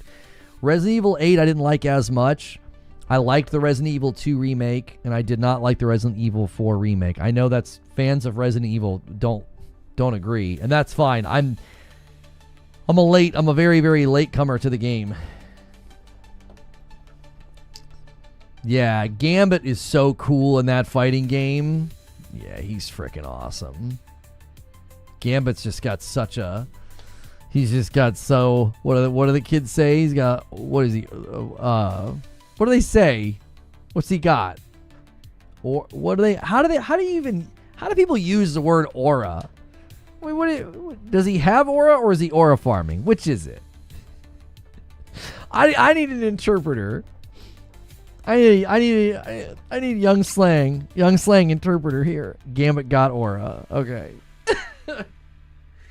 I was gonna say he's got swagger, but what is that? That probably dates me now, right? Yeah, now people say things. Riz or aura. I was gonna say he's got swagger, but I was like, oh, all these kids are gonna laugh and be like, what the frick is that? Gambit's got swagger though, dude, with that hair and that jacket. He's freaking cool. Okay, relax, Grandpa. I don't know what all these freaking words mean. These kids are saying stuff these days.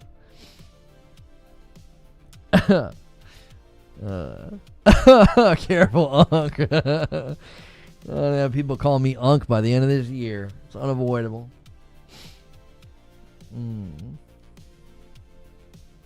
Is Gambit an Omega level mutant? I don't think so. No, I don't think so. What is Riz? Riz is like the new slang for game. Like when I was growing up, you'd be like, yeah, that guy's got game. Right? He's spitting game. If you had game, like you could really flirt with the ladies, you know, and they would reciprocate. Now it's like, oh yeah. It's like charisma, yeah. These are all terms that we just use in place of like RPG terms.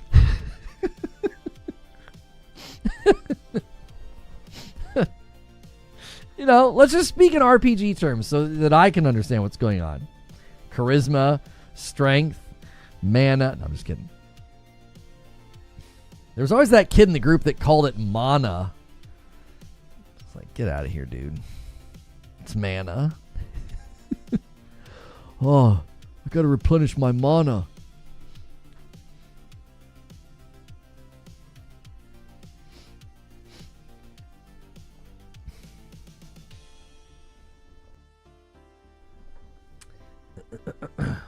Yeah.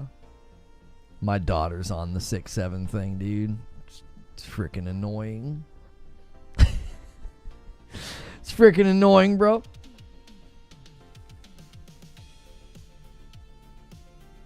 We had better slang back in the day. Game, swagger. It's been switched to Riz and aura.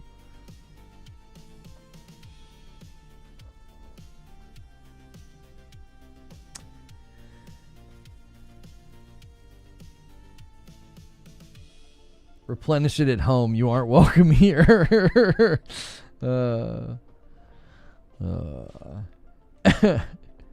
New World Eternum will be taken offline on all platforms January 31st, 2027. Yeah, I saw the announcement. It's unfortunate.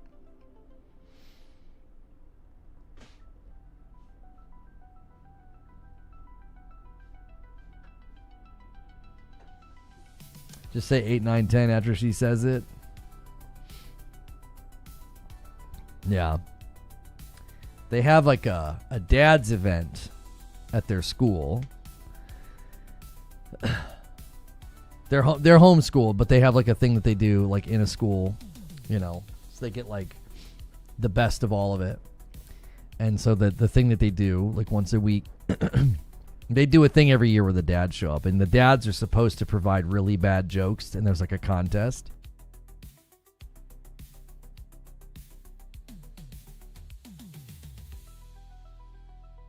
Excuse me. So I'm already trying to work on mine. I got a decent one. It's I don't think it's bad enough though. Right? I don't think it's bad enough. I tried it out on my son yesterday and he thought it was pretty good. I said, why did and I don't know if I need to modify it. So this is the one that I said, and I'm thinking about modifying it. So I said, why did the NFL quarterback throw his pocket watch? because he wanted to pass the time. You see, I don't think it's bad enough. It's bad, but I don't think it's bad enough. I think I could do better. I think I could do better. Like it's got to be real bad, like a dad joke, like bad. Like it can't be like sort of like clever riddle, you know?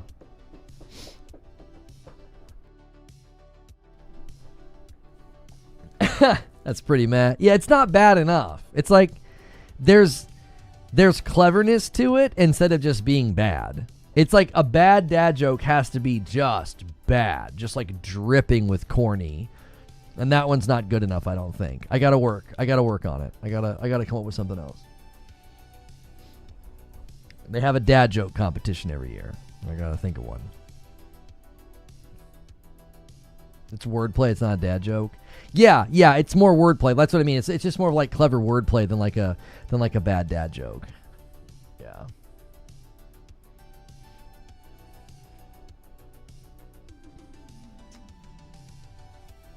GTA 6 will reportedly have a fully functional TikTok-style app where players will be able to scroll and create short-form content to share with others. Yeah, you can. I think I kind of got that vibe from the one trailer that they would have their own social media like platform within the game. Yeah.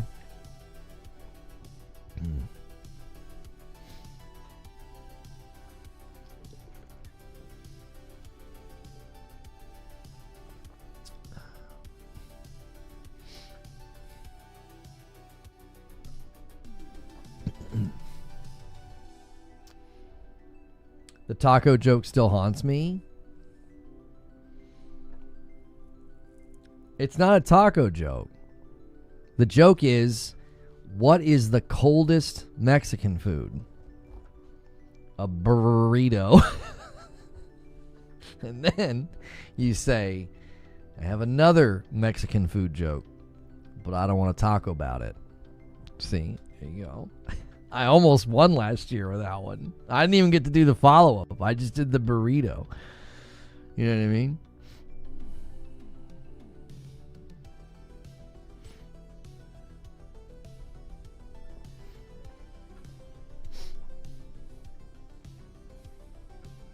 That's criminal. That's pretty bad. I mean, I made it up. That's my own. That's an original to me. I made up that joke, and I thought that's pretty good. I think the taco about it joke I'd heard before. That's not mine. The burrito one's mine. I almost won with that one. It's not bad. It's not bad work. As a dad, it's solid. It's solid work.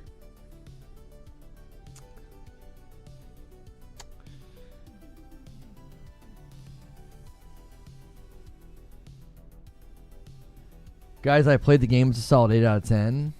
What are you talking about?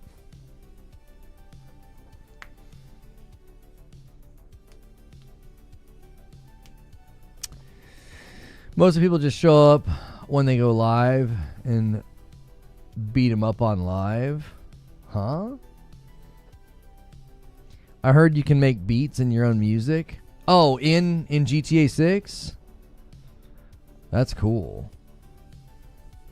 In role-playing servers, they have Instagram, and you can go live, and people can watch. Oh! You're talking about the current version. You can do that right now, right? Yeah. The Book of Lono. That's right. Hello, cheers. Hello, how are you?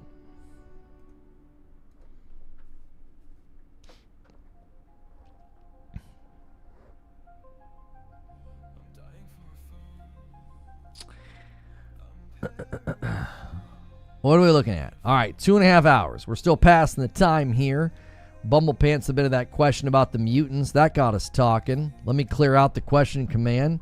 You guys got any other what fors, what have yous, discussions, debates, hot takes, something? We're using those to pass the time. Thank you so much for everybody who's continued to hang out. Everybody who's continued to hit the like button. We have almost 500 likes. That's incredible.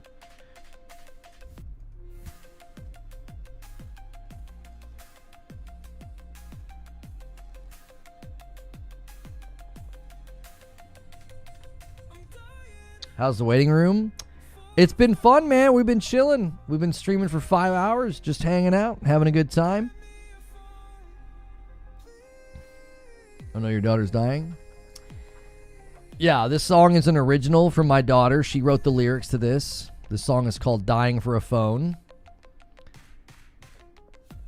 It unfortunately is like the best song on the soundtrack that I use for my streams.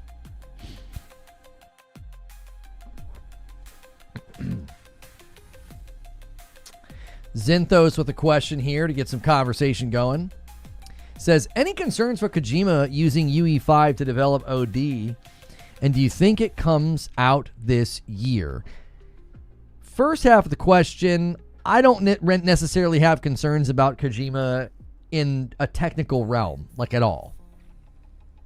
I don't. I think he respects his own work and his art too much to use something that ends up looking bad or sloppy or whatever.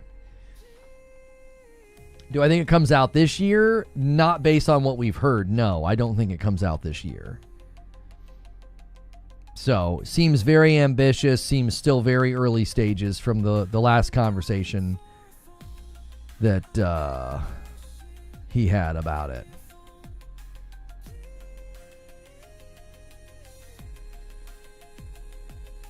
If Crimson Desert Engine works as good as it looks, the devs will be able to use it in the future.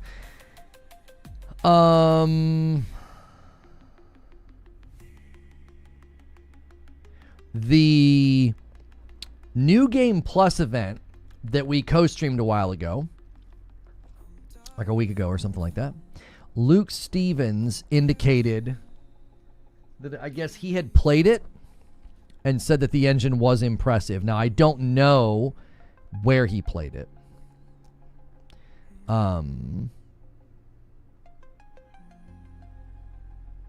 So, we'll have to wait and see. Wait, is this the real Sarah Bond on Twitter? Did she really make her handle Bond Sarah Bond?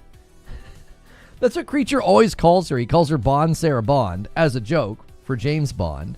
Her literal Twitter handle is Bond Sarah Bond. I don't think I ever picked up on that.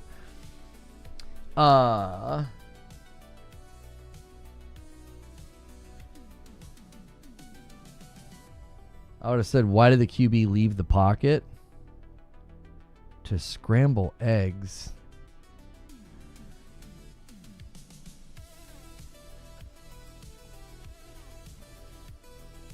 She's been hearing that joke her entire life. Yeah, she has. Yeah, she probably has. So she's just leaning in. I just never caught that she had done that.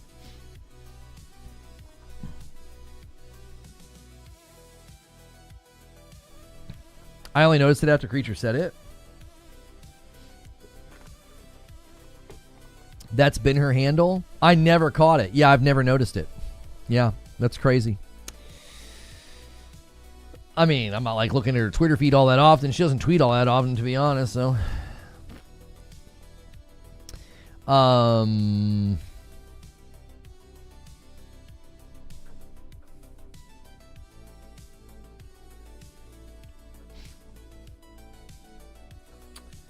hope Resident Evil 9 will be worth the wait. I do too. You checked out the Marathon Runner Show Insights? We're going to watch that tomorrow. Yeah, we've got some stuff to watch and react to tomorrow. I don't like to, in a waiting room for a particular game, I don't like to pull in a bunch of stuff that's not relevant. It's actually not helpful to do that. It also can be a little cannibalistic. Like, we're having a great day. We have plenty to talk about. That'll give us something to talk about to tomorrow. Control 2 and Gang of Dragon will tie for Game of the Year. Will we watch trailers? Okay, Control Resident is definitely a contender for Game of the Year. I don't think Gang of Dragon is coming out this year. It looked really good, but I think he said... I think the announcement was literally just to announce that it had entered production. I don't think Gang of Dragon is slated for this year, brother. Yeah, it's on Steam currently as coming soon. It doesn't say it's coming this year. So, Gang of Dragon certainly looks like a game that'll be a contender for Game of the Year when it finally comes out, for sure. You know.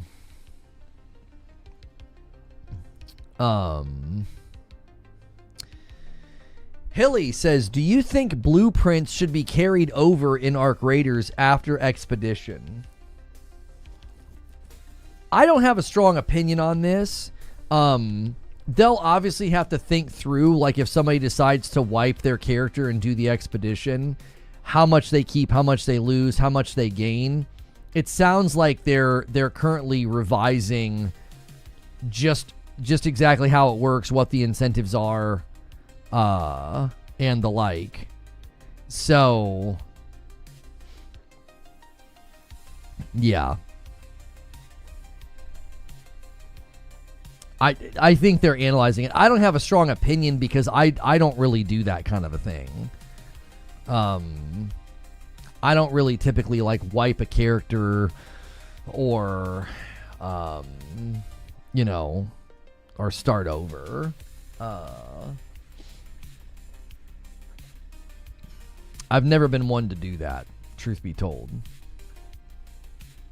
How long will the showcase last? We don't know. They haven't said.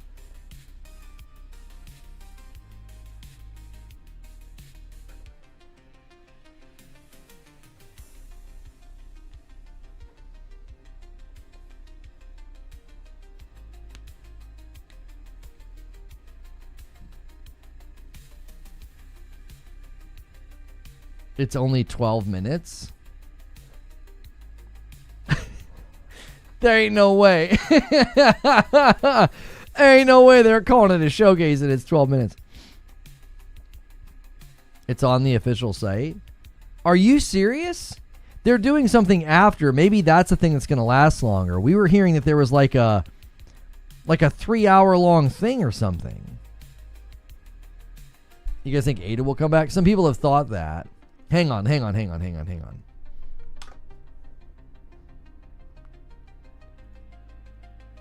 No, that's not the right thing. Hang on.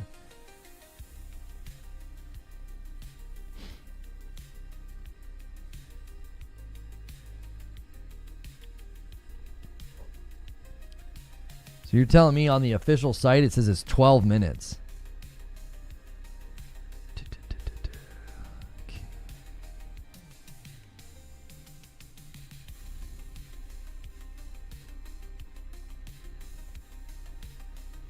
Resident Evil Showcase offers the latest information on the Resident Evil series. Don't miss the 12-minute Resident Evil Showcase special featuring all the latest info on Resident Evil Requiem.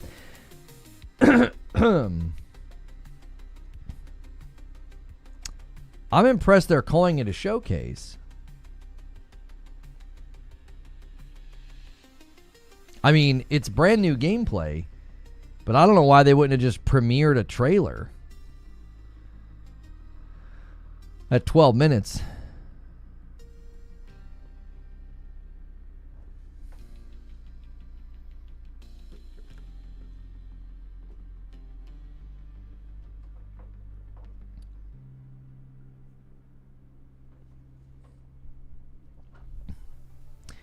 Followed by a 3-hour discussion about AI use. The 12 minutes better be the best 12 minutes ever, waiting all day. Well, let's be real, y'all. Okay? Let's be real. If it was an hour-long showcase, you know that they're actually only going to show somewhere between 8 to 10 pieces of new footage.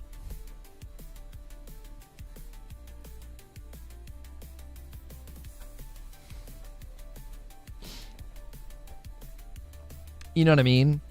Like if you do like an hour-long showcase and you have like a bunch of discussion and interviews and, you know, them giving insight into the game, that's all well and good. But the footage itself that they're going to offer is probably only going to be about, 8 to 12 minutes. That just tends to be how it goes anyway.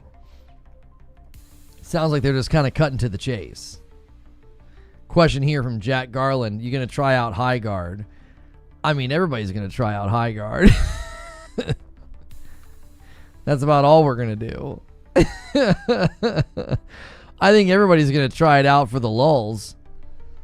You know, I don't know if anybody's going to stick with it.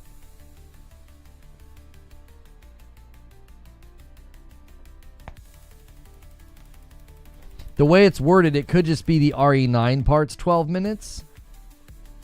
That is true. The way that it's worded, let me just show you guys. The Resident Evil Showcase offers the latest information on the Resident Evil series. Okay. Resident Evil Showcase, here you go. And then it says, don't miss the 12-minute Resident Evil Showcase special featuring all the latest info on Resident Evil Requiem. No, I mean, I think this literally makes it sound like it's going to be a 12-minute long event.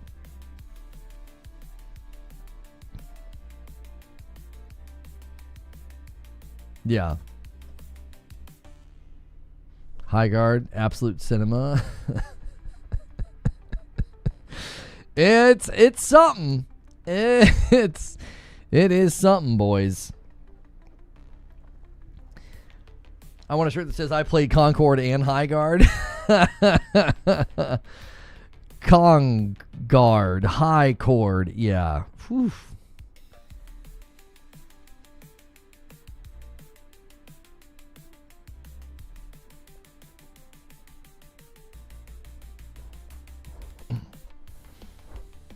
You can get a lot done in 12 minutes.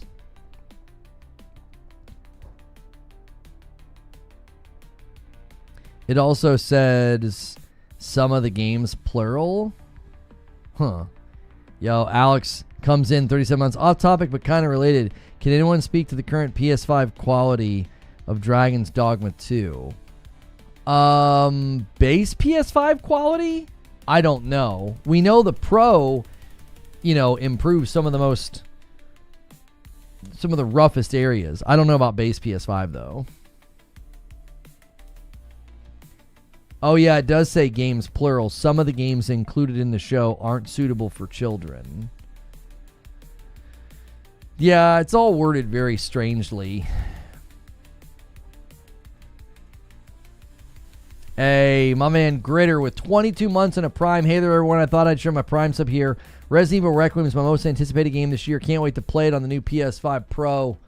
It's my man Gritter. Let me add you to the total. 302.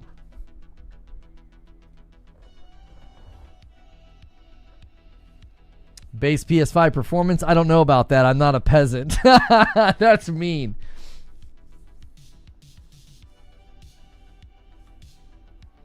I outlived Anthem, Concord, and High Guard. Rinsler comes in with 27 months. Thank you so much, Rinsler. Let me add you to the total there, brother.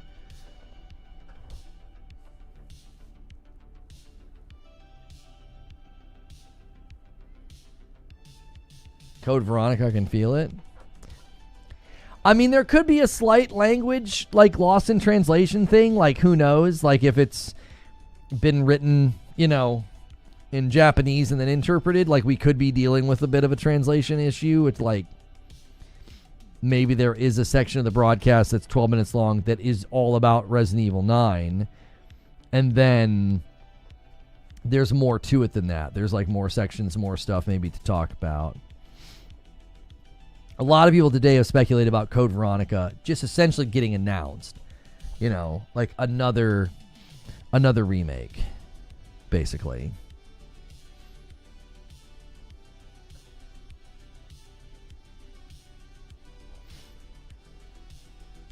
Has the Resident Evil Showcase even started yet?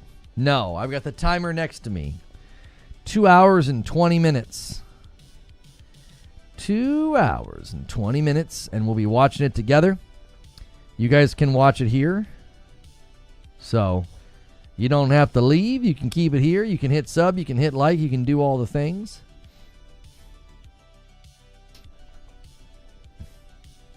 Doing good, by the way. I think I am new here to the channel. Well, thank you so much for being here.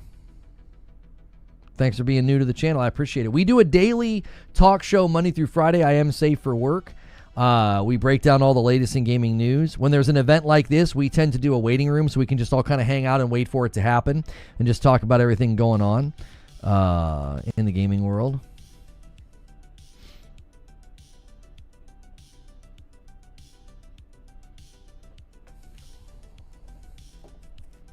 I survived Concord and High Guard. Put that in the merch shop. That's right. I have like zero interest in Resident Evil. I'm just here for the homies. That's right. The timer's there. Media literacy's dead. Well, let me just let you know why that happens, because I've been doing this a long time, and there was a time where it would get annoying to me as well. A lot of the times they get in and they can type in the chat before they can see the stream because there's an ad playing. So they can't see the timer when they submit their question. I can't wait for the High Guard post-mortem. It's going to be good content. Yeah, ETA on post-mortems, 24 hours to 14 days, somewhere in that window. Stop by and hang out with us. That's right. That's right. We do have a memberships on the channel. We have member goals. We do members content. Well, we do members content now in our Discord, and we do a Friday night stream with the members only chat where my wife reacts to the week of gaming news. So you can help us with that by clicking the join button.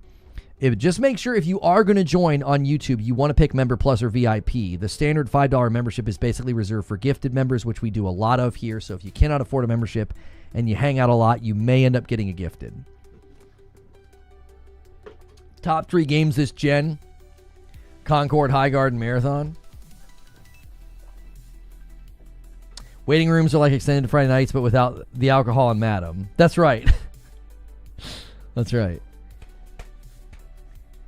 Take bets on Death Day. No, I don't want to take bets on the game not doing well. I don't want to do that.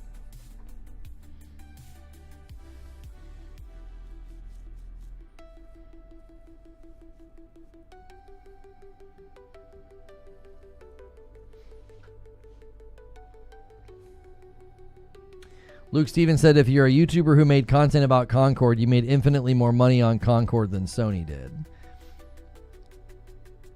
Well, yes, because they refunded everybody. They didn't actually make any money on Concord. Yes, this is true. This is true. Any penny of ad revenue is more than zero. I mean, I don't know Luke Stevens personally, but he sounds like a sharp guy. Sounds like a mathematician. Anything is more than zero. I think he's on to something. We'd be acting during the showcase.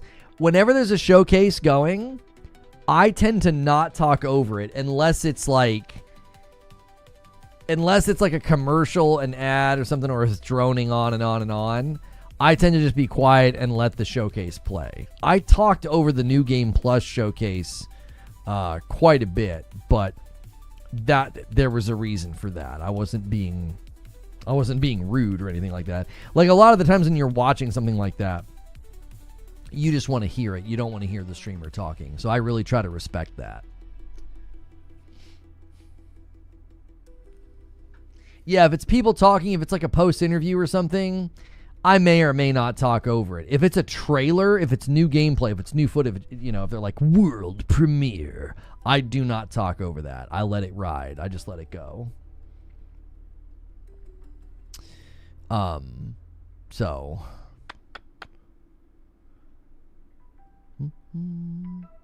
Okay. You totally talk over those? Come on now. What are you saying I talk over? Like, if you go back and watch my Game Awards, PlayStation Showcase, or PlayStation State of Plays, like anything like that, I don't talk over the trailers.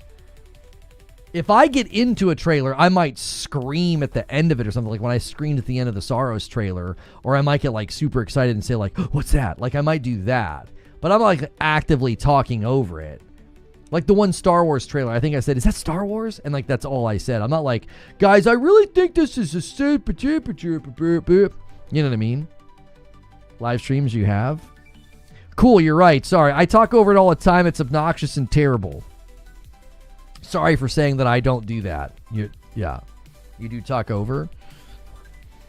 Okay, yeah, you're right. I talk over it. It's terrible. It's obnoxious, and I'm completely incorrect in the decade of doing this and my commitment to not really talking over trailers and content. You guys are right. I talk over it all the time. Sorry, chat.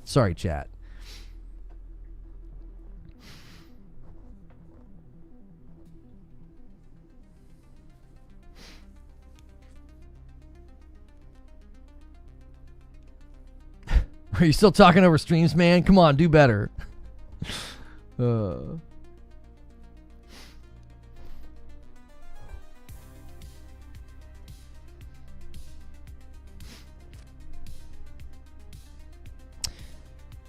Kaiser said to people who have not played Red Dead Redemption 2 are doing themselves a disservice. We need an update.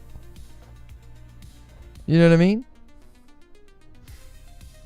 We need an update. Update it to 60 FPS, man. I'd love to dive back in. I know a lot of people would.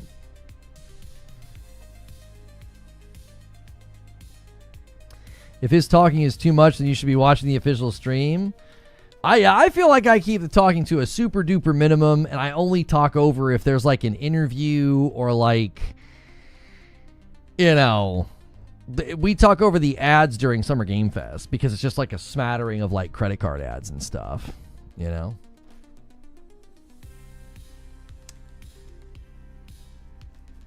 Yeah, I feel like I've got pretty good categories for when I do and when I don't. Fix the hunting and then I come back to Red Dead 2.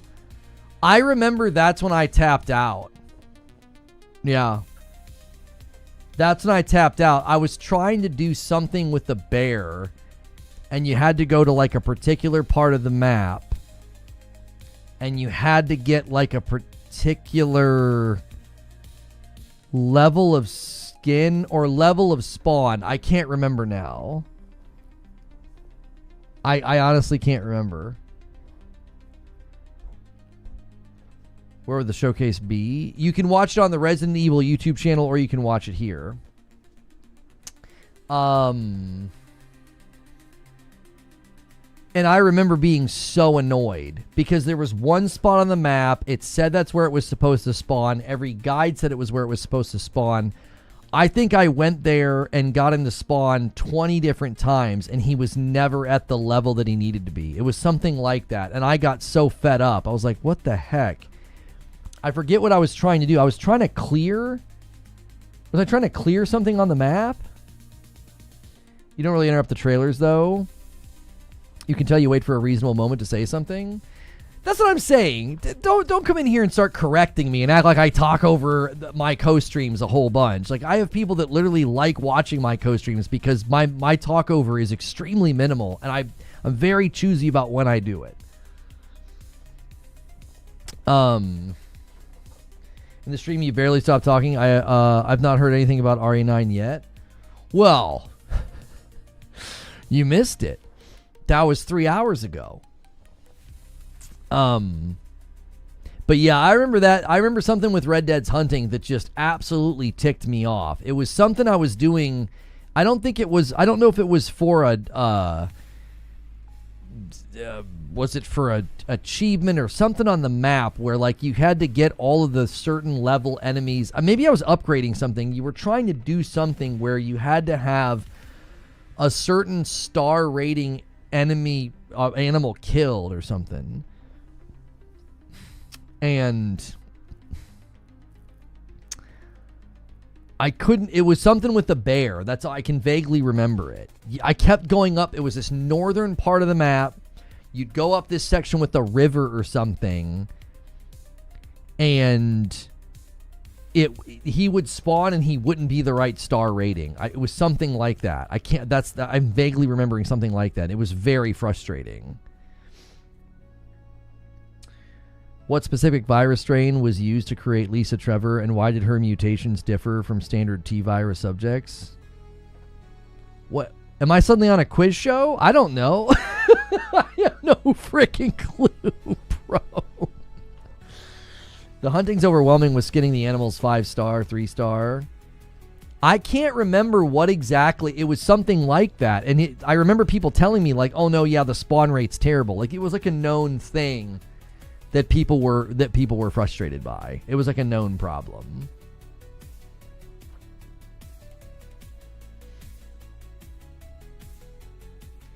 He said the game is underrated. What do you think? I don't agree. I don't think he's using the right word. Underrated. It's like highly rated. People talk about it like it's still one of the best games ever made. People will compare new games to it graphically and say that, you know, that new games don't look any better. I think he's just using the wrong word. I think what he's trying to say is not enough people have played it. I don't know if he's saying, like, to say it's underrated would mean it didn't get enough praise, and it's like, Jiminy Christmas. Like, you ask almost anybody, you know, you ask almost anybody, and they revere it as, like, one of the best games ever.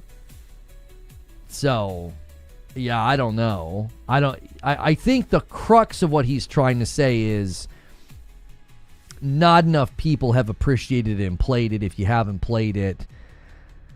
Yeah, I mean, he says Red Dead Redemption 2 is underrated. Straight up, it's disgusting how underrated the game is. I don't know how you could say it's underrated. To this day, it's still incredibly praised. It's honestly, it's a game that some would consider to be maybe a little overrated. Like, people talk about it as if nothing has ever topped it.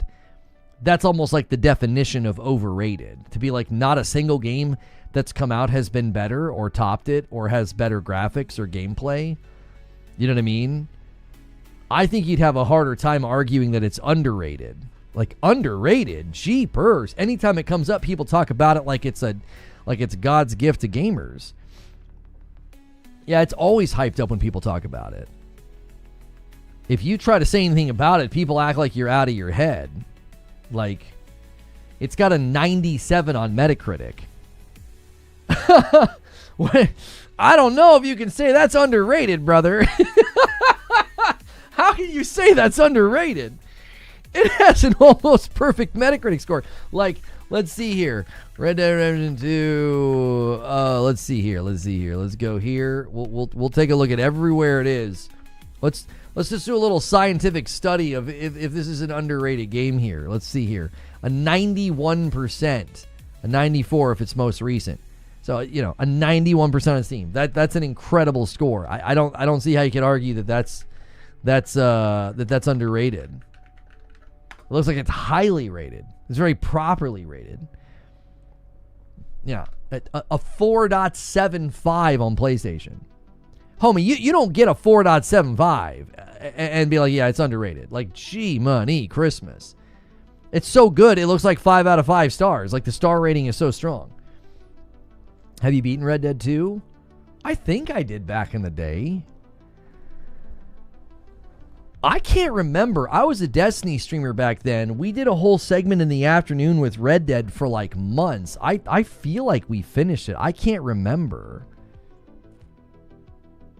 That's a lifetime ago. We did so much with that game.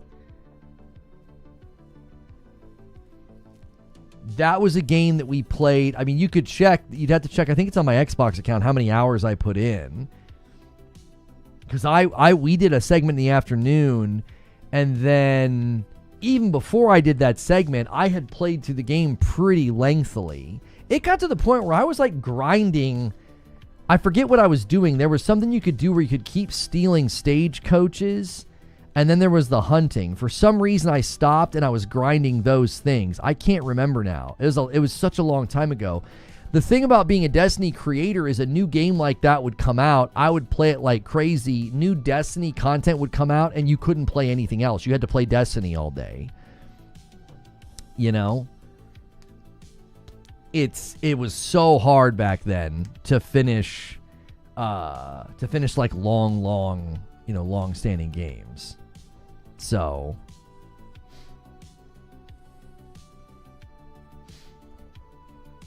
Oh, really? Okay, cool.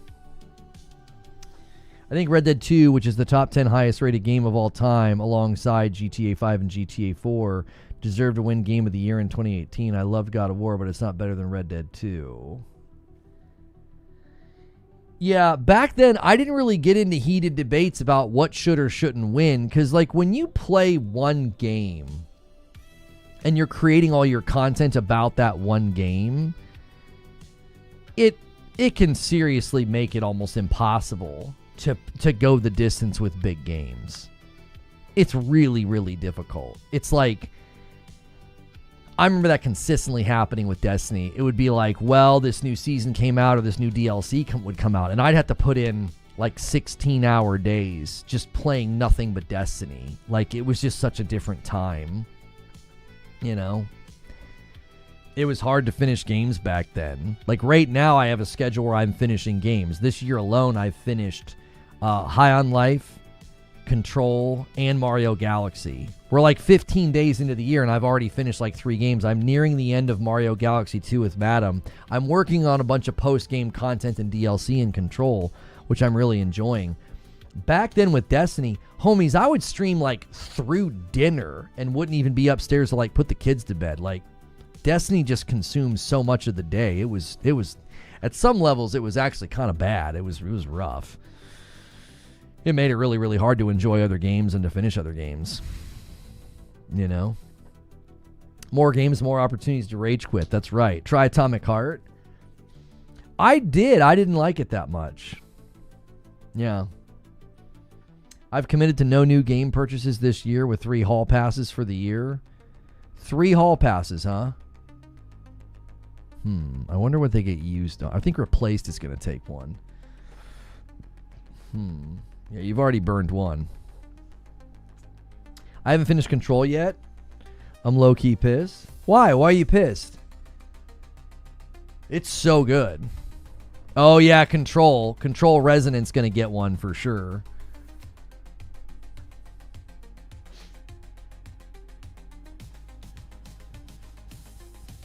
Saros is this year. Yes. It's in April. Yeah, you're cooked. Saros Control replaced. There they are. There's your 3 hall passes. You're cooked. They're already gone. They're already claimed. Yeah, Saros is April.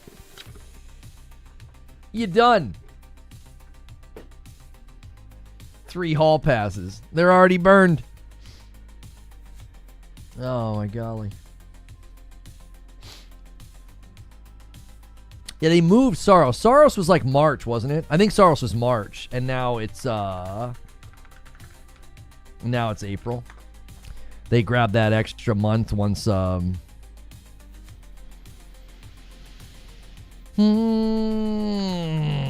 GTA got pushed back. I think a couple of games reassessed their timelines and thought, yeah, April 30th now. Yeah, I'm a little bummed about that, but what are you going to do? Those games are the reason I've had to give myself hall passes. Otherwise, I knew I would fail, right? That's the 3, isn't it, Zoob? Isn't replaced one of them? I feel like you'd have a hard time saying no to replaced.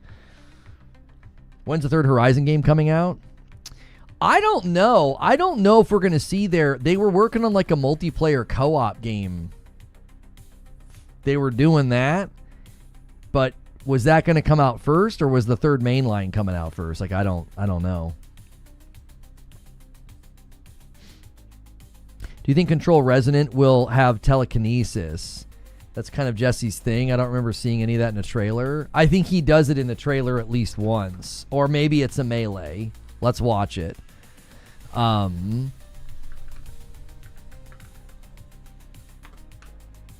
think he does at least a melee, which doesn't necessarily mean you're going to get telekinesis. It'd be weird for him to not get telekinesis.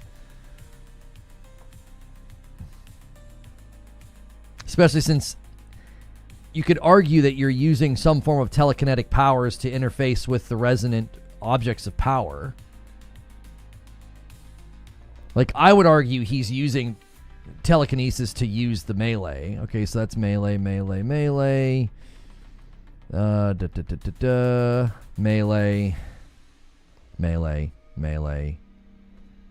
Hang on.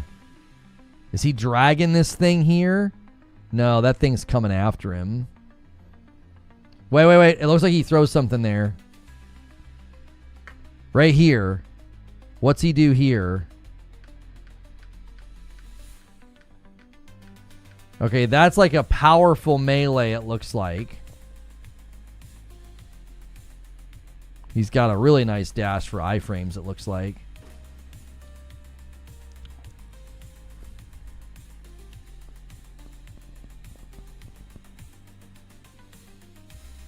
I got to be honest with you. The telekinesis is too good for it to not make a return. It's too good. It's the most intuitive telekinetic thing I've ever interacted with. It's so intuitive. It works so well. How long is a control campaign? If you straight line it while doing some side quests, I think it's around 15 hours is how long it took me. If he's able to bind objects with the power to himself, Jesse used before, that grant similar powers. I mean, he's floating in a couple of the sequences, so he gets that ability. He gets levitate, it looks like. My son watched me play. Was it my son or my daughter? Which one said it? I think it was my daughter. She watched me play for a couple of seconds. I don't let him watch for long because there's a lot of swearing and like it's a really creepy game. But she was watching me throw stuff, and she was like, "Do you have the Force?" And I was like, "Yeah, kind of." And she was like, "These guys should make a Star Wars game." And I was like, "Oh my gosh, they should." Like, they would make an incredible Star Wars game. After Control Resonant, especially. Like, they could make amazing, like, lightsaber, like, force power. Oh, it'd be awesome. It'd be so good.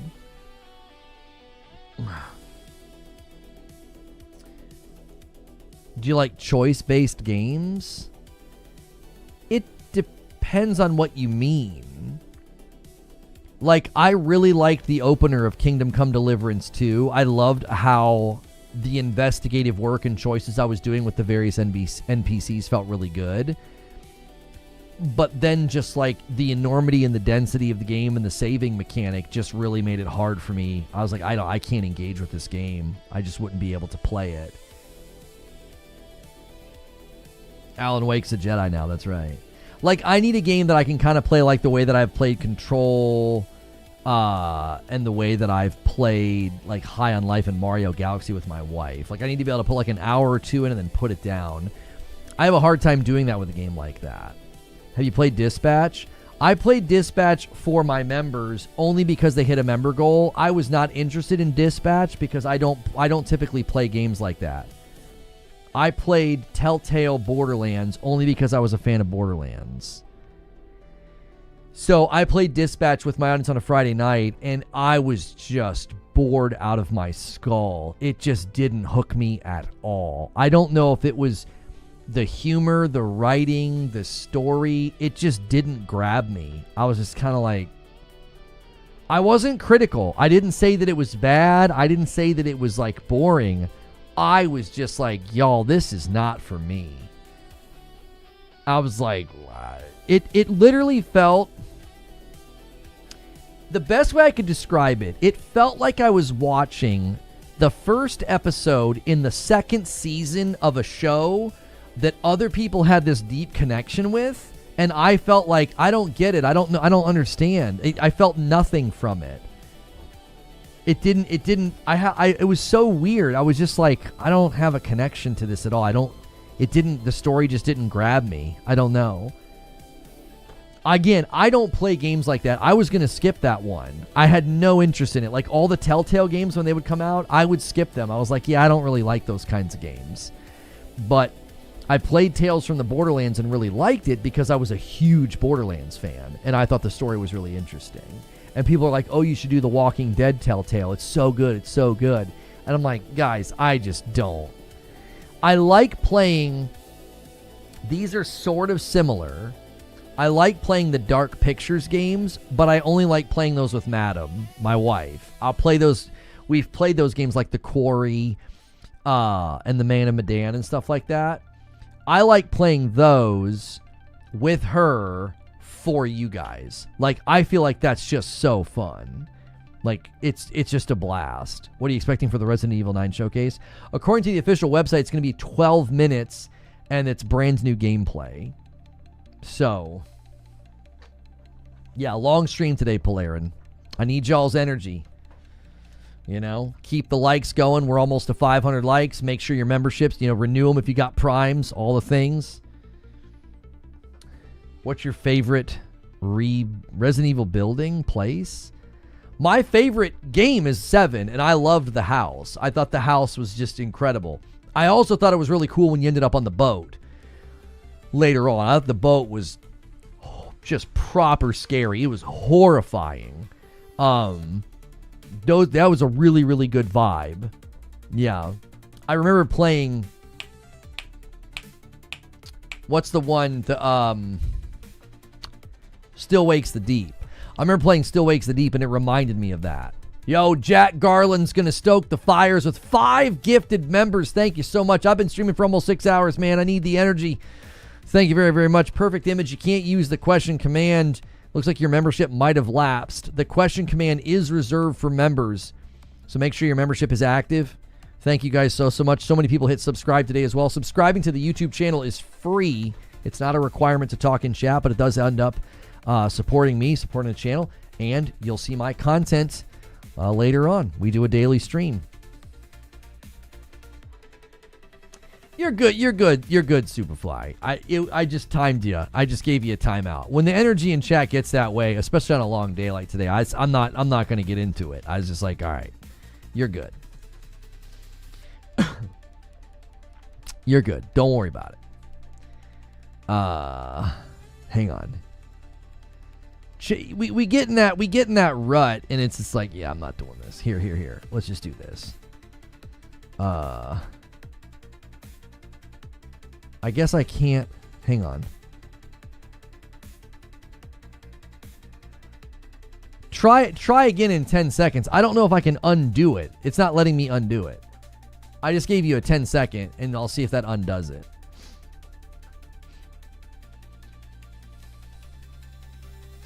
Because I get low energy, and it can turn sour quick.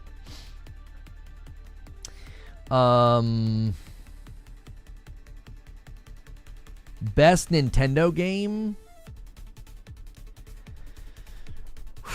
That's tough because I think of Nintendo, I think of there's like eras of time, right? On vacation, stopping by to leave like, hey, Nick, I saw your pictures, man. You're living large. Congrats, man. Enjoy that. What's your top 5 gaming dev studio companies? Respawn, Santa Monica. I love Housemarque. I love Sucker Punch. I love Insomniac. Naughty Dog. Yeah, Santa Monica's incredible. Guerrilla's incredible. Moon Studios is great. They did the Ori games. They're doing No Rest for the Wicked.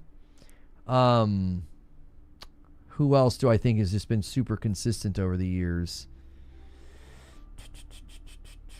I really loved what Ninja Theory did with the first Hellblade. I did not like Hellblade 2. Insomniac, Guerrilla, Santa Monica, Naughty Dog, they're so freaking consistent. Like their games, the quality of their games is just so dadgum consistent. It's so hard to deny. It really is. Sound like a pony? Sorry. You know? Yeah, Remedy's really consistent. Their stuff's excellent. Yeah. Sandfall. I mean, yeah, Sandfall had they had that amazing Expedition 33, you know. But as far as best Nintendo game, yeah, Thunder Lotus is really good. Thunder Lotus made Sundered, Spiritfarer, and they're the ones behind 33 Immortals, aren't they? Yeah, Thunder Lotus makes good stuff. Yeah. So best Nintendo game is difficult because I think about like eras of time. So like on the original Nintendo, I would go the best original Nintendo game. Oh, that's a tough one. I feel like it's almost a tie between Super Mario Bros. 3 and The Legend of Zelda on the original Nintendo. Yeah, Team Kill Media is pretty consistent. Consistently bad. Super Nintendo, it's like Legend of Zelda Link to the Past and Super Metroid. The Nintendo 64, you got like... Oh, and hang on. Super Nintendo, you also have Super Mario World and Donkey Kong Country. I mean, goodness gracious, those are just tectonic games in my mind. Super Mario Bros. 3 is amazing. We got to the Giant Land level in Mario Galaxy 2 last night, and I was like, oh my gosh. Oh, so good. And then you get to the 64 era. And the 64 era, you get like GoldenEye, Mario 64, Mario Kart 64. Come on, y'all. Come on, y'all. Just excellent games. So freaking good. Perfect Dark. Time Splitters. Time Splitters 2, I think we played on the GameCube. GameCube, you get Double Dash. You get Time Splitters 2. Yeah, 64, you get Legend of Zelda Ocarina of Time. Oh my gosh. Like, so when someone's like, best Nintendo game, I'm like, brother, how can you even pick one? You go to each console, and they're stacked. They are stacked. The original Nintendo has a lot of games that were kind of rough because there was a lot of people like trying to get in on the gaming thing, and they came out and they weren't so great. But Super Mario Brothers 3 and The Legend of Zelda are two of the greatest video games probably ever made. And then Super Nintendo, they just start cooking. Super Metroid, Link to the Past, the first Mario Kart, Donkey Kong Country, Killer Instinct, just come on. You get to 64 era, and now you're into GoldenEye. You're into Mario Kart 64, Mario 64, Ocarina of Time. But if you had to pick one, I can't. I literally can't. Can't do it. Yeah, N64 also had Donkey Kong 64. That's right. Jeepers.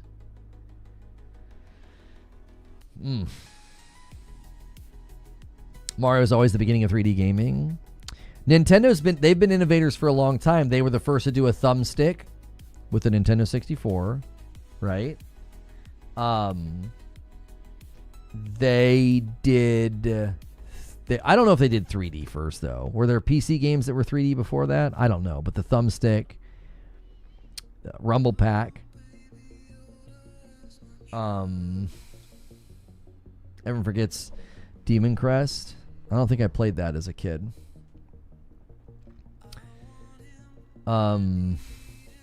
Yeah.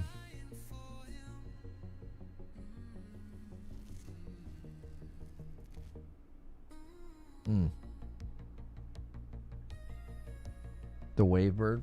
Around GameCube, though, do you guys remember what was the one? What Mario Paint? Was that the one where you could make music?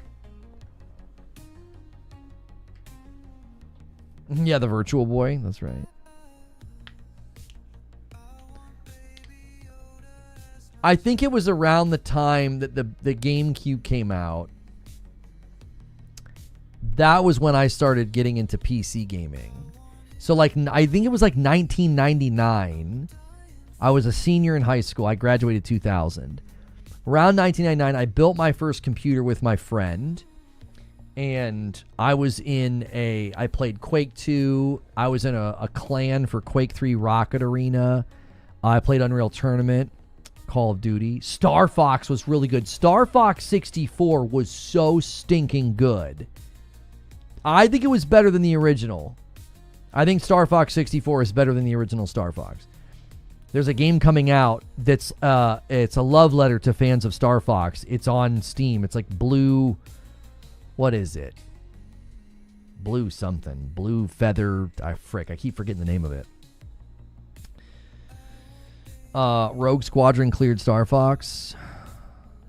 You might be right. I just remember Star Fox 64 was just phenomenal. The frickin' lock-on felt so good.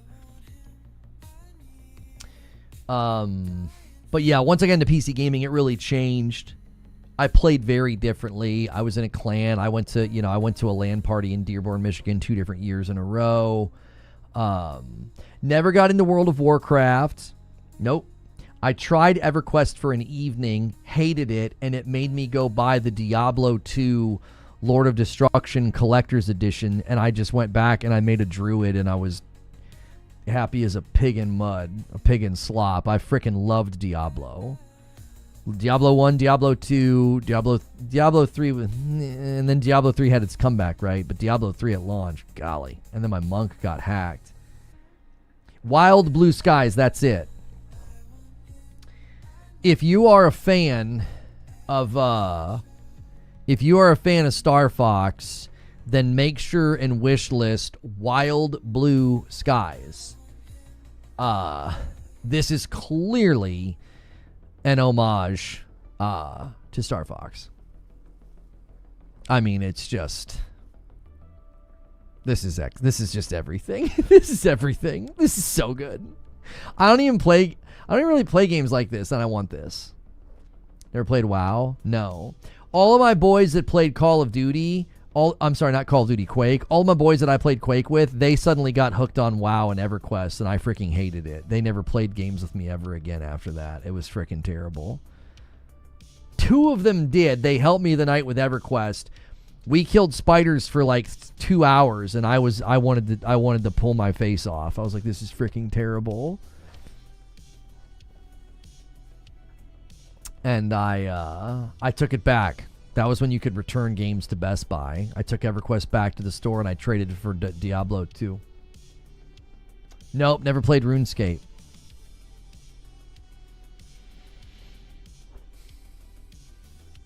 Diablo was my reason to get a PC. I installed Diablo 2 on an external hard drive, took it to work when I worked at AT&T in the mall, and I ran Diablo 2 off of the hard drive on the computer, the point of sales computer.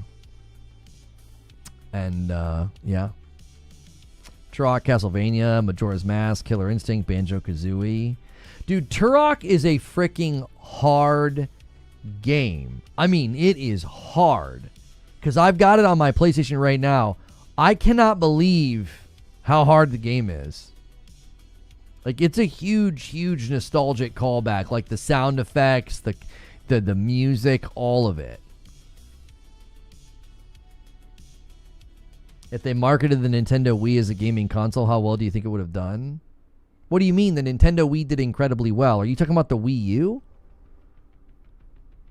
Yeah, Contra. Contra's a classic. Up, down, left, right, A, B, select, start. Is that it? Did I get it right? I can't remember it.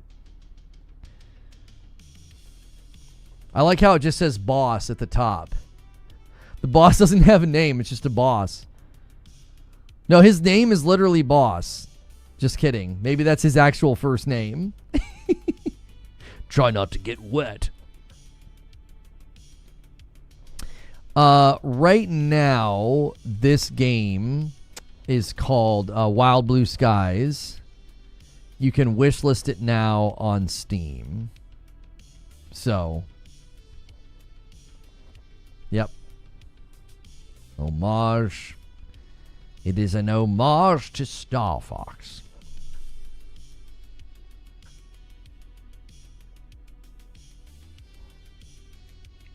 We need a next-gen Turok. There is a next-gen Turok coming. We haven't seen much since it was announced, but there's one coming. Got a question here from Christopher Burnett. What do you think will be the highest-rated games of 2026? My picks are GTA 6, Wolverine, Saros, Forza, RE9. Wildcards are Crimson Desert, Fable, Neo 3. I think you're forgetting Control Resonant. I think it's going to be up there with the best of them. I do.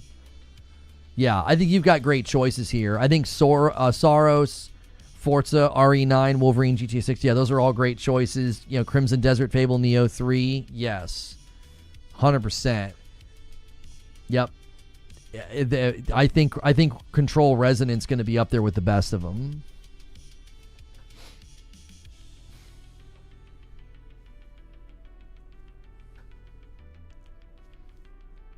Yeah, Turok Origins. Yeah. There's a Turok game coming. Looks very cool.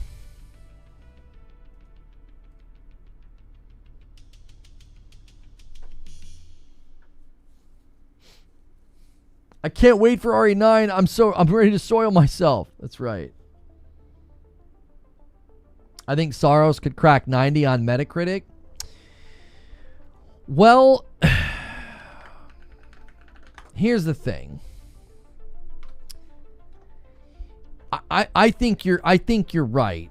Okay, because Returnal got an 86, which is actually really impressive, given how ambitious the game was, but also because so many of the reviewers couldn't get past Biome 3.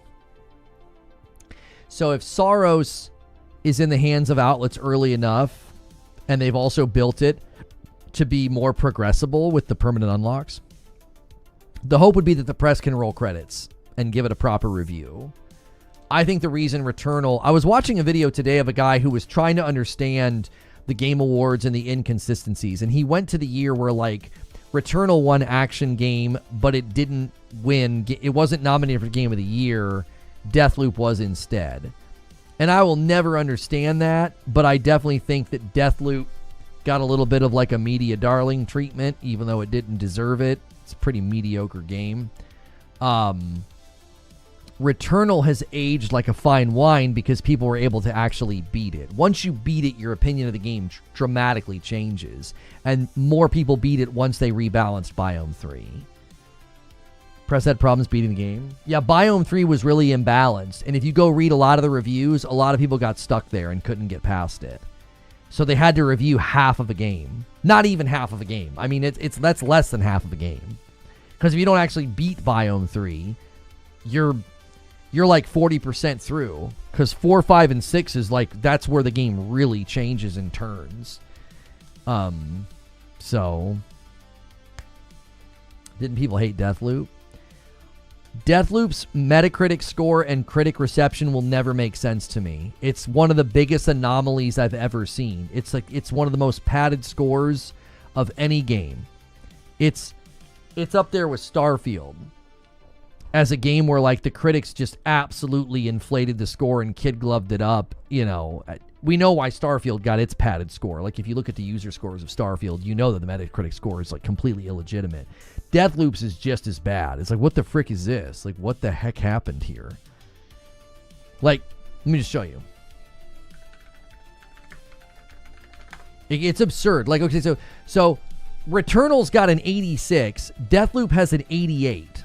Okay? Now, at the time, Deathloop had, like, I think when the Game Awards rolled around, I think it was still like at a 90. I think it lowered over time, like more outlets reviewed it and the score dropped because it's not that great of a game.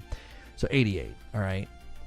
So you go to Deathloop on Steam, which I've always felt is a great barometer of a game's quality, and it has a 76. That's a pretty middling score. That's not that impressive. So it goes from like a Game of the Year nomination, practically a 90 at the time, I believe, that it had on Metacritic when it got nominated. Practically a 90. It's got a 76 on Steam. Like, what the frick? What are we even talking about here? 88's high, for sure. Oh, yeah. It was at like a 90, though, when it got nominated. Look at its score on PlayStation. That's a solid score. That's an 80. That ain't a 90, though. That's a big differential. That's like a 10-point differential. Right? That's PlayStation. Let's go to Xbox. This is considered home base here because they own the property now. 72, a 3.6. It's got middling scores everywhere. It's got middling, fine, satisfactory scores everywhere. It had like a 90 on Metacritic at the time of the awards and got a Game of the Year nomination. And it's got like high 70s, barely an 80. You know what I mean? It doesn't make any sense. It's like, I will never understand why it got the praise that it did. Like, the users were like so tepid towards it. Like, I don't know. It's like Starfield. You go to Starfield's Metacritic and you're like, oh, it's got like an 80 something. And then you go to the user scores on every platform and you're like, what the frick? It's a disaster. It doesn't make an ounce of sense.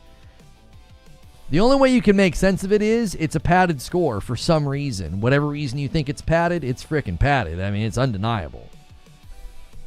Like, ain't no way people genuinely thought that Deathloop was like a 10 out of 10 game, 9 out of 10 game, and then it hits the users and people are like, yeah, it's like a 70 something, 72, 76, maybe an 80.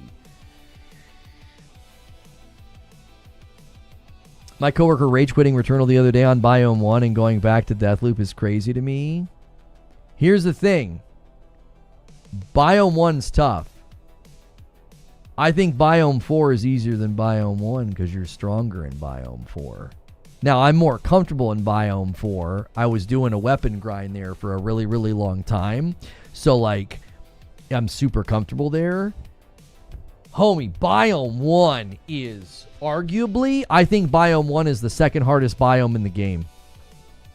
I mean it. Biome 5 is the hardest. I think Biome 1 is like the second hardest biome in Returnal. It's tough. You have no power whatsoever.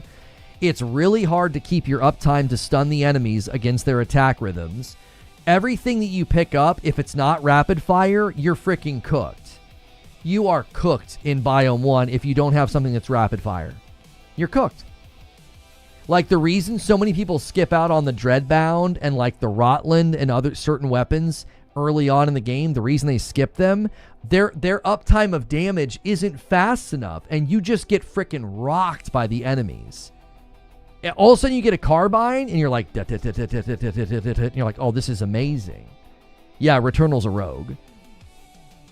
Like, use a carbine in Biome 1 and use, like, a rot gland, or use, like, a Dreadbound in Biome 1. It's not even comparable. A fast-shooting pistol is better because you're able to stun the enemies before they get into their damage cycles to hurt you.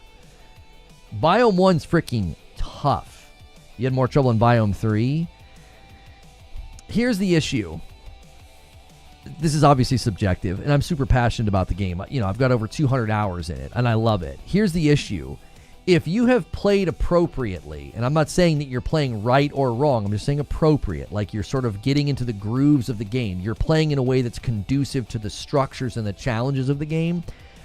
If you're playing in an appropriate way, Biome 3 is completely doable. You're strong enough, you're powerful enough to manage the spacemen and the frickin'... No, not the space. Yeah, the spacemen and the frickin' teleporting guys with the red blades, right? You're strong enough if you've been playing appropriately. If you beeline and go too fast, you're not going to be strong enough for Biome 3. So the difficulty of Biome 3 can sometimes be dependent upon how well you've played. Have you played slow, careful? Have you gotten a lot of upgrades? How's your protection? How's your health? How's your damage output? If you've taken the time through Biome 1 and 2, you should be pretty stacked going into Biome 3. You were getting bad drops. If you get bad luck with drops, for sure. It'll affect your power big time. The rocket drones in Biome 3 are brutal. The rocket drones can just, they can eat it. I hate them. My issue with the rocket drones is twofold. They have a spin up that they do that you can't see sometimes because they do it and they're looking at you through the wall. My biggest critique of Returnal, enemies maintain aggro through wall. So line of sight is maintained even though they can't see you. I freaking hate that. It's the worst thing about Returnal. I think Returnal's a work of art. I think it's one of the most underrated games ever. I absolutely love it. I hate the way that they have aggro maintained through the wall. It's stupid. I argue it's a significant flaw in the game's design because you go into cover, you think you're good, you step out, and they've already wound up you don't get to see the telegraph. They've done it, you can't see, and then they shoot you as soon as you pop out. Very frustrating. Turrets do it, the rocket guys do it. You think they fix that in Saros? It'll be one of the first things I test. Does aggro maintain through the wall as if line of sight is still available? It's very frustrating in Returnal, especially in some of the harder areas. You're like, what the frick? Like, you can't see me. That should break. Now, aggro is still attracted to your area, but it's like they're aimed at you. They're literally aiming at you through the wall. That's very frustrating. That's like my biggest criticism of Returnal. I don't really have many criticisms. The only other criticism I have is don't put walls in a level that can be broken by an enhanced blade if the enhanced blade purchase isn't available. I think that's illogical. That's breaking the logic of the game. That's not bad luck. That's stupid. Like, bad luck is you didn't get good drops or you didn't get good perks. You put walls that can only be broken by an enhanced blade, and you don't let me enhance my blade? That's stupid. Like, you don't even give me the choice if it's not at the shop or whatever. I think that's a logic break, and I think that should be patched. That's just... Those are my 2 opinions about Returnal. That's like the only real criticisms that I have. So I'm definitely going to test that in Saros. I found success with the Spitmaw Blaster and Narrow Maw. Yes, Narrow Maw is great, especially if you get Rapid Spitter. You're like, fit. Oh my gosh, and Narrow keeps that shot spray pattern so tight, you'll shred. You know what rips right now? A Spitmaw, dude. Somebody should do that. Somebody should do that with that guy's bit. I freaking love Returnal. Played it for the first time this month. I checked the stats. I beat it with roughly 7 hours. That's pretty impressive. Yeah, beating Returnal in 7 hours is actually pretty impressive because, like, one really, really good successful run is going to take you about 3 to 4 hours maybe.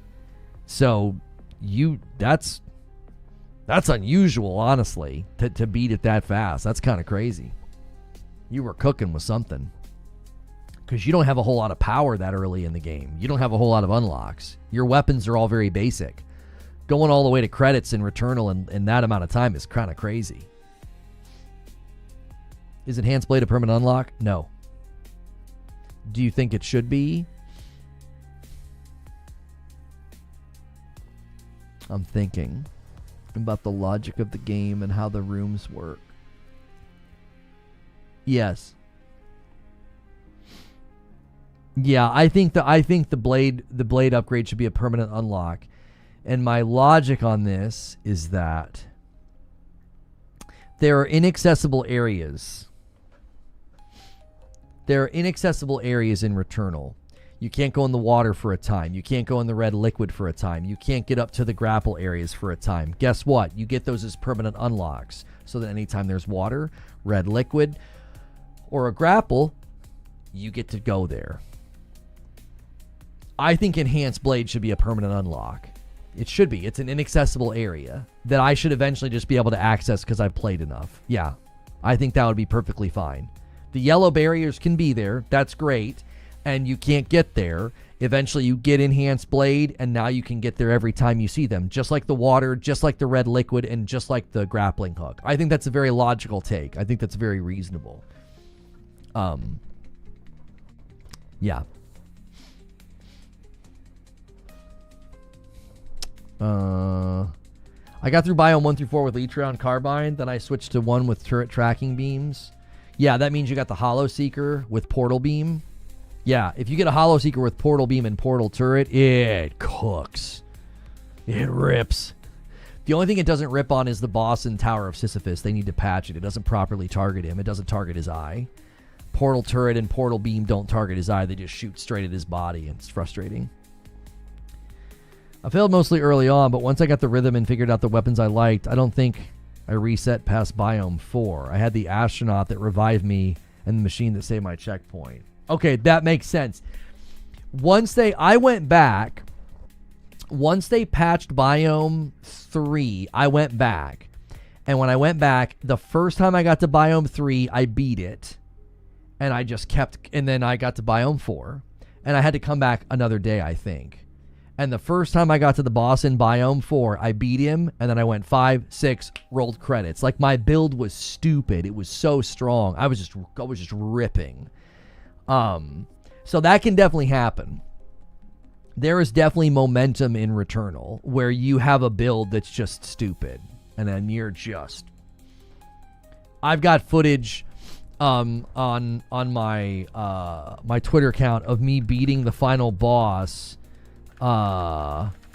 with one, like, my alt fire is so broken strong. I don't know if I can find it.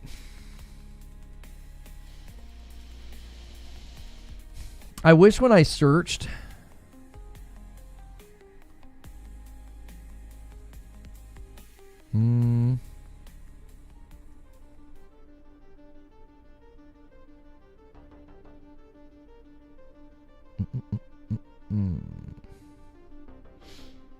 Is this it? No. Trying to find my upload. I uploaded me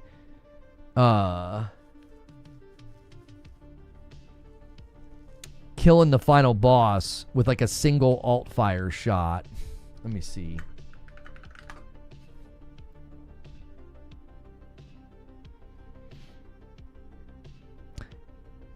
The search on Twitter has become just an absolute disaster. I can never find anything.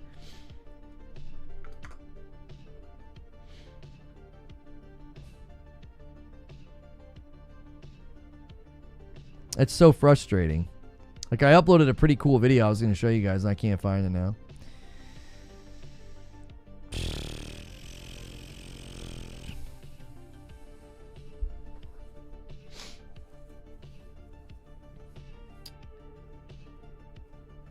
How come there's no boss in Biome 5? It's a very good question. There's different theories about that. Thank you, Paul. There's different theories because it's a biome that you've already been to. All the like, you go through biomes 4, 5, and 6. It's 1, 2, and 3, and they've all been modified or whatever. And so it's basically biome 2. And I'm not quite sure why they opted to not do a boss. So here's the final boss. All right. He's going to come up. And I'm going to alt fire. This is the Doombringer. Okay. And watch his health bar. Beer. Dead. Yeah, Doombringer properly placed. My damage output was probably pretty increased too. That did pretty well as a video too. Almost 100,000 views. Just awesome. Yo, it's good, Angel of Wolves. How are you?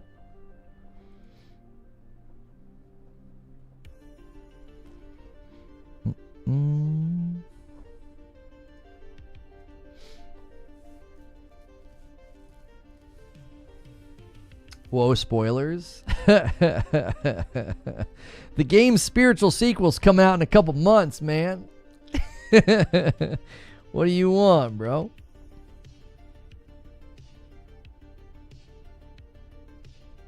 What's this? What do I got a notification for? Join the Creator Collective in Milan during the winter sports. Yeah, you want to pay my way? I ain't traveling all that way on my dime. Doing good, busy with work, been trying to keep tabs on you, bro. I appreciate it. You keeping tabs on me? Hopefully it's good tabs. I'm joking. I beat it a while ago when you were doing your playthrough last summer. I think one of my favorite things about Returnal is how many of you I got to play it, and now that you've beat it, like, you have a shared love for it. Like, that's like one of my favorite things. Because I told people, I was like, y'all are missing out. This game is so good. Always good tabs. I appreciate that.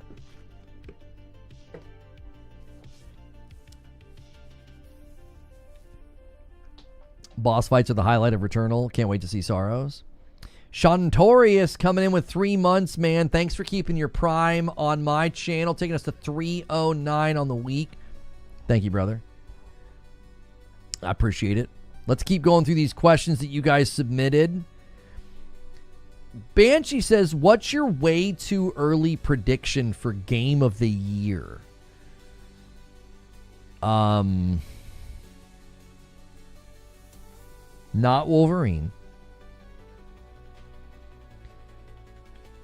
If it's not GTA 6, because GTA 6 certainly could stand very tall this year. I don't think.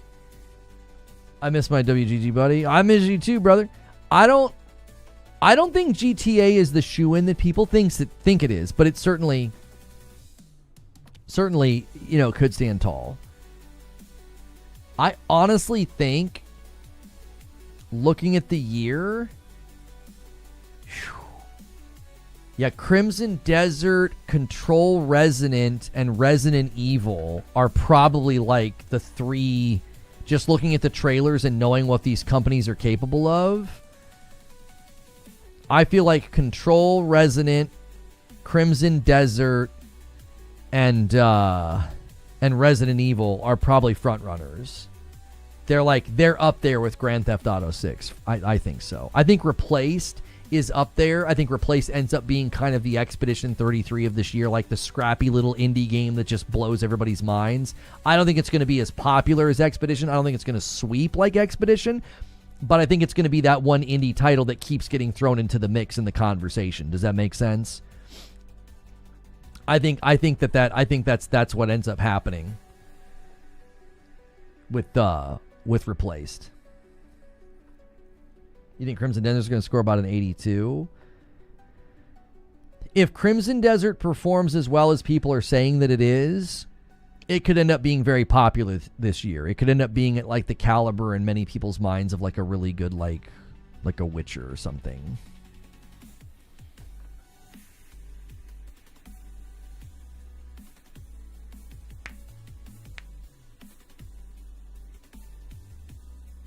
Yeah, that guy's video got restored.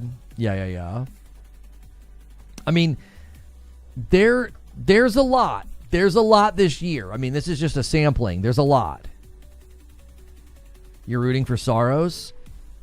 I would love it if Saros was in the mix for the Game of the Year discussion, almost as like a nod to what Returnal did not get enough credit. Returnal got treated much better by the BAFTAs. Returnal got treated much better by the BAFTAs than it did the Game Awards. Anyone say hype for Orbitals? Oh, I think that Orbitals game looks awesome.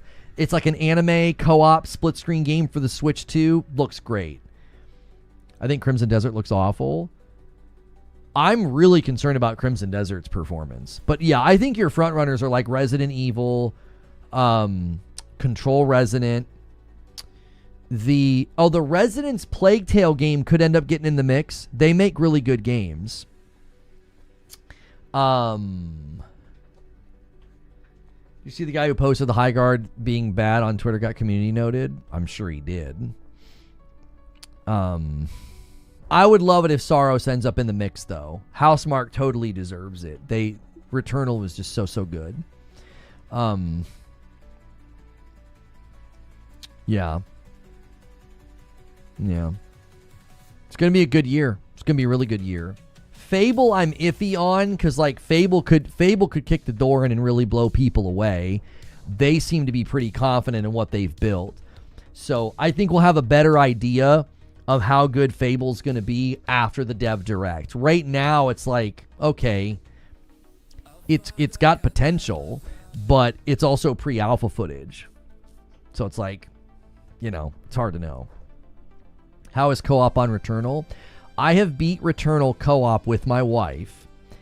It's tough because it's actually harder. Returnal on co-op is harder because you're sharing all of the resources. So your proficiency, your health, your parasites, your suit augments, relics, you're sharing those. What are my thoughts on Blood of the Dawnwalker? Blood of the Dawnwalker seems like an excellent directed like vision game. Combat looks a little clunky, so they've got to get that into a better place. Because combat just looks really clunky to me. I'm like, I don't know. Remember how in like The Witcher 3, like The Witcher 3 is like, to many people, like The Witcher 3 is like one of the best RPGs ever made, but the combat's a little rough and like it kind of has to like grow on you. And then when it grows on you, you love it. I feel like Blood of the Dawnwalker's in a similar camp. It looks there's just something a little off. There's something a little bit off. So, Replaced. Yeah, I think Replaced is going to be that little scrappy indie title that gets injected into every conversation this year. It's not going to hit the heights of Expedition 33's popularity, but I think it's going to be the indie media darling. I think Replaced is going to constantly come up this year. People are going to be like, that game, oh my gosh. Like, it's going to be in Game of the Year conversations. It's a front runner for indie game, debut indie game. Thoughts on Intergalactic and the Heretic Prophet? I think it's going to be amazing. I'm confident in Naughty Dog's abilities. I think the trailer looks amazing. I think the gameplay shows a lot of promise from what they're saying and from what they showed. I was extremely skeptical going into The Last of Us Part 2. I didn't agree with the decision to kill Joel, and then I played the game, and it changed my mind. It's one of the best combat systems I've ever interacted with. It's a phenomenal story. I didn't like some of the things they did with pacing. I didn't like some of the things they did with Ellie. But overall, I thought The Last of Us Part 2 is one of the best games I've ever played. It's one of the best combat systems I think that exists. The level of dynamic emergence and different things and pathings and things that can happen in the combat system in that game is remarkable. It doesn't get enough. It doesn't get talked about enough. There's almost no game in existence like that. So I think once gameplay is shown, it'll bring massive hype. Yeah, I think Intergalactic's going to really be just another one that changes people's minds over time, you know. And people still hate on The Last of Us Part 2. You know, it sold over 10 million copies. It was very successful. It was highly regarded and highly praised. And if you play it with an open mind instead of a closed mind that believes lies about it, it's really great. It really is. I went into that game very skeptical. I thought Tsushima should have won Game of the Year. Tsushima's one of my favorite games. I thought Tsushima deserved it. I thought when you're a sequel, you really got to go the extra mile.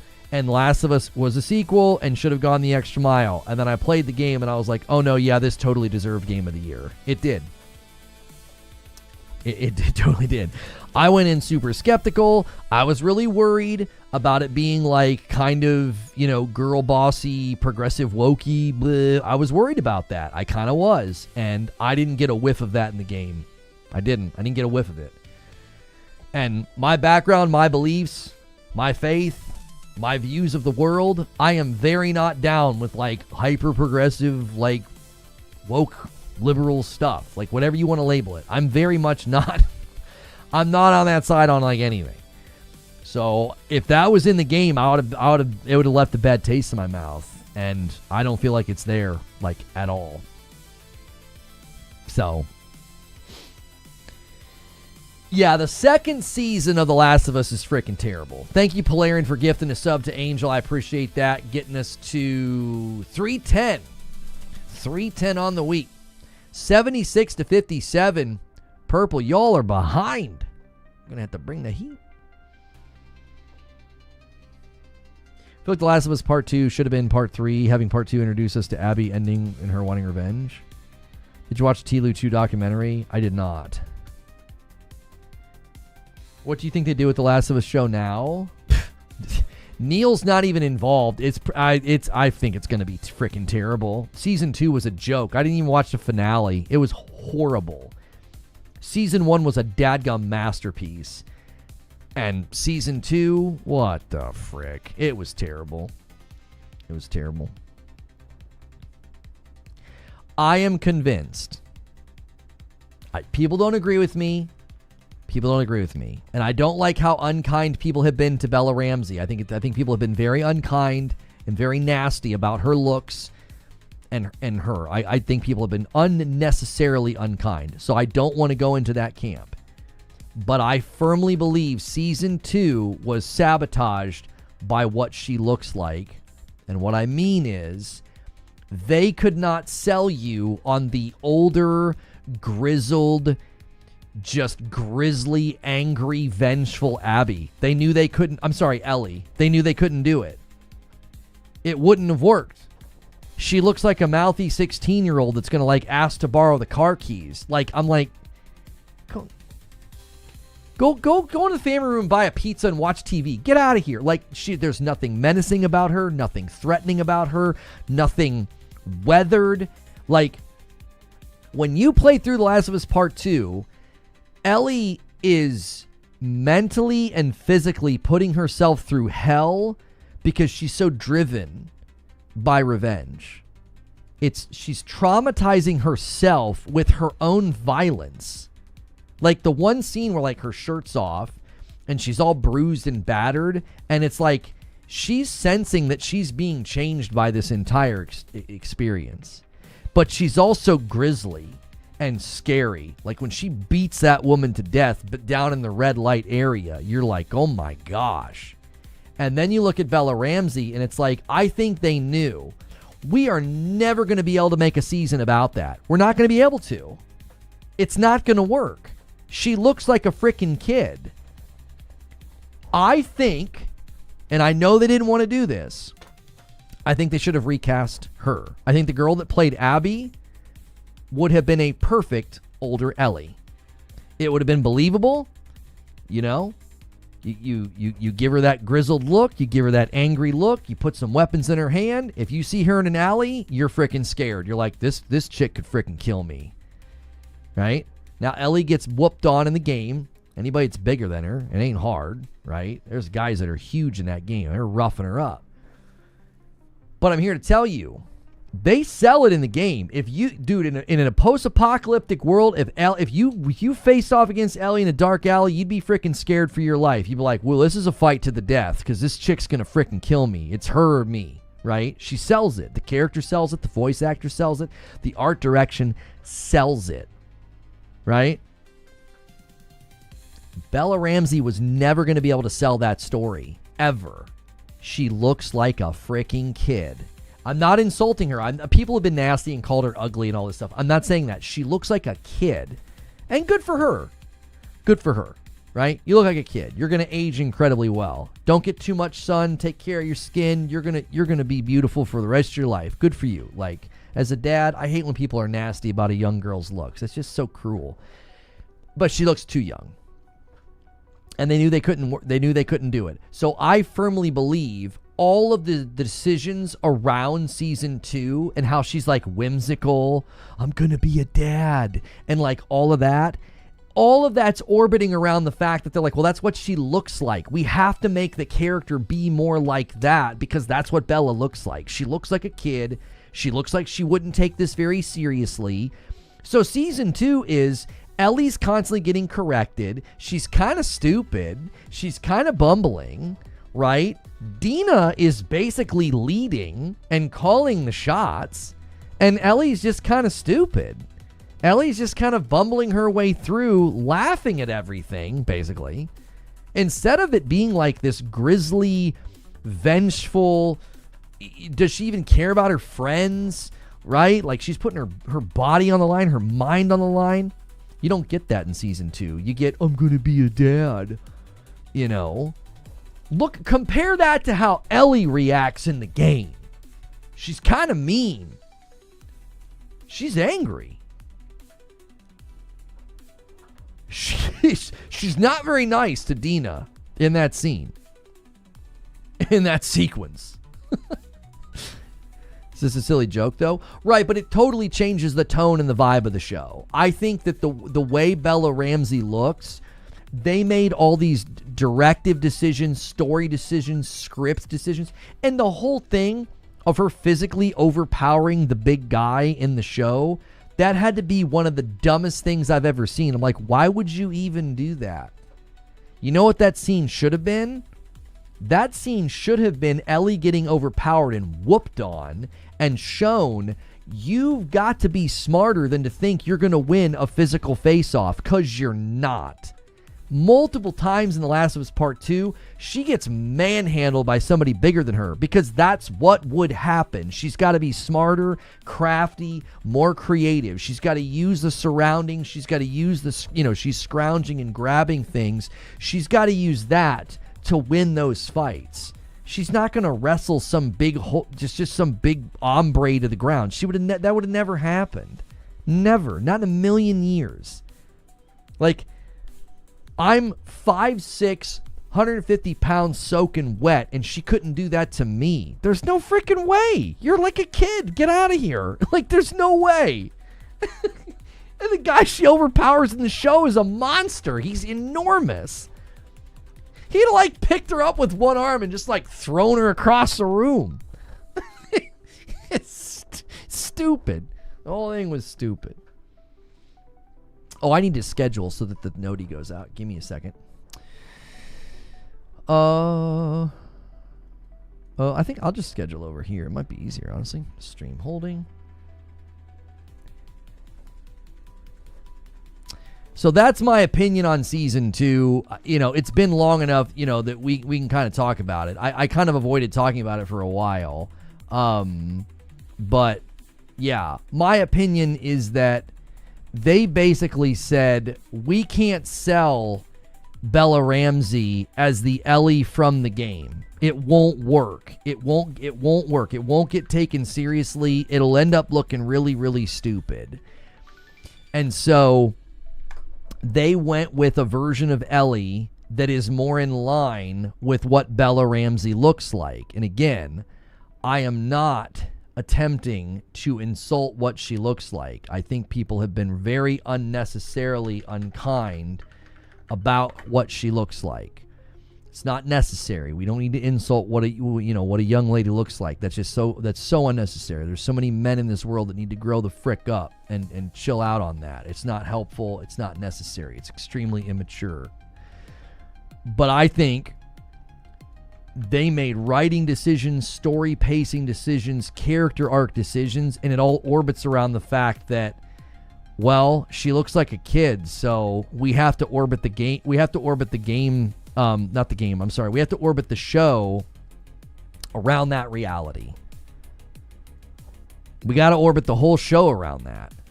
It's got to orbit around the fact that she looks like a stinking kid. So what would a kid do in these situations? What would an immature teenager do in these situations? Because that's what she looks like. Demo will be available after the presentation. I don't know. It's a strong possibility, and there's theories going around that, yes, that is in fact coming. So we'll see. So, the whole attack on Jackson was so awesome. Wish it was in the game. Yeah, I didn't mind that. I thought that was fine. And he let her win. How are you? I'm good. I thought that would have been the perfect opportunity for the show to really dispel the notion of like girl boss, like unrealistic fight of a girl beating up a guy. Because here's something that people make the mistake of all the time, okay?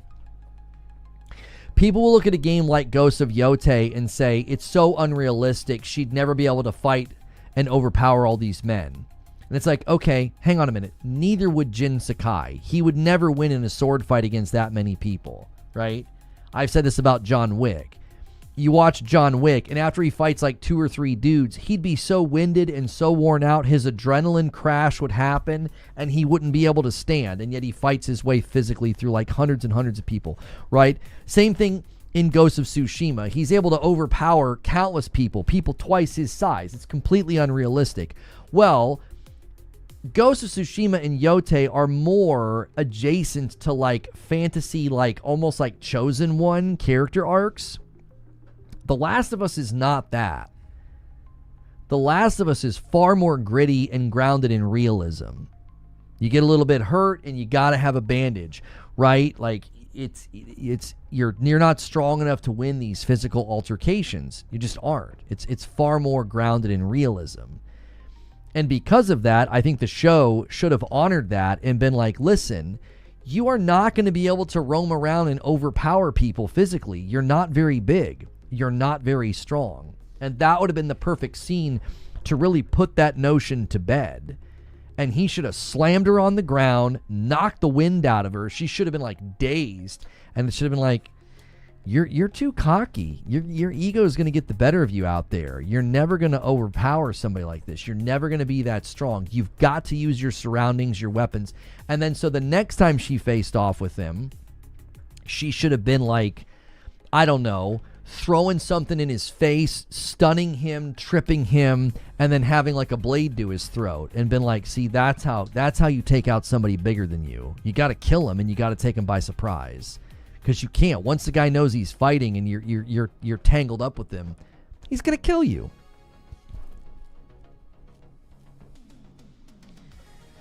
Was it supposed to be a Resident Evil partly open world? The rumor is there's something partly open world about it, yes.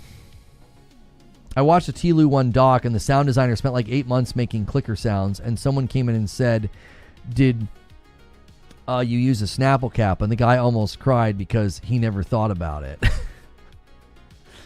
Gotta play dirty. That's right. That's right. It would have been a really good opportunity to do that. That's one of the things I actually loved about Yote. People that were trying to claim that like Yote was woke and the story was woke.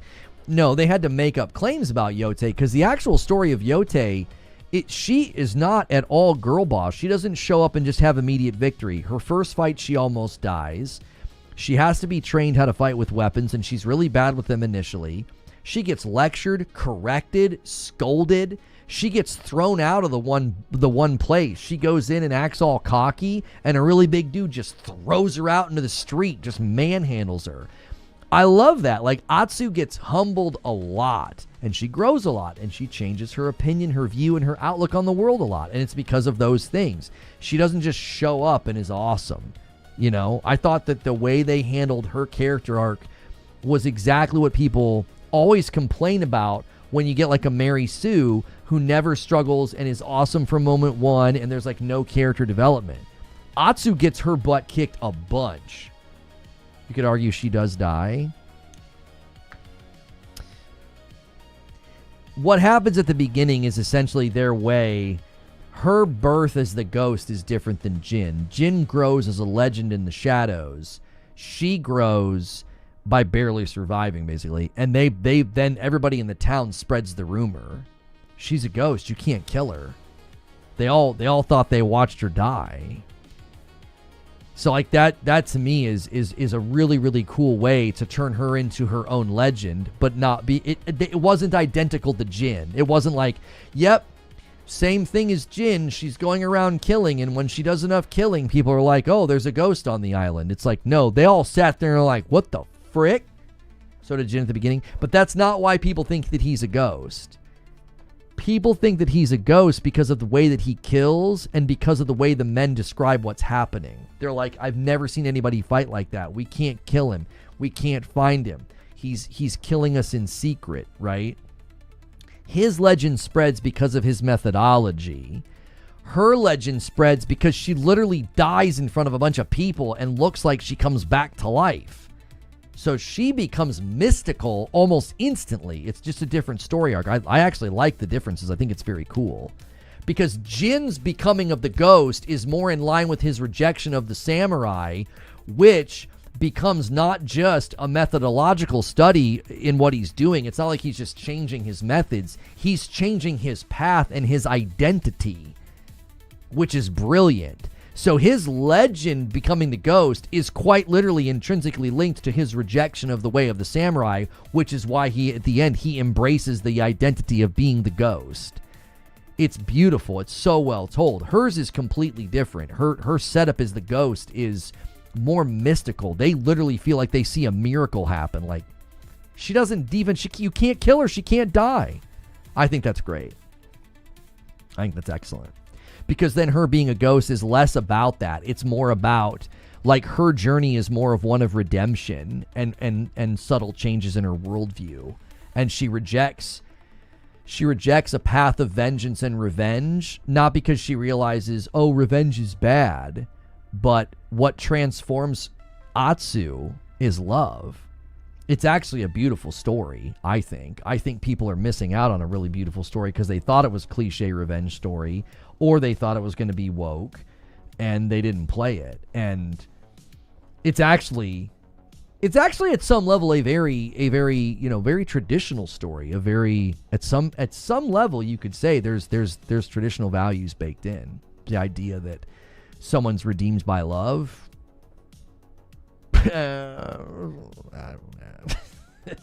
I don't know, y'all. I think people really misfired on Yote. And, maybe I'm projecting onto it, but that's what I saw. That was a story I experienced.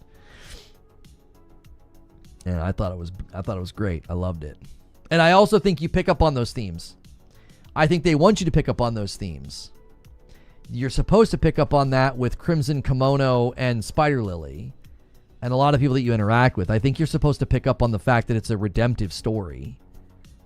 I don't think it's an accident. I don't think I'm presupposing too much. I think some of those side stories, some of the most memorable and impactful side stories, are literally supposed to put that before you, that redemption's possible. It's not a revenge story, it's a redemption story. And I think Spider Lily and Crimson Kimono really bring that home. So it's unfortunate people missed out on that because they were either, you know, predisposed to hate it for other reasons, you know, or, you know, all the other stuff. So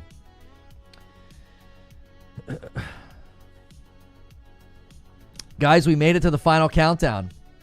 We're there. Last hour. In about 30 minutes, we'll switch gears and go to a new stream on YouTube. That way we can have separate streams. I appreciate the support so much today. Man, is it nice to have a big stream and a big turnout. It's so helpful. If you subscribe to the channel today, I hope you come back in the future days for more streams and more content and more conversations. I hope you've enjoyed the day so far. We've still got a ways to go. Can you hurry up and start the showcase already? I charge you $150 bomb and I'll start. I'm just kidding. What did I tell that guy earlier? Send me a tip. Send me a tip. And I'll start it right now. He's like, start it. Please start it. People are playing the culture war instead of playing games. That's what I'm saying, dude. Where can I watch the showcase? You can watch it right here. If you'd prefer, you can watch it on the Resident Evil YouTube channel. Either place is fine. Siege Master comes in with the 5 bomb. Thank you so much. Boom, 315. Not a bad setup. We're exactly 10 away from 325. When we hit 325, I gift 1 back. Christopher Burnett submits a question and says, Rockstar already has 3 of the top highest rated games of all time. I wish I could have lived long enough to see them have 9 of the top 10 highest rated games of all time. Yeah, they do good work. You know, imagine we waited all this time for 2 minutes of gameplay. They said it's 12 minutes. I mean, I think it's going to be, it'll be good. It'll be substantive. If anything, we had fun. That's all that really matters. Like, I feel like we have a lot more fun on a waiting room day. Like the chat's just got a little bit more electricity and activity in it. I kind of feed off of it. You know, we've been going for 7 hours, you know, and it's just felt fun the whole time, you know. Just drop the demo. No one wants this. I don't know. I feel like a lot of people are excited about this showcase. I mean, you're not wrong that, you know, people want the demo too, but, you know, we'll see. Just drop the demo already, Lona. We know you have it.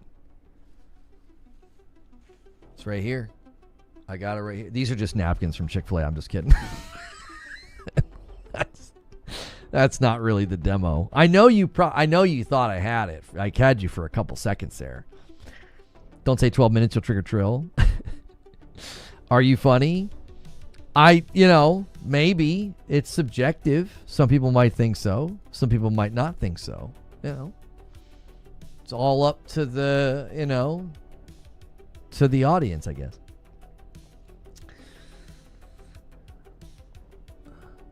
Ooh, right there. Come on now. Oh, I can't get it. There's a neck pop in there somewhere. I can't get it.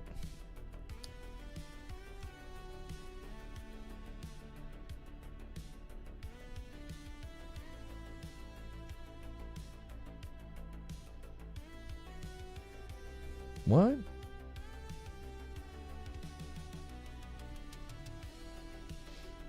Did someone say 12 minutes? D1 server still down, no updates. Thoughts on Horizon Forbidden West? I just started it. I liked it. Yeah, I liked it. It's gorgeous. It's one of the best looking games this gen, especially when you get to Burning Shores. Open world fatigue is definitely there. I struggle to want to be in an open world game right now.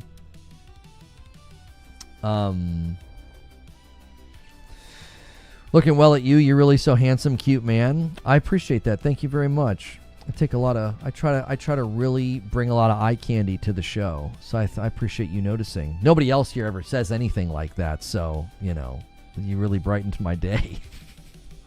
I'm just anyways,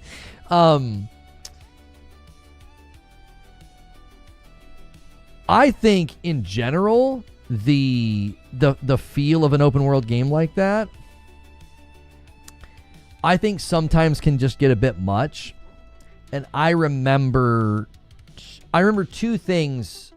I remember two things sort of annoying me about Forbidden West. And I liked it. I did. I had a good time with it.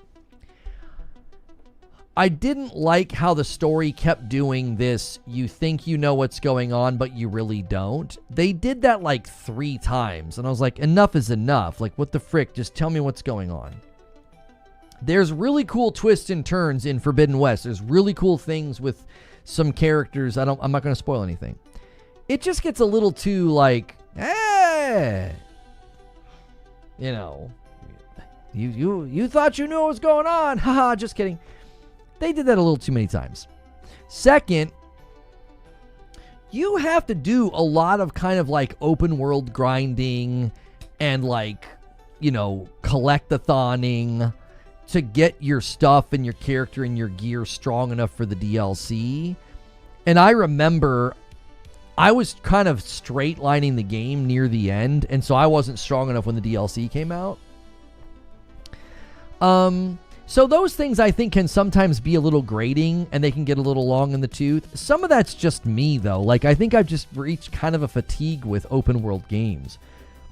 You know? And it's just like, I don't know. Like, you know what I mean? Like, I don't know. There was one annoying thing in Horizon. Her name's Aloy. I don't think she's annoying. I think she's a perfectly fine character. So yeah, I give Forbidden West a really strong 8 out of 10. Really liked it. It's graphically very strong. The systems, mechanics, combat, really strong. I wasn't too big of a fan of how like every enemy had a range attack. That was a change they made.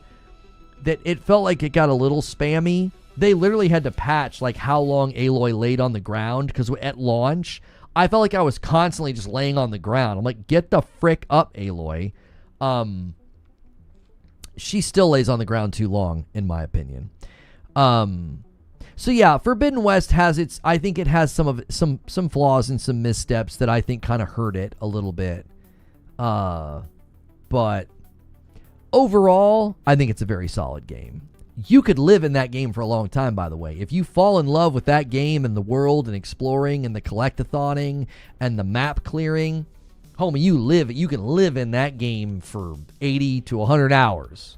Easy.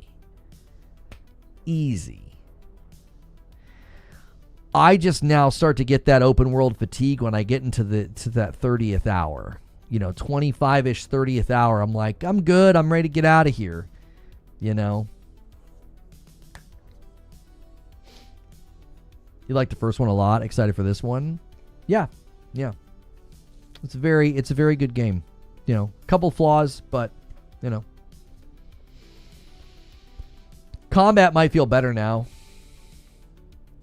Honestly, since they patched that how long you lay on the ground thing.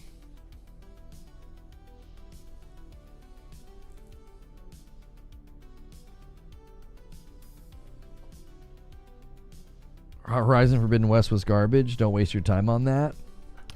Well, since he liked the first one, I think he'll enjoy the second one. I mean, you're allowed to not like it and think it's garbage, but I imagine he'll like it since he liked the first one. Horizon should have been party-based RPG, give it more narrative and combat depth. I definitely thought they were going to go the route of co-op in the second one. I know you guys think like I'm like, you know, the Brian Regan sketch where he's like, back off, cranberry man. The guy's like, I got some cranberries. You want to put some cranberries in there? And I know you guys feel that I do that with co-op. Like, put a bird on it. You know, put co-op in it. I honestly did think, though, they were going to go co-op because it looked like her buddies were with her a lot of the time and, like, helping her. And I thought that would have been really cool for, like, somebody to play as a companion with you. So, yeah. They didn't do that. It would have been kind of cool for her to go out on missions and, like, bring people with her and, like, form alliances with the different camps and, like, form friendships with different people at the camps, and then those people get stronger, better loot, stuff like that, you know? Yo, Noctis88 with the gifted sub, our gifted member, thank you so much, bumping it to 316, that's so kind, thank you.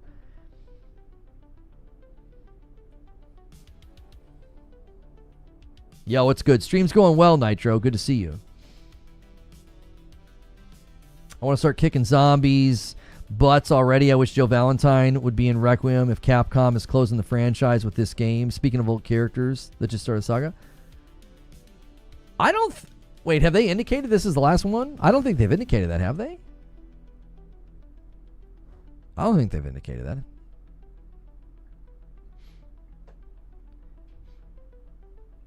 They already playtested a co-op version of the game, but they scrapped it. What do you mean? They're building an entire game around the concept of playing in the Horizon universe with other people. What are you talking about, Trill? Like, they're quite literally building a multiplayer version. It's going to be like Monhunt adjacent, but still. What are you talking about? I'm not aware of what you're referring to. You are 100% the Cranberry Man with co-op, and I love it. That's right. It's like, hey, you guys ever thought about putting co-op in there? They're like, Lono, it's solitaire. Shut the frick up. Like, I don't know. I'm just saying, it'd be better if you put some co-op in there. That's all I'm saying. Forbidden West. They said they tested co-op in Forbidden West. I don't remember that. I don't remember seeing that.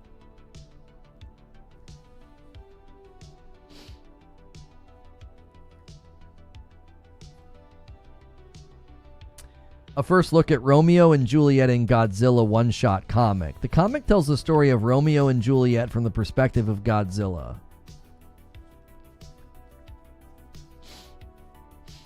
I know how old Lono is. We've been friends since 2013. We have. I have known Angel since before I was a content creator. I've been doing live streams, YouTube, and content creation for almost 11 years now. I love the Vegas part of Forbidden West. It was a really fun part of the story. It was like someone else took over the writing for a chapter. Very fun. Yeah, I thought the art direction for that section was really, really cool. Yeah. It was very neat. That long? Yeah, I met Angel through Call of Duty. Was it Ghost when we were doing Call of Duty, like Clan Wars and stuff? It was somewhere back there. Thought I've been here a long time.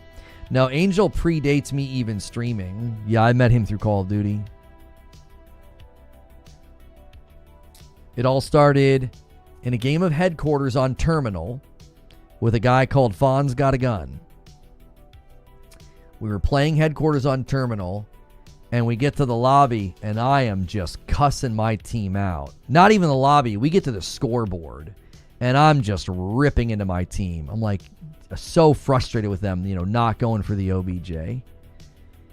And this real low rumbling voice is like, well, come sling rounds with us then. He literally said it. He said, come sling rounds with us then. So I joined his party, sent him a friend request. Still to this day, I know him. We're Facebook friends. I've watched his daughter grow up. He's a great dude. He's a good guy. And I miss him. And he and I need to hop on the phone and catch up one day. Because that was a long time ago. That was MW2, I think. And he and I spent the rest of that day grinding Headquarters and scooping up players. And we went on in Modern Warfare 2 Headquarters, we went on a legitimate, this was legitimate, we didn't dashboard. We did a legitimate 101 game win streak in Headquarters. We lost the win streak. We were screwing around on the map that had like the bus. It had like a bus next to a diner, and then there was the room where you could like look up and see the sky. And we wouldn't capture the last Headquarters. We would defend the last Headquarters and not capture it so we could get more kills. All of a sudden, the other team got a chopper gunner, and we were like, oh no. And that's a bad map for chopper gunner because it's like it's hard to get into cover. Sure enough, homie secured the tactical nuke. And I said, we deserve it. I was like, we deserve to have our streak broken right now. We were screwing around. Our egos got the better of us. 101. When we got to MW3 Team Defender, I think we got like a 223 game win streak. We got into the 200s on that one. We just never lost. Our strat was perfect. So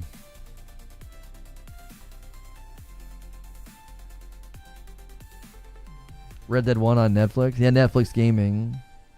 Yeah, MW3 Team Defender. Yeah. I was the only one on the enemy team trying to go for the objective. Talking about Nuketown. It wasn't Nuketown, no. Given the backstory behind the story, Lono got a gun. Not the backstory behind Lono got a gun, just Angel, a buddy of mine's over hanging out on Twitch, and I was explaining how he knew me before I was a content creator. He knew me when we were playing Call of Duty, before I ever streamed or made a YouTube video.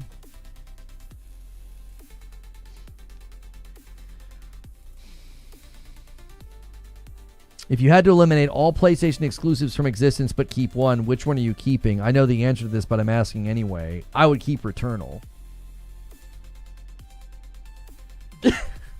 I would keep Returnal. I can grind out Tower of Sisyphus anytime. I can do a run anytime. I can play co-op with Madam anytime. I put 200 hours in that game. I'd keep Returnal. It's the best. It's the best PlayStation first party game this gen. I believe it. It's the best. Yep. All the other games are great. Ratchet's great. Spider-Man's great. God of War's great. Horizon's great. Astrobot's great. You know? Yote's great. But Returnal's special. Like the shirt. Thank you.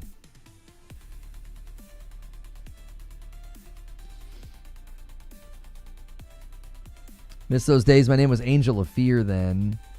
Join WGG. Boys, change it. Yeah, you changed it to Angel Got a Gun. Yeah.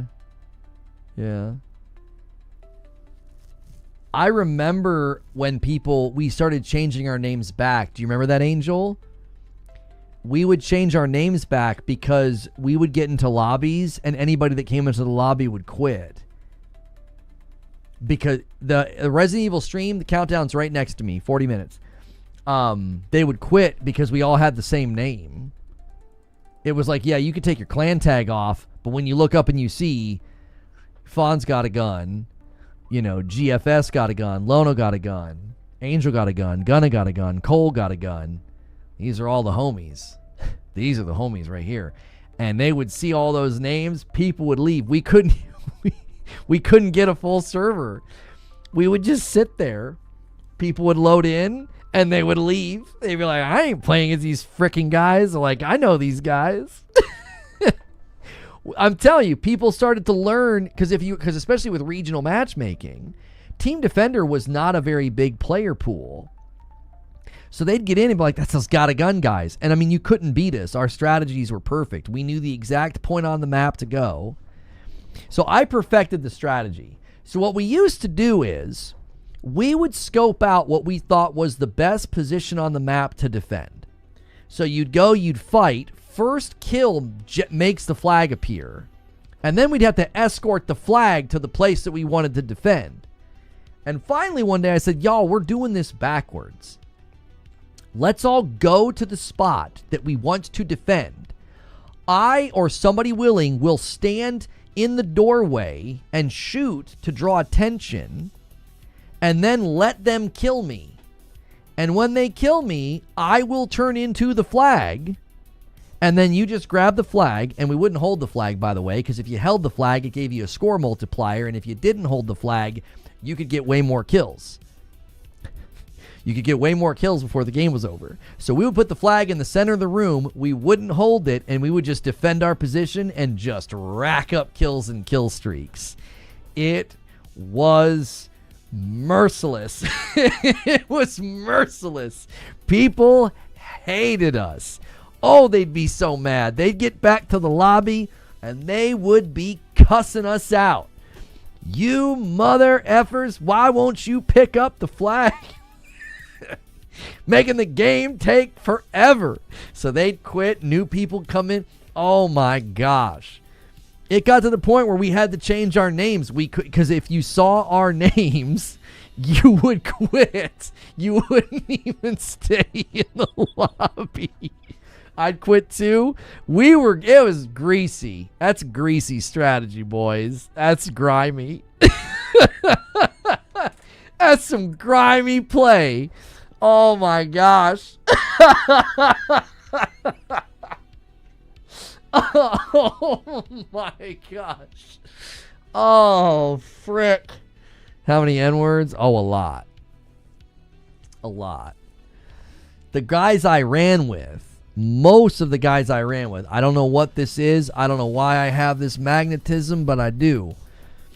Most of the guys I rock with were black guys. So that word's getting thrown around a lot. They were throwing it around towards each other in a cordial way, but then people would say it to them in a not so cordial way. I got my fill of that word during those times. Good Lord.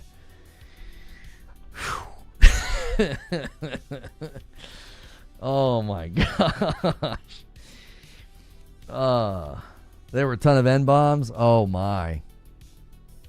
To this day, Fonz will retell this story, and he still to this day thinks that it's funny. And he's a black man, and he thinks this is the funniest story. There was a guy in our group that had one of the lowest voices that I have ever heard.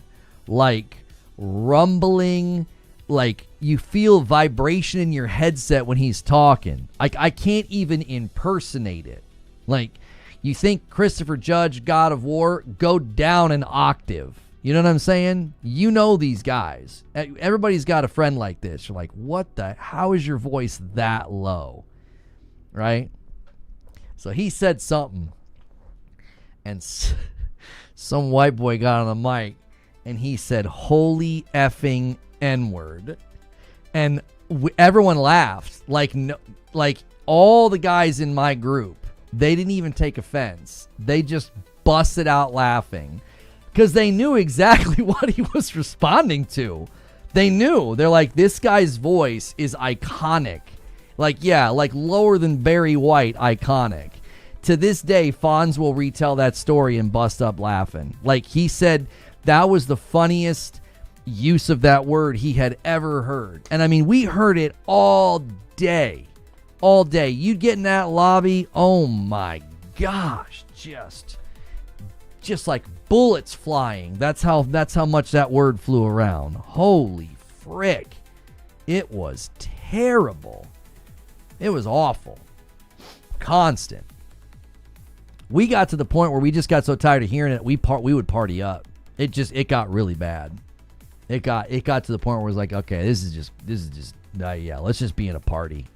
We didn't even want to talk trash anymore. It just got to the point where it was unpleasant. It was like, this isn't talking trash. This isn't like, yeah, y'all suck, whatever, you know, F you, F your mom. It was like, yeah, this is just getting nasty. So we just basically were always in a party from that point on. Using that word as an ad lib. Whew. Yeah. I mean, I still heard it when we were in party chat because most of the guys in the group were black and they called each other that all day. But, you know, they weren't dropping hard R's for sure. Holy mackerel. What a time. What a time. All right, I need to change the thumbnail on this. We need to switch gears here, y'all. We need to switch gears.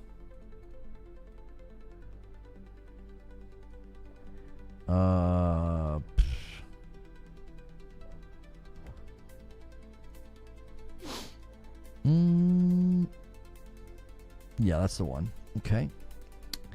I'm going to change the thumbnail so it doesn't show that we are live. We don't have any reference articles or chapters here.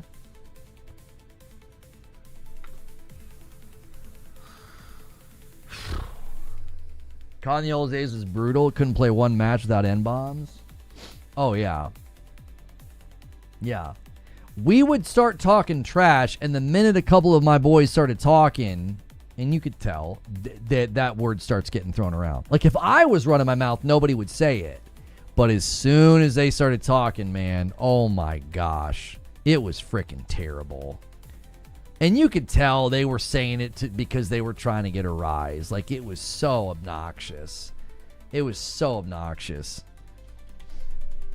I honestly think that's why my friend laughed the one time. Because he was like, it was almost refreshing to him for somebody to say something that was at some level, not just to be mean. You know? You were talking, I totally was. I totally was. 100%. This guy named Hal says STFU. I'm sorry, I can't do that. This is what I talk for a living. I apologize that you want me to be quiet. All right. We're going to shift gears to a new stream in just a second. I need to quickly take a break, though. I'm going to try and make sure the stupid chair doesn't go static. It's always funny when people think you're going to get mad. Well, I remember saying that to the one guy the one time. I was like, listen, buddy. I was like, you understand that we hear this all day, every day. Like, what are you thinking? Like, what are you thinking? You think this is going to be upsetting? Like, goodness gracious. We've heard this 1,000 times in the last 24 hours. You think you're special? You know what I mean? That's why it got to the point where it was just like, this is stupid. It's not even offensive anymore. It's just dumb.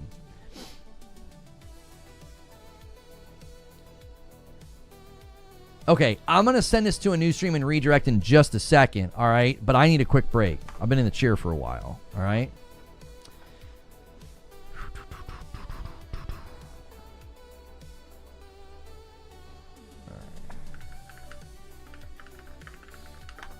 All right.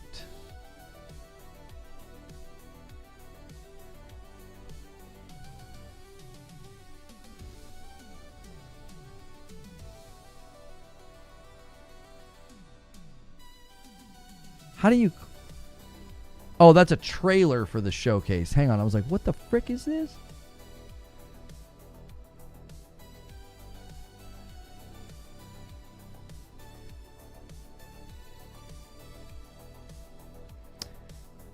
Okay.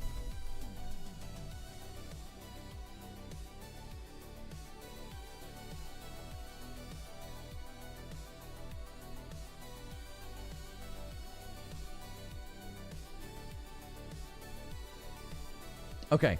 I'll be back in just a second.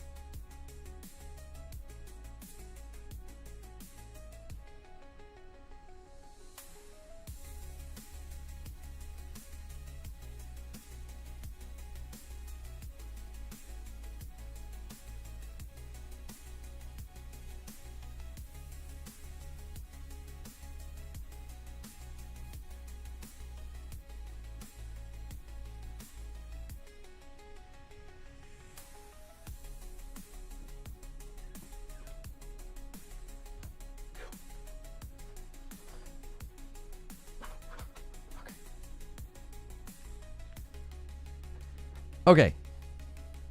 All right, so what you guys are going to do... Don't knock your headphones off.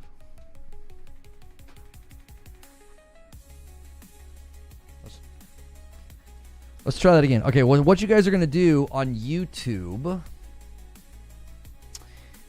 oh, hang on.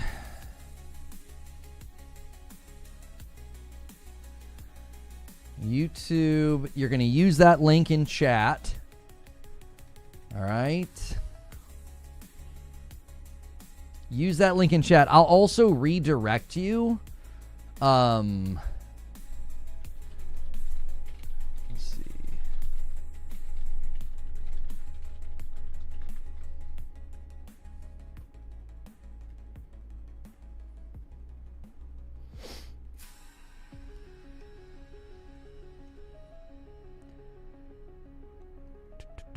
Okay, there we go.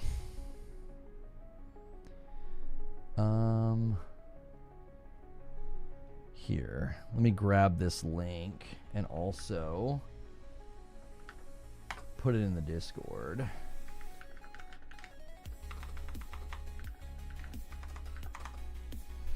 And guys, help us out with the like count. Let's get over there and get that like count going, all right?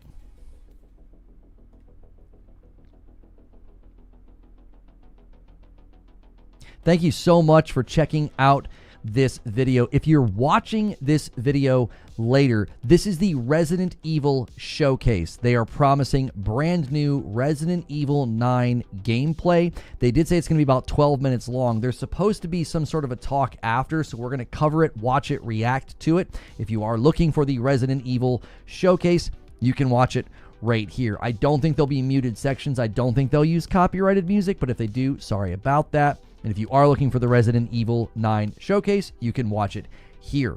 Resident Evil Requiem is the game that I think many people are looking forward to this year. I'm going to end the previous stream. We did a waiting room stream, and I'm going to bring folks over from that. Thank you guys so much for hanging out for